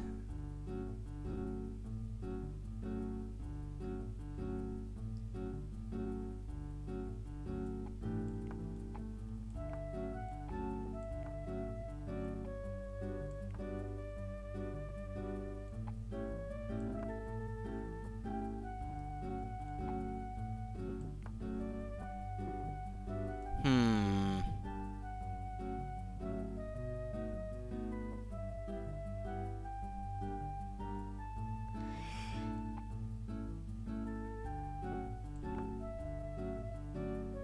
Hmm.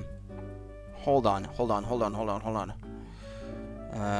Up, right, down.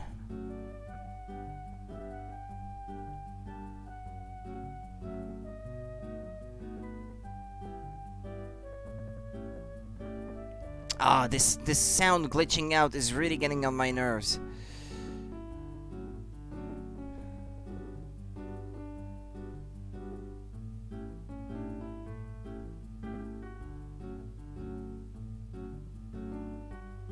Yeah, and also, by the way, I have to do it like this.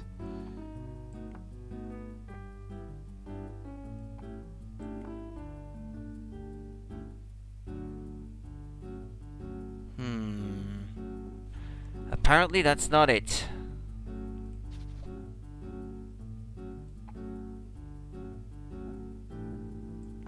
It's like the more moves they give you to work with and the more complicated it becomes. It's the jump, I'm not quite sure where I would have to put it though. Because you can't use it to jump over the river in these locations, I guess. Because you already have coins.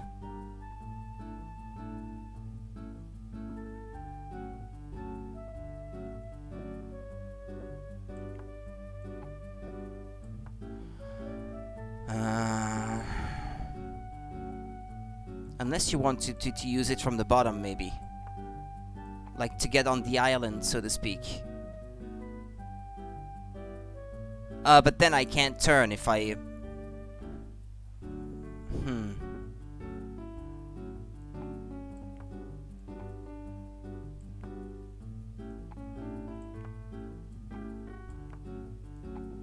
Up.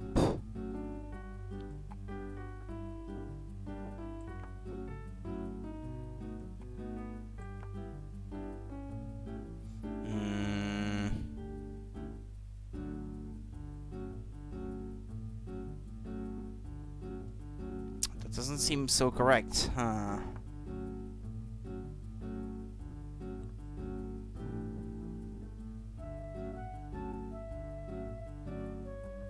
There, I would have already collected all of the outer coins.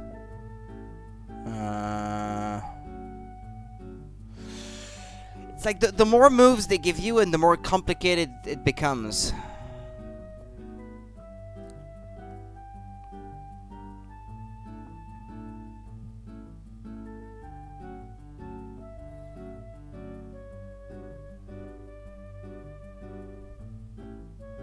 Kinda like my previous way of doing things better.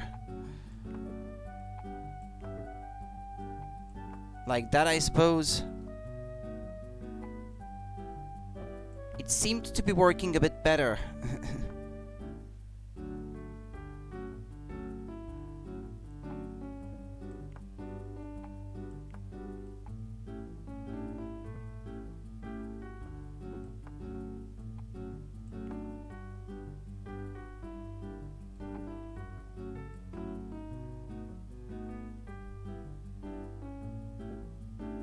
No, that's not gonna work. I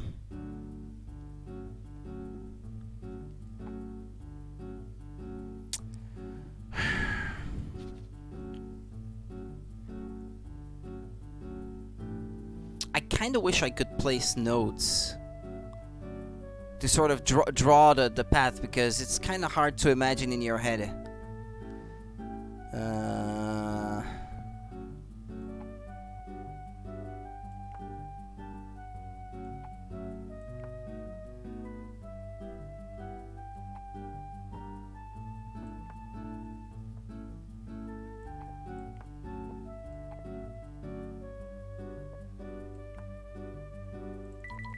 Yeah, here at least you don't have to worry about where you want to send the car from the start because it can only go down. That solves a problem.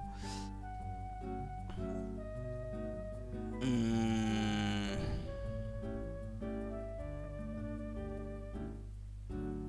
Hmm.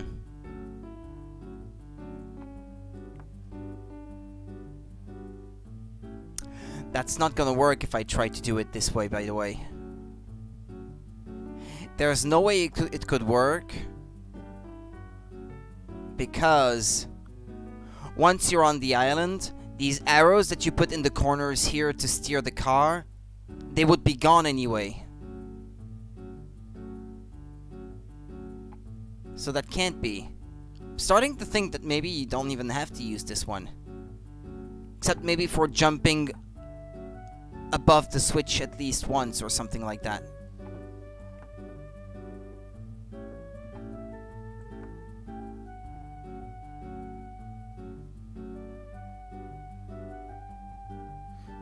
No, that can't be because then I can't turn. I can't turn after this because I have nowhere to put my arrows. Unless, yeah, no, you can't put it on the water. And maybe it's never used. Or to get back out, maybe. To get back out of the island.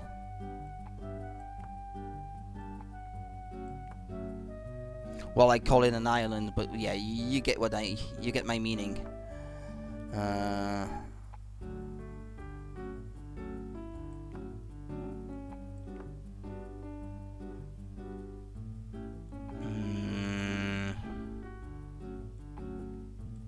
I may be onto something here.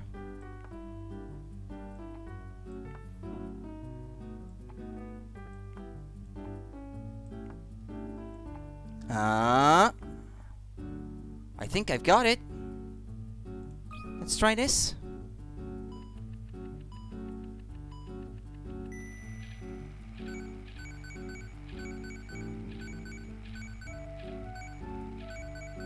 No, I forgot an arrow.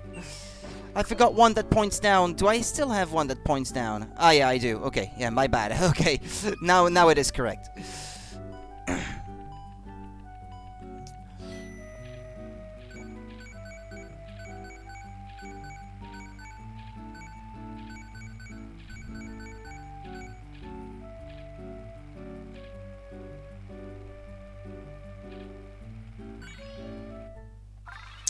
Yay!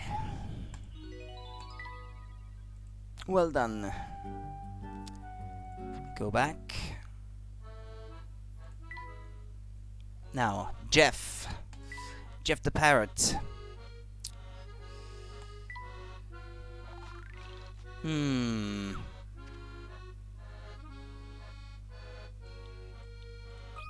Let's see, just...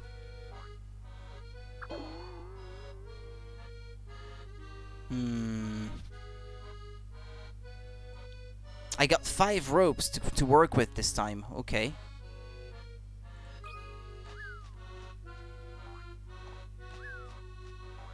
Can you make it to this one, maybe? With that jump? Ah, no, not quite.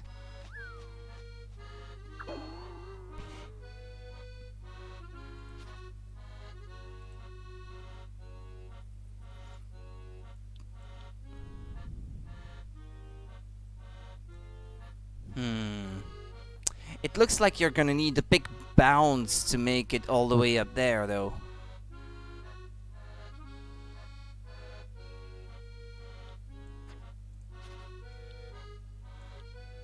Like that, maybe.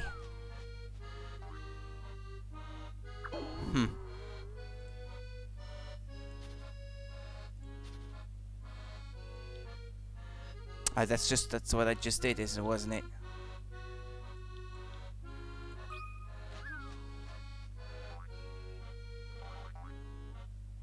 Oops.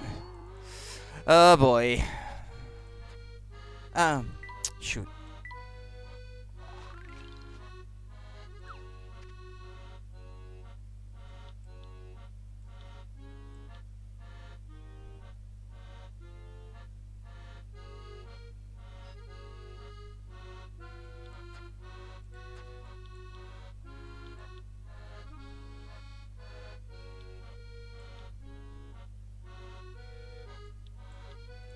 I don't know, I'm just trying things out.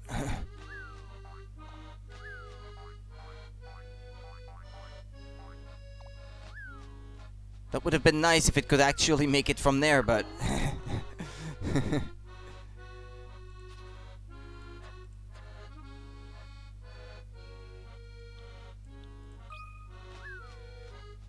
Should probably remove this one up top there.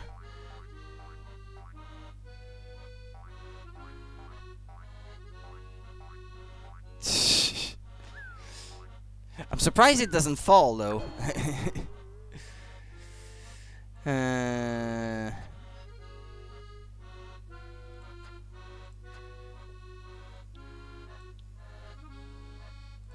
Like this, maybe. No.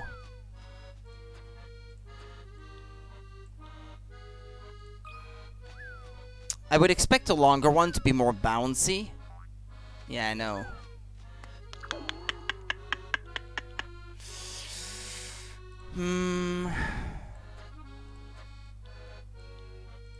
How far does he bounce if I try it like this? Okay, yeah, this far. What about like this? Boring. Not quite, huh?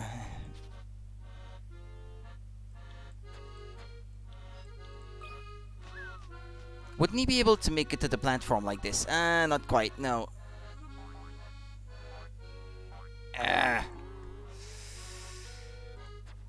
Oh, what am I doing?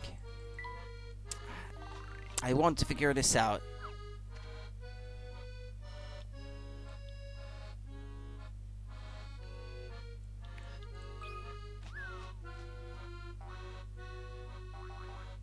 Yeah, he knocks his head. I feel like if I could make it on that platform here, maybe.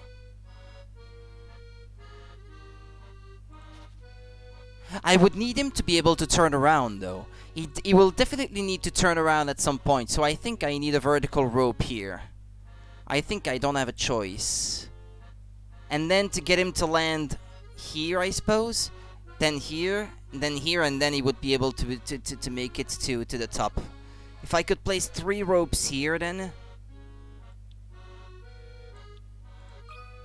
that could lead him, or maybe 2 if I can make him get it to work with only 2, but... and that's probably not gonna work, though. Oh, whoa, oh, oh. He bounces.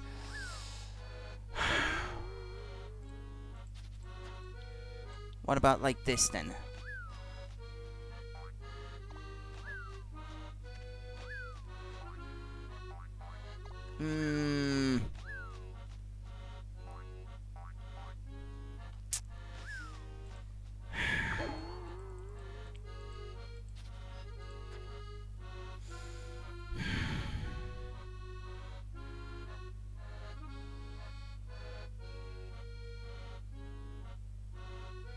I can't think of a...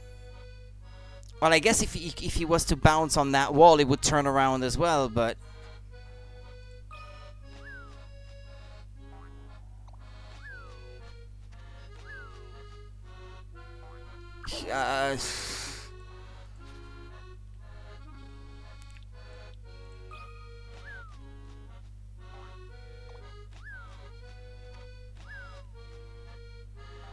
no.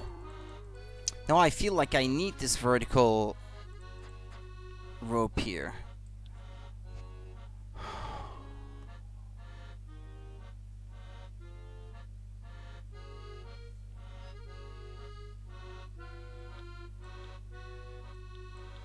What if I change this one in such a way that you could make the jump from the green platform to the left to this one? Isn't there a way I could do that? Nah, no, not like that. Obviously.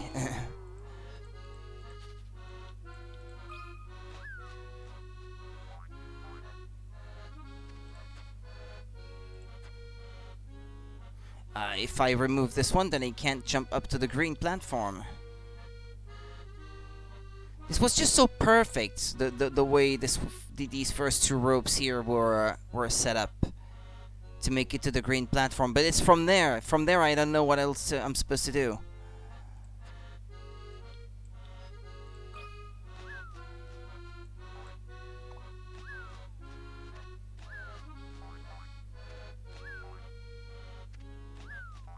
I know this is not helping.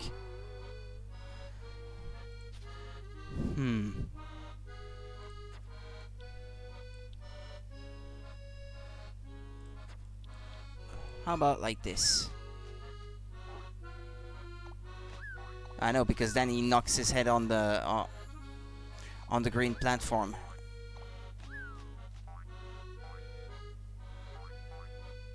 Yeah, it just keeps bouncing around.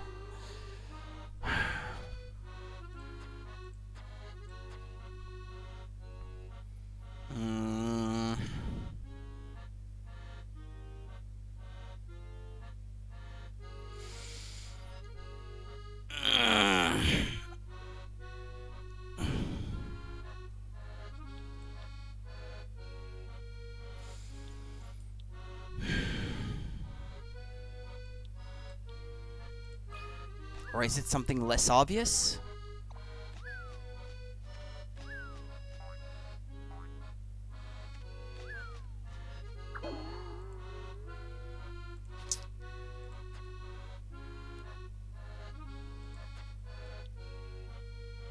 This is not working, no.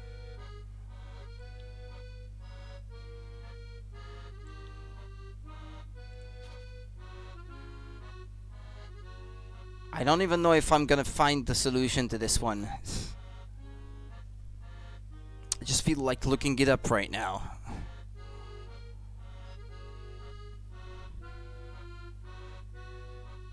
Because as much as I like these, I don't want to waste too much time on them either.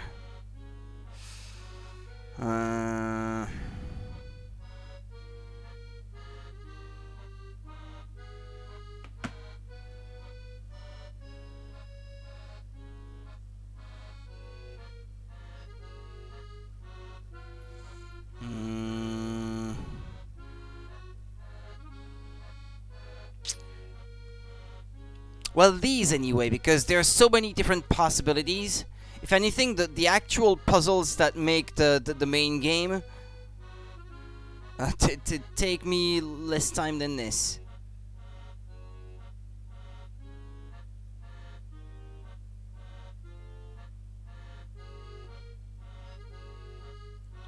Apparently that's how it is. It was actually a lot more simpler than I was trying to make it to be. It's only straight lines, like horizontal and vertical.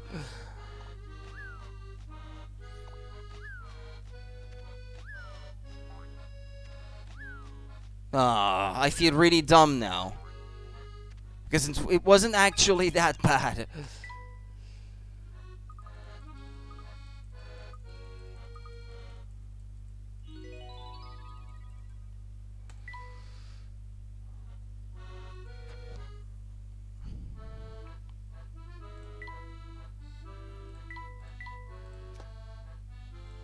Here, let's save everything so far. 72 puzzles, okay. Let's move.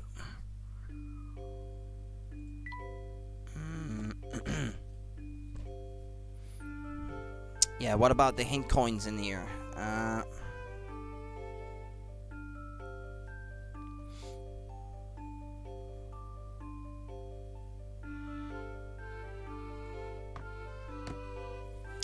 The bell door, I guess.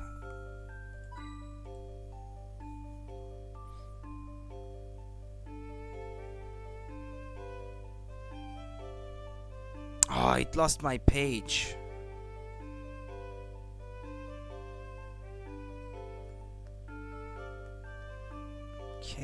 Okay, there we go. Left window on of the three on the right building. And the lantern on the far left. What? What's that? Oh, on the tower, yeah. Oh, but there seems to be a puzzle. What an unusual building. It's like it has a little family of roofs. Yes, this style of architecture became popular after your time. So that's why it seems so strange to me. You know, your comment about the roofs being like a family reminds me of a puzzle I once heard. Would you like to try it? Do you even need to ask? The third youngest.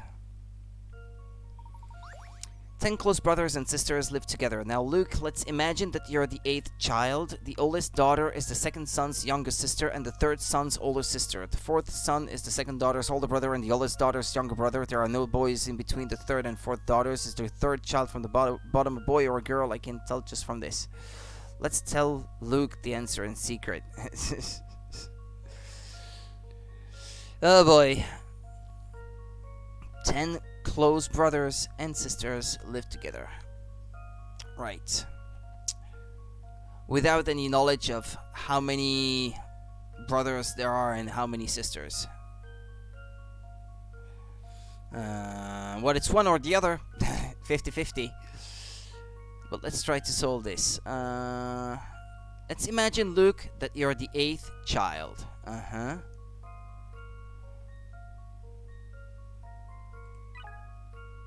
No. I bet girl. Let's see. 1, 2, 3, 4, 5, 6, 7, 8, 9, 10. Okay. Imagine that you're the 8th child. 1, 2, 3, 4, 5, 6, 7, 8. This is Luke. The oldest daughter is the second son's... What?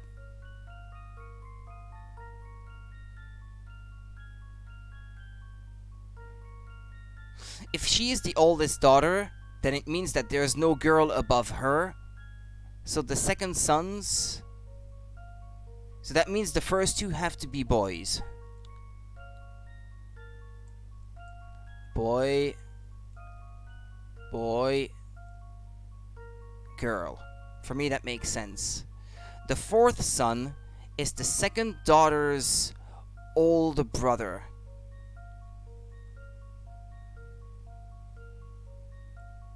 So that's boy, and then girl. Right? The fourth son, 1, 2, 3, 4, is the second daughter's older brother. And the oldest daughter's younger brother. Yeah, because he's younger than her. Yeah, that makes sense. There are no boys in between the third and fourth daughters.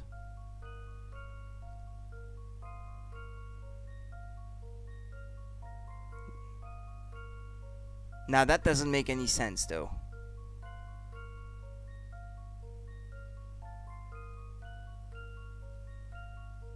Unless Luke is a girl.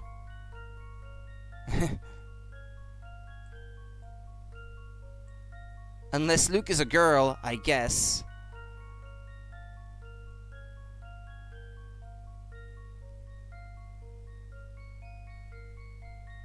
Nope.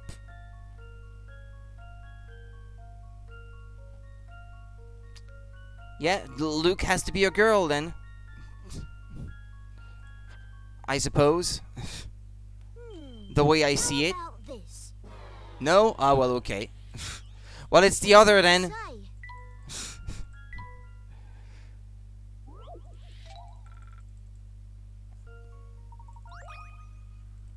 here's my answer. No puzzle can stop Layton's apprentice.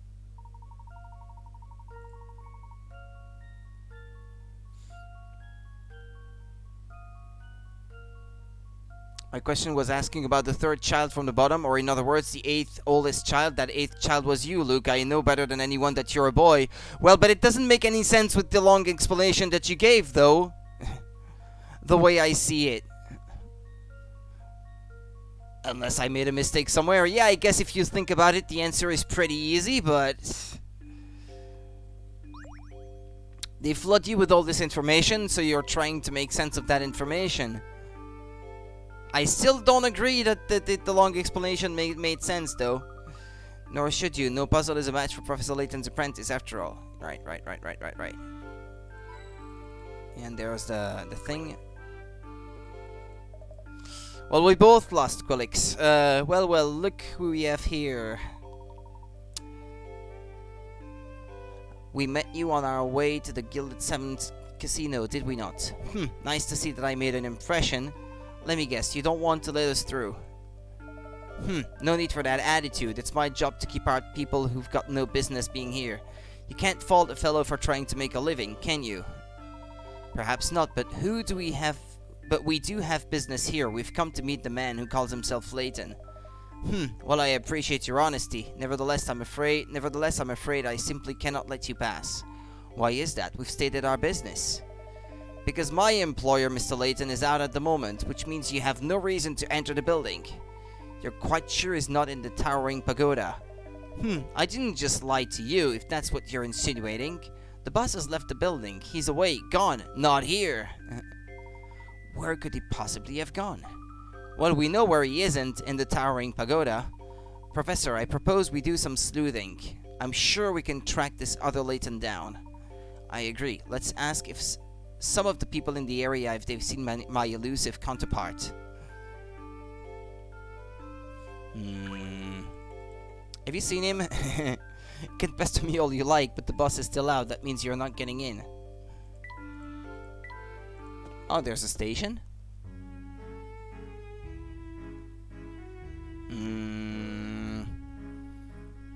The stain on the wall next to the window.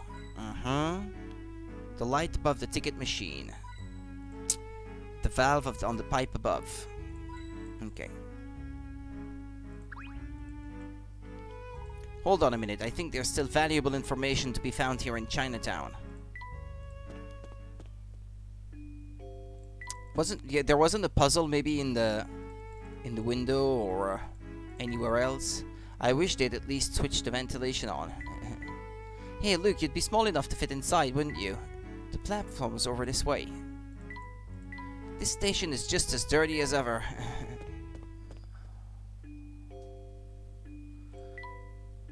Oh, I can keep moving this way.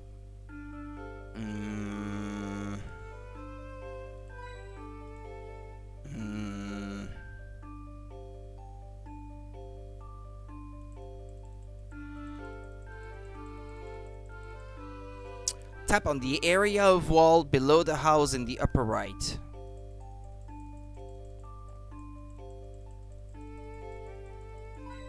Okay, got it. Tap on the area of wall below the White House. Okay.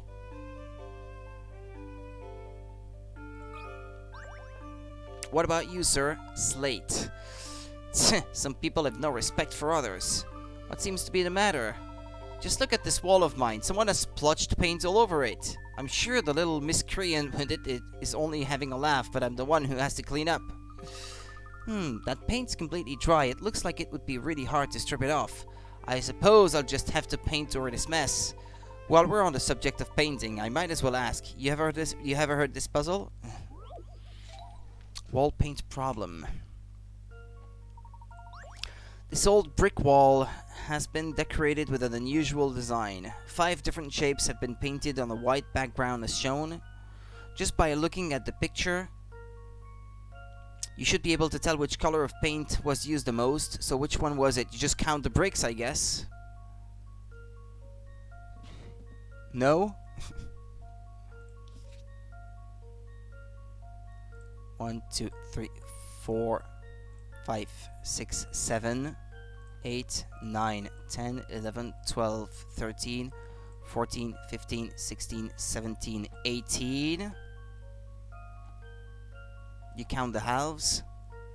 19, 20, 21. I suppose that's right.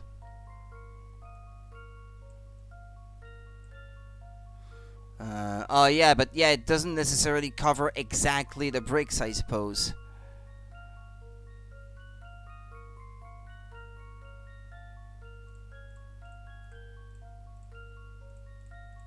Yeah, no, I think that's not how you're supposed to do it.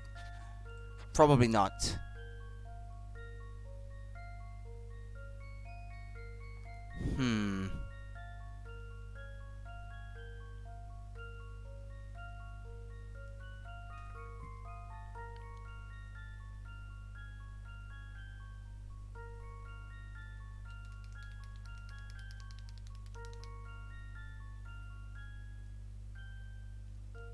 From the look of it, I want to say red.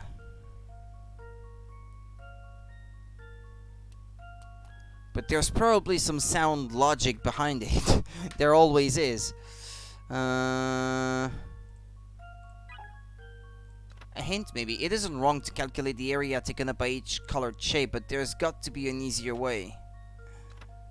You're not counting the number of bricks for every color, are you? Though even doing it that way, you should get the answer as long as you don't overlook anything.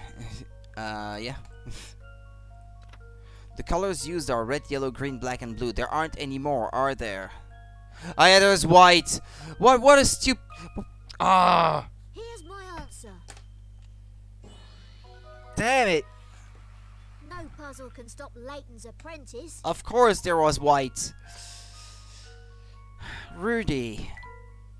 Trying to get ahead of yourself again. Good thinking, and you know what? Your clever thinking has given me a brilliant idea of my own. Oh, what's that? If I just paint this wall white again, I'm practically asking for it to be covered in graffiti. So maybe I should get someone to come by and paint a fancy mural on it instead. I mean, a white wall is one thing, but you'd have to be real loud to graffiti a nice mural. That sounds like a good idea.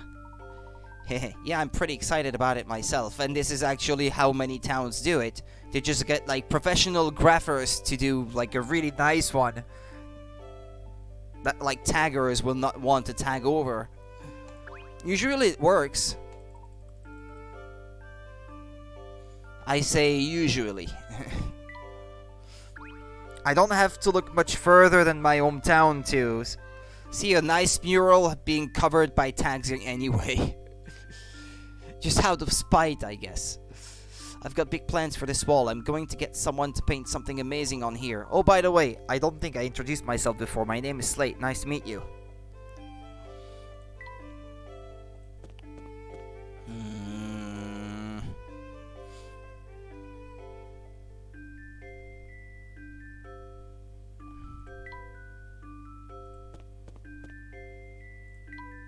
It's probably something to do with the blue street, I'd say.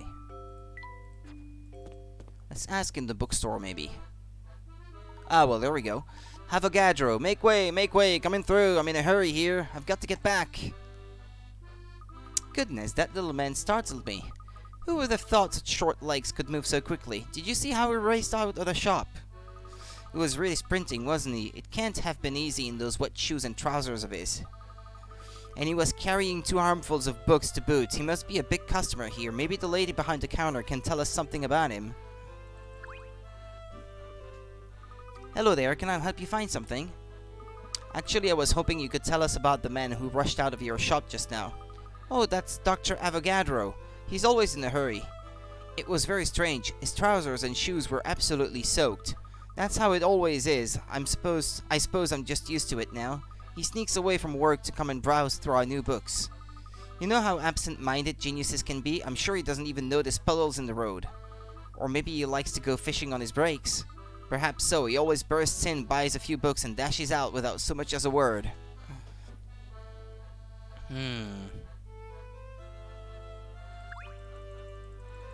Is he outside?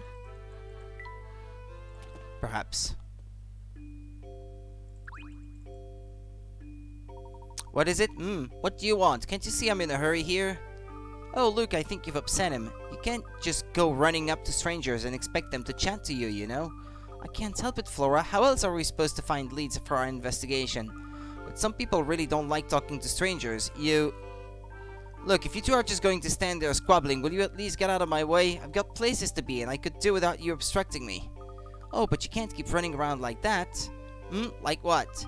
With your trousers and shoes all dripping wet, it must be awfully uncomfortable. There will be time for drying off later. I have to go now. Enjoy your little row. Drat, he's gone. You might have stayed if you hadn't got off on the wrong foot, sorry. You can hardly blame that on me. And now I can progress this way. Let's see. Edge of Chinatown. Tap on the rubbish bin in the bottom left. The drawing of the cloud. And then the hand of the cat on the sign. It really does look like it could be haunted. I don't usually venture this far out of the city center. Look at all these animals, Professor. Oh, we can get inside.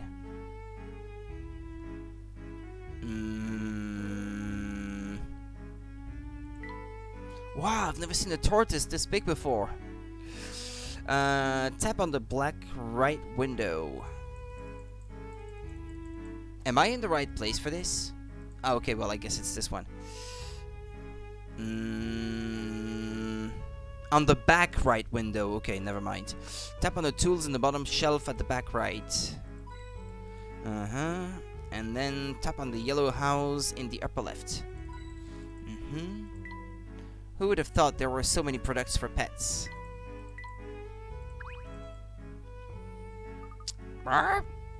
Oh, what a lovely parrot. Nice to meet you. I'm Jeff. Oh my, clever and polite. Well, Jeff, my name's Myrtle.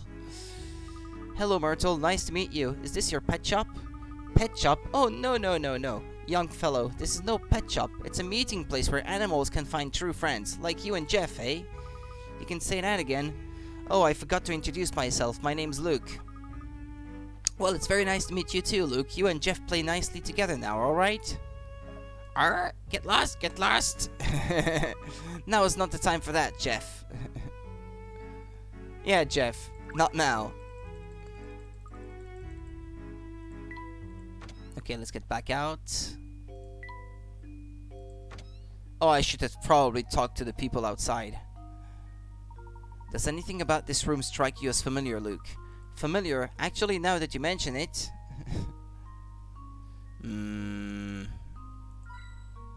Letterbox. Wooden crate. Log on the roof. The right tree. Multiple times. Okay, good. This is all the hint coins for this chapter. I don't have to look at the list anymore.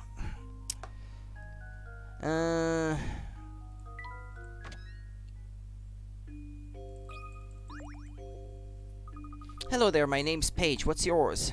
I'm Flora. How do you do, Paige? Not so well, I'm afraid. I've had this puzzle. Well, at least, yeah, I'm going for 100% coins collected. I don't intend to keep them without using them. If I need hints, I will use my hint coins to get hints, but... Not so well, I'm afraid. I've had this puzzle on my mind for days, and it's got me positively stumped. I know we just met, and that this is terribly forward of me, but would you mind having a look at it? Yeah, last time I missed one. It was in one room that you don't get to go back to, so there was one coin I didn't get in while streaming Diabolical Box or Pandora's Box. Ah, it's another one like this. Alright.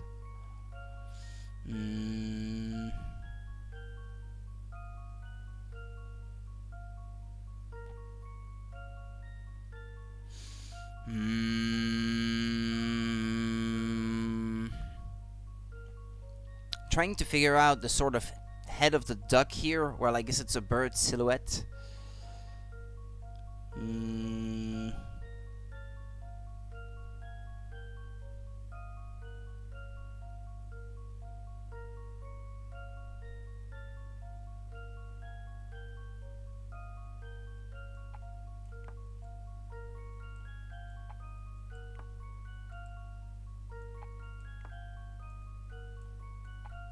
Oh, wait. Yeah, okay, there we go. I have it.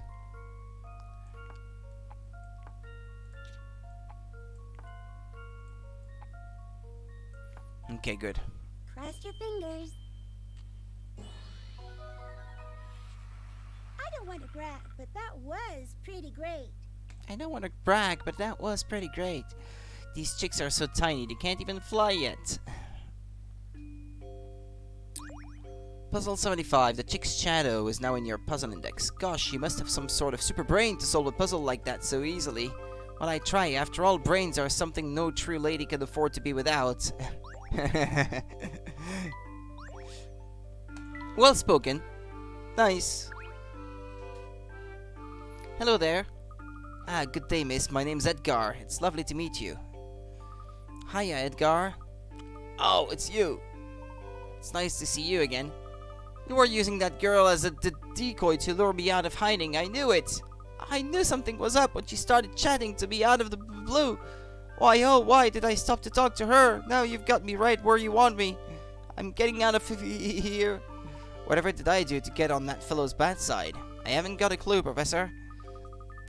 He was nice. Is he a friend of yours, Luke? I wish I could say that, but I can't even get him to stop cowering in fear.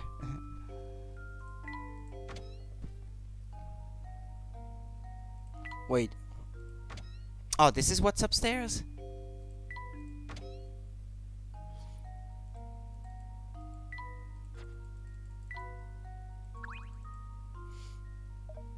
Oh. That's an awfully big sigh for such a small bee. What's the matter? Well, you know, even a honeybee like myself gets a little down in the dumps every now and then. It must be awfully hard looking after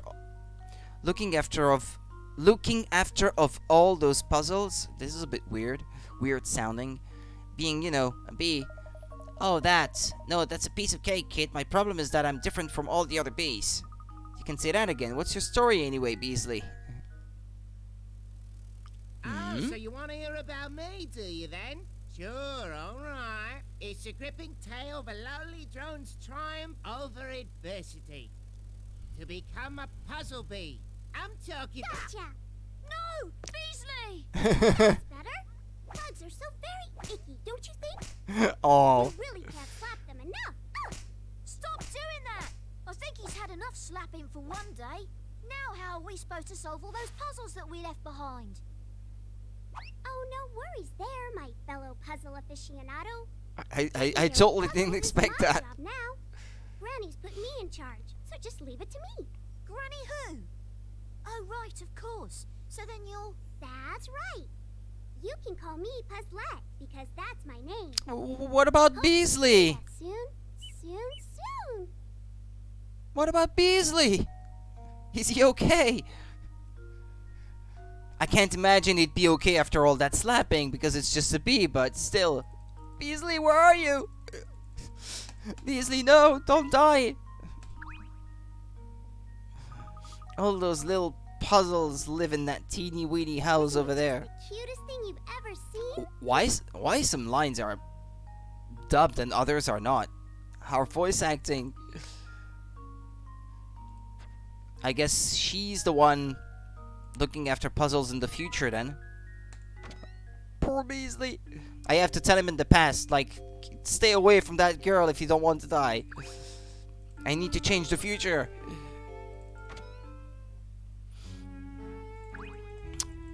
Okay, well, let's head back in town then, I suppose.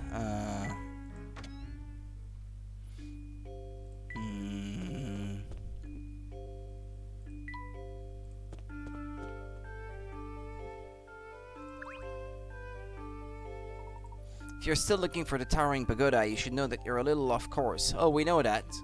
Actually, we're gathering information at the moment. Is that so? Doing a research project for school, are you? Well, I advise you to talk to all the locals around here. They'll give you perspective on the place. Once you've had a word with everyone, come and see me again. Maybe I'll have an interesting tidbit or two for you. But wouldn't it be easier if you just told us what you know now? Need to talk to everyone, huh? What's up, fellas? We went to see the man in the towering pagoda, but he was out. Do you know where he might be? I've got a pretty good idea, but I'm not telling. He's dangerous. You don't want to tangle with him. Come now, surely there's no harm in letting us know where he might be. You're wrong there, but I suppose I can tell you what I've heard. It's just a rumor, though.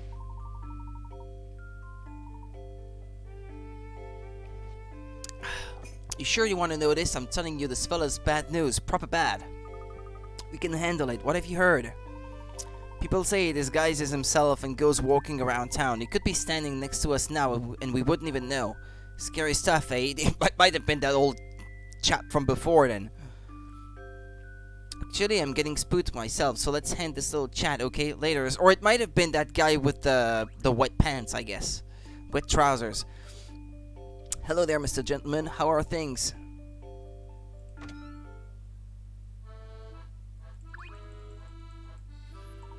Hey, the boss. Look, I'm here because I don't want to think about the boss, alright? Anyway, you ain't never gonna find him in a spit and sawdust place like this. He's a classy fella. Welcome to Pepper's Noodle Palace. What will it be, gents? We're not here to eat, I'm afraid. We just want to ask you a few questions about the fellow who runs the towering pagoda. You mean I really can't interest you in a bite to eat? Well, alright. Now, what were you saying? We'd like to meet the man who runs the towering pagoda, but he seems to be out at the moment. Has he come by your restaurant by any chance? I don't think so. I mean, I don't even know what he looks like, but his lackeys come by here to slack off on a daily basis. Terrible table manners they've got too. Come to think of it, that probably means the man you're looking for never comes in here. I mean, would you go skiving off in a place where the boss could burst in at any moment? You make a good point. That's very astute of you. Flattery is nice, but if you really want to say thanks, order some food next time you come in, okay? Get the business running. Help me run my business. And remember, lad, you're never too old to play with toys, okay?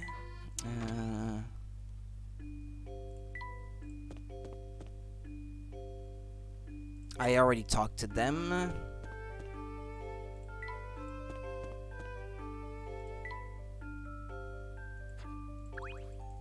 Well, I think I've talked to everyone.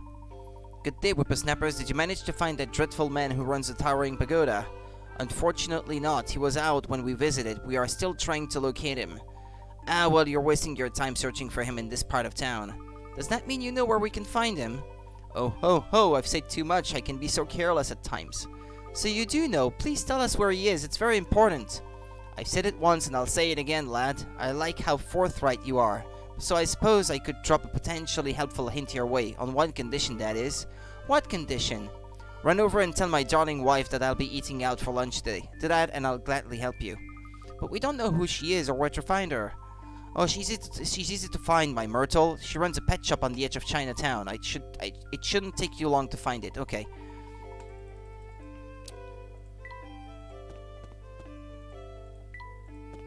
I just came from there. The pet shop's just over there.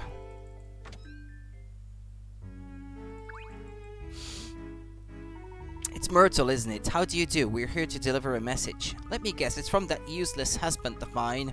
That sluggard just strolls about town all day while I work my fingers to the bone in here.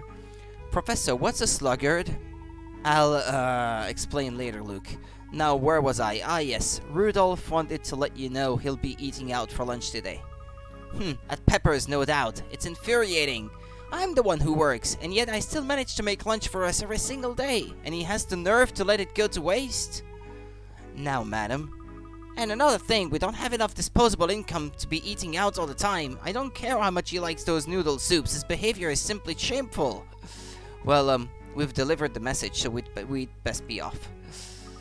I spent valuable time picking out and preparing delicious, nutritious recipes, and this is my thanks. I am a working woman, you know. Huh? Where did everyone go?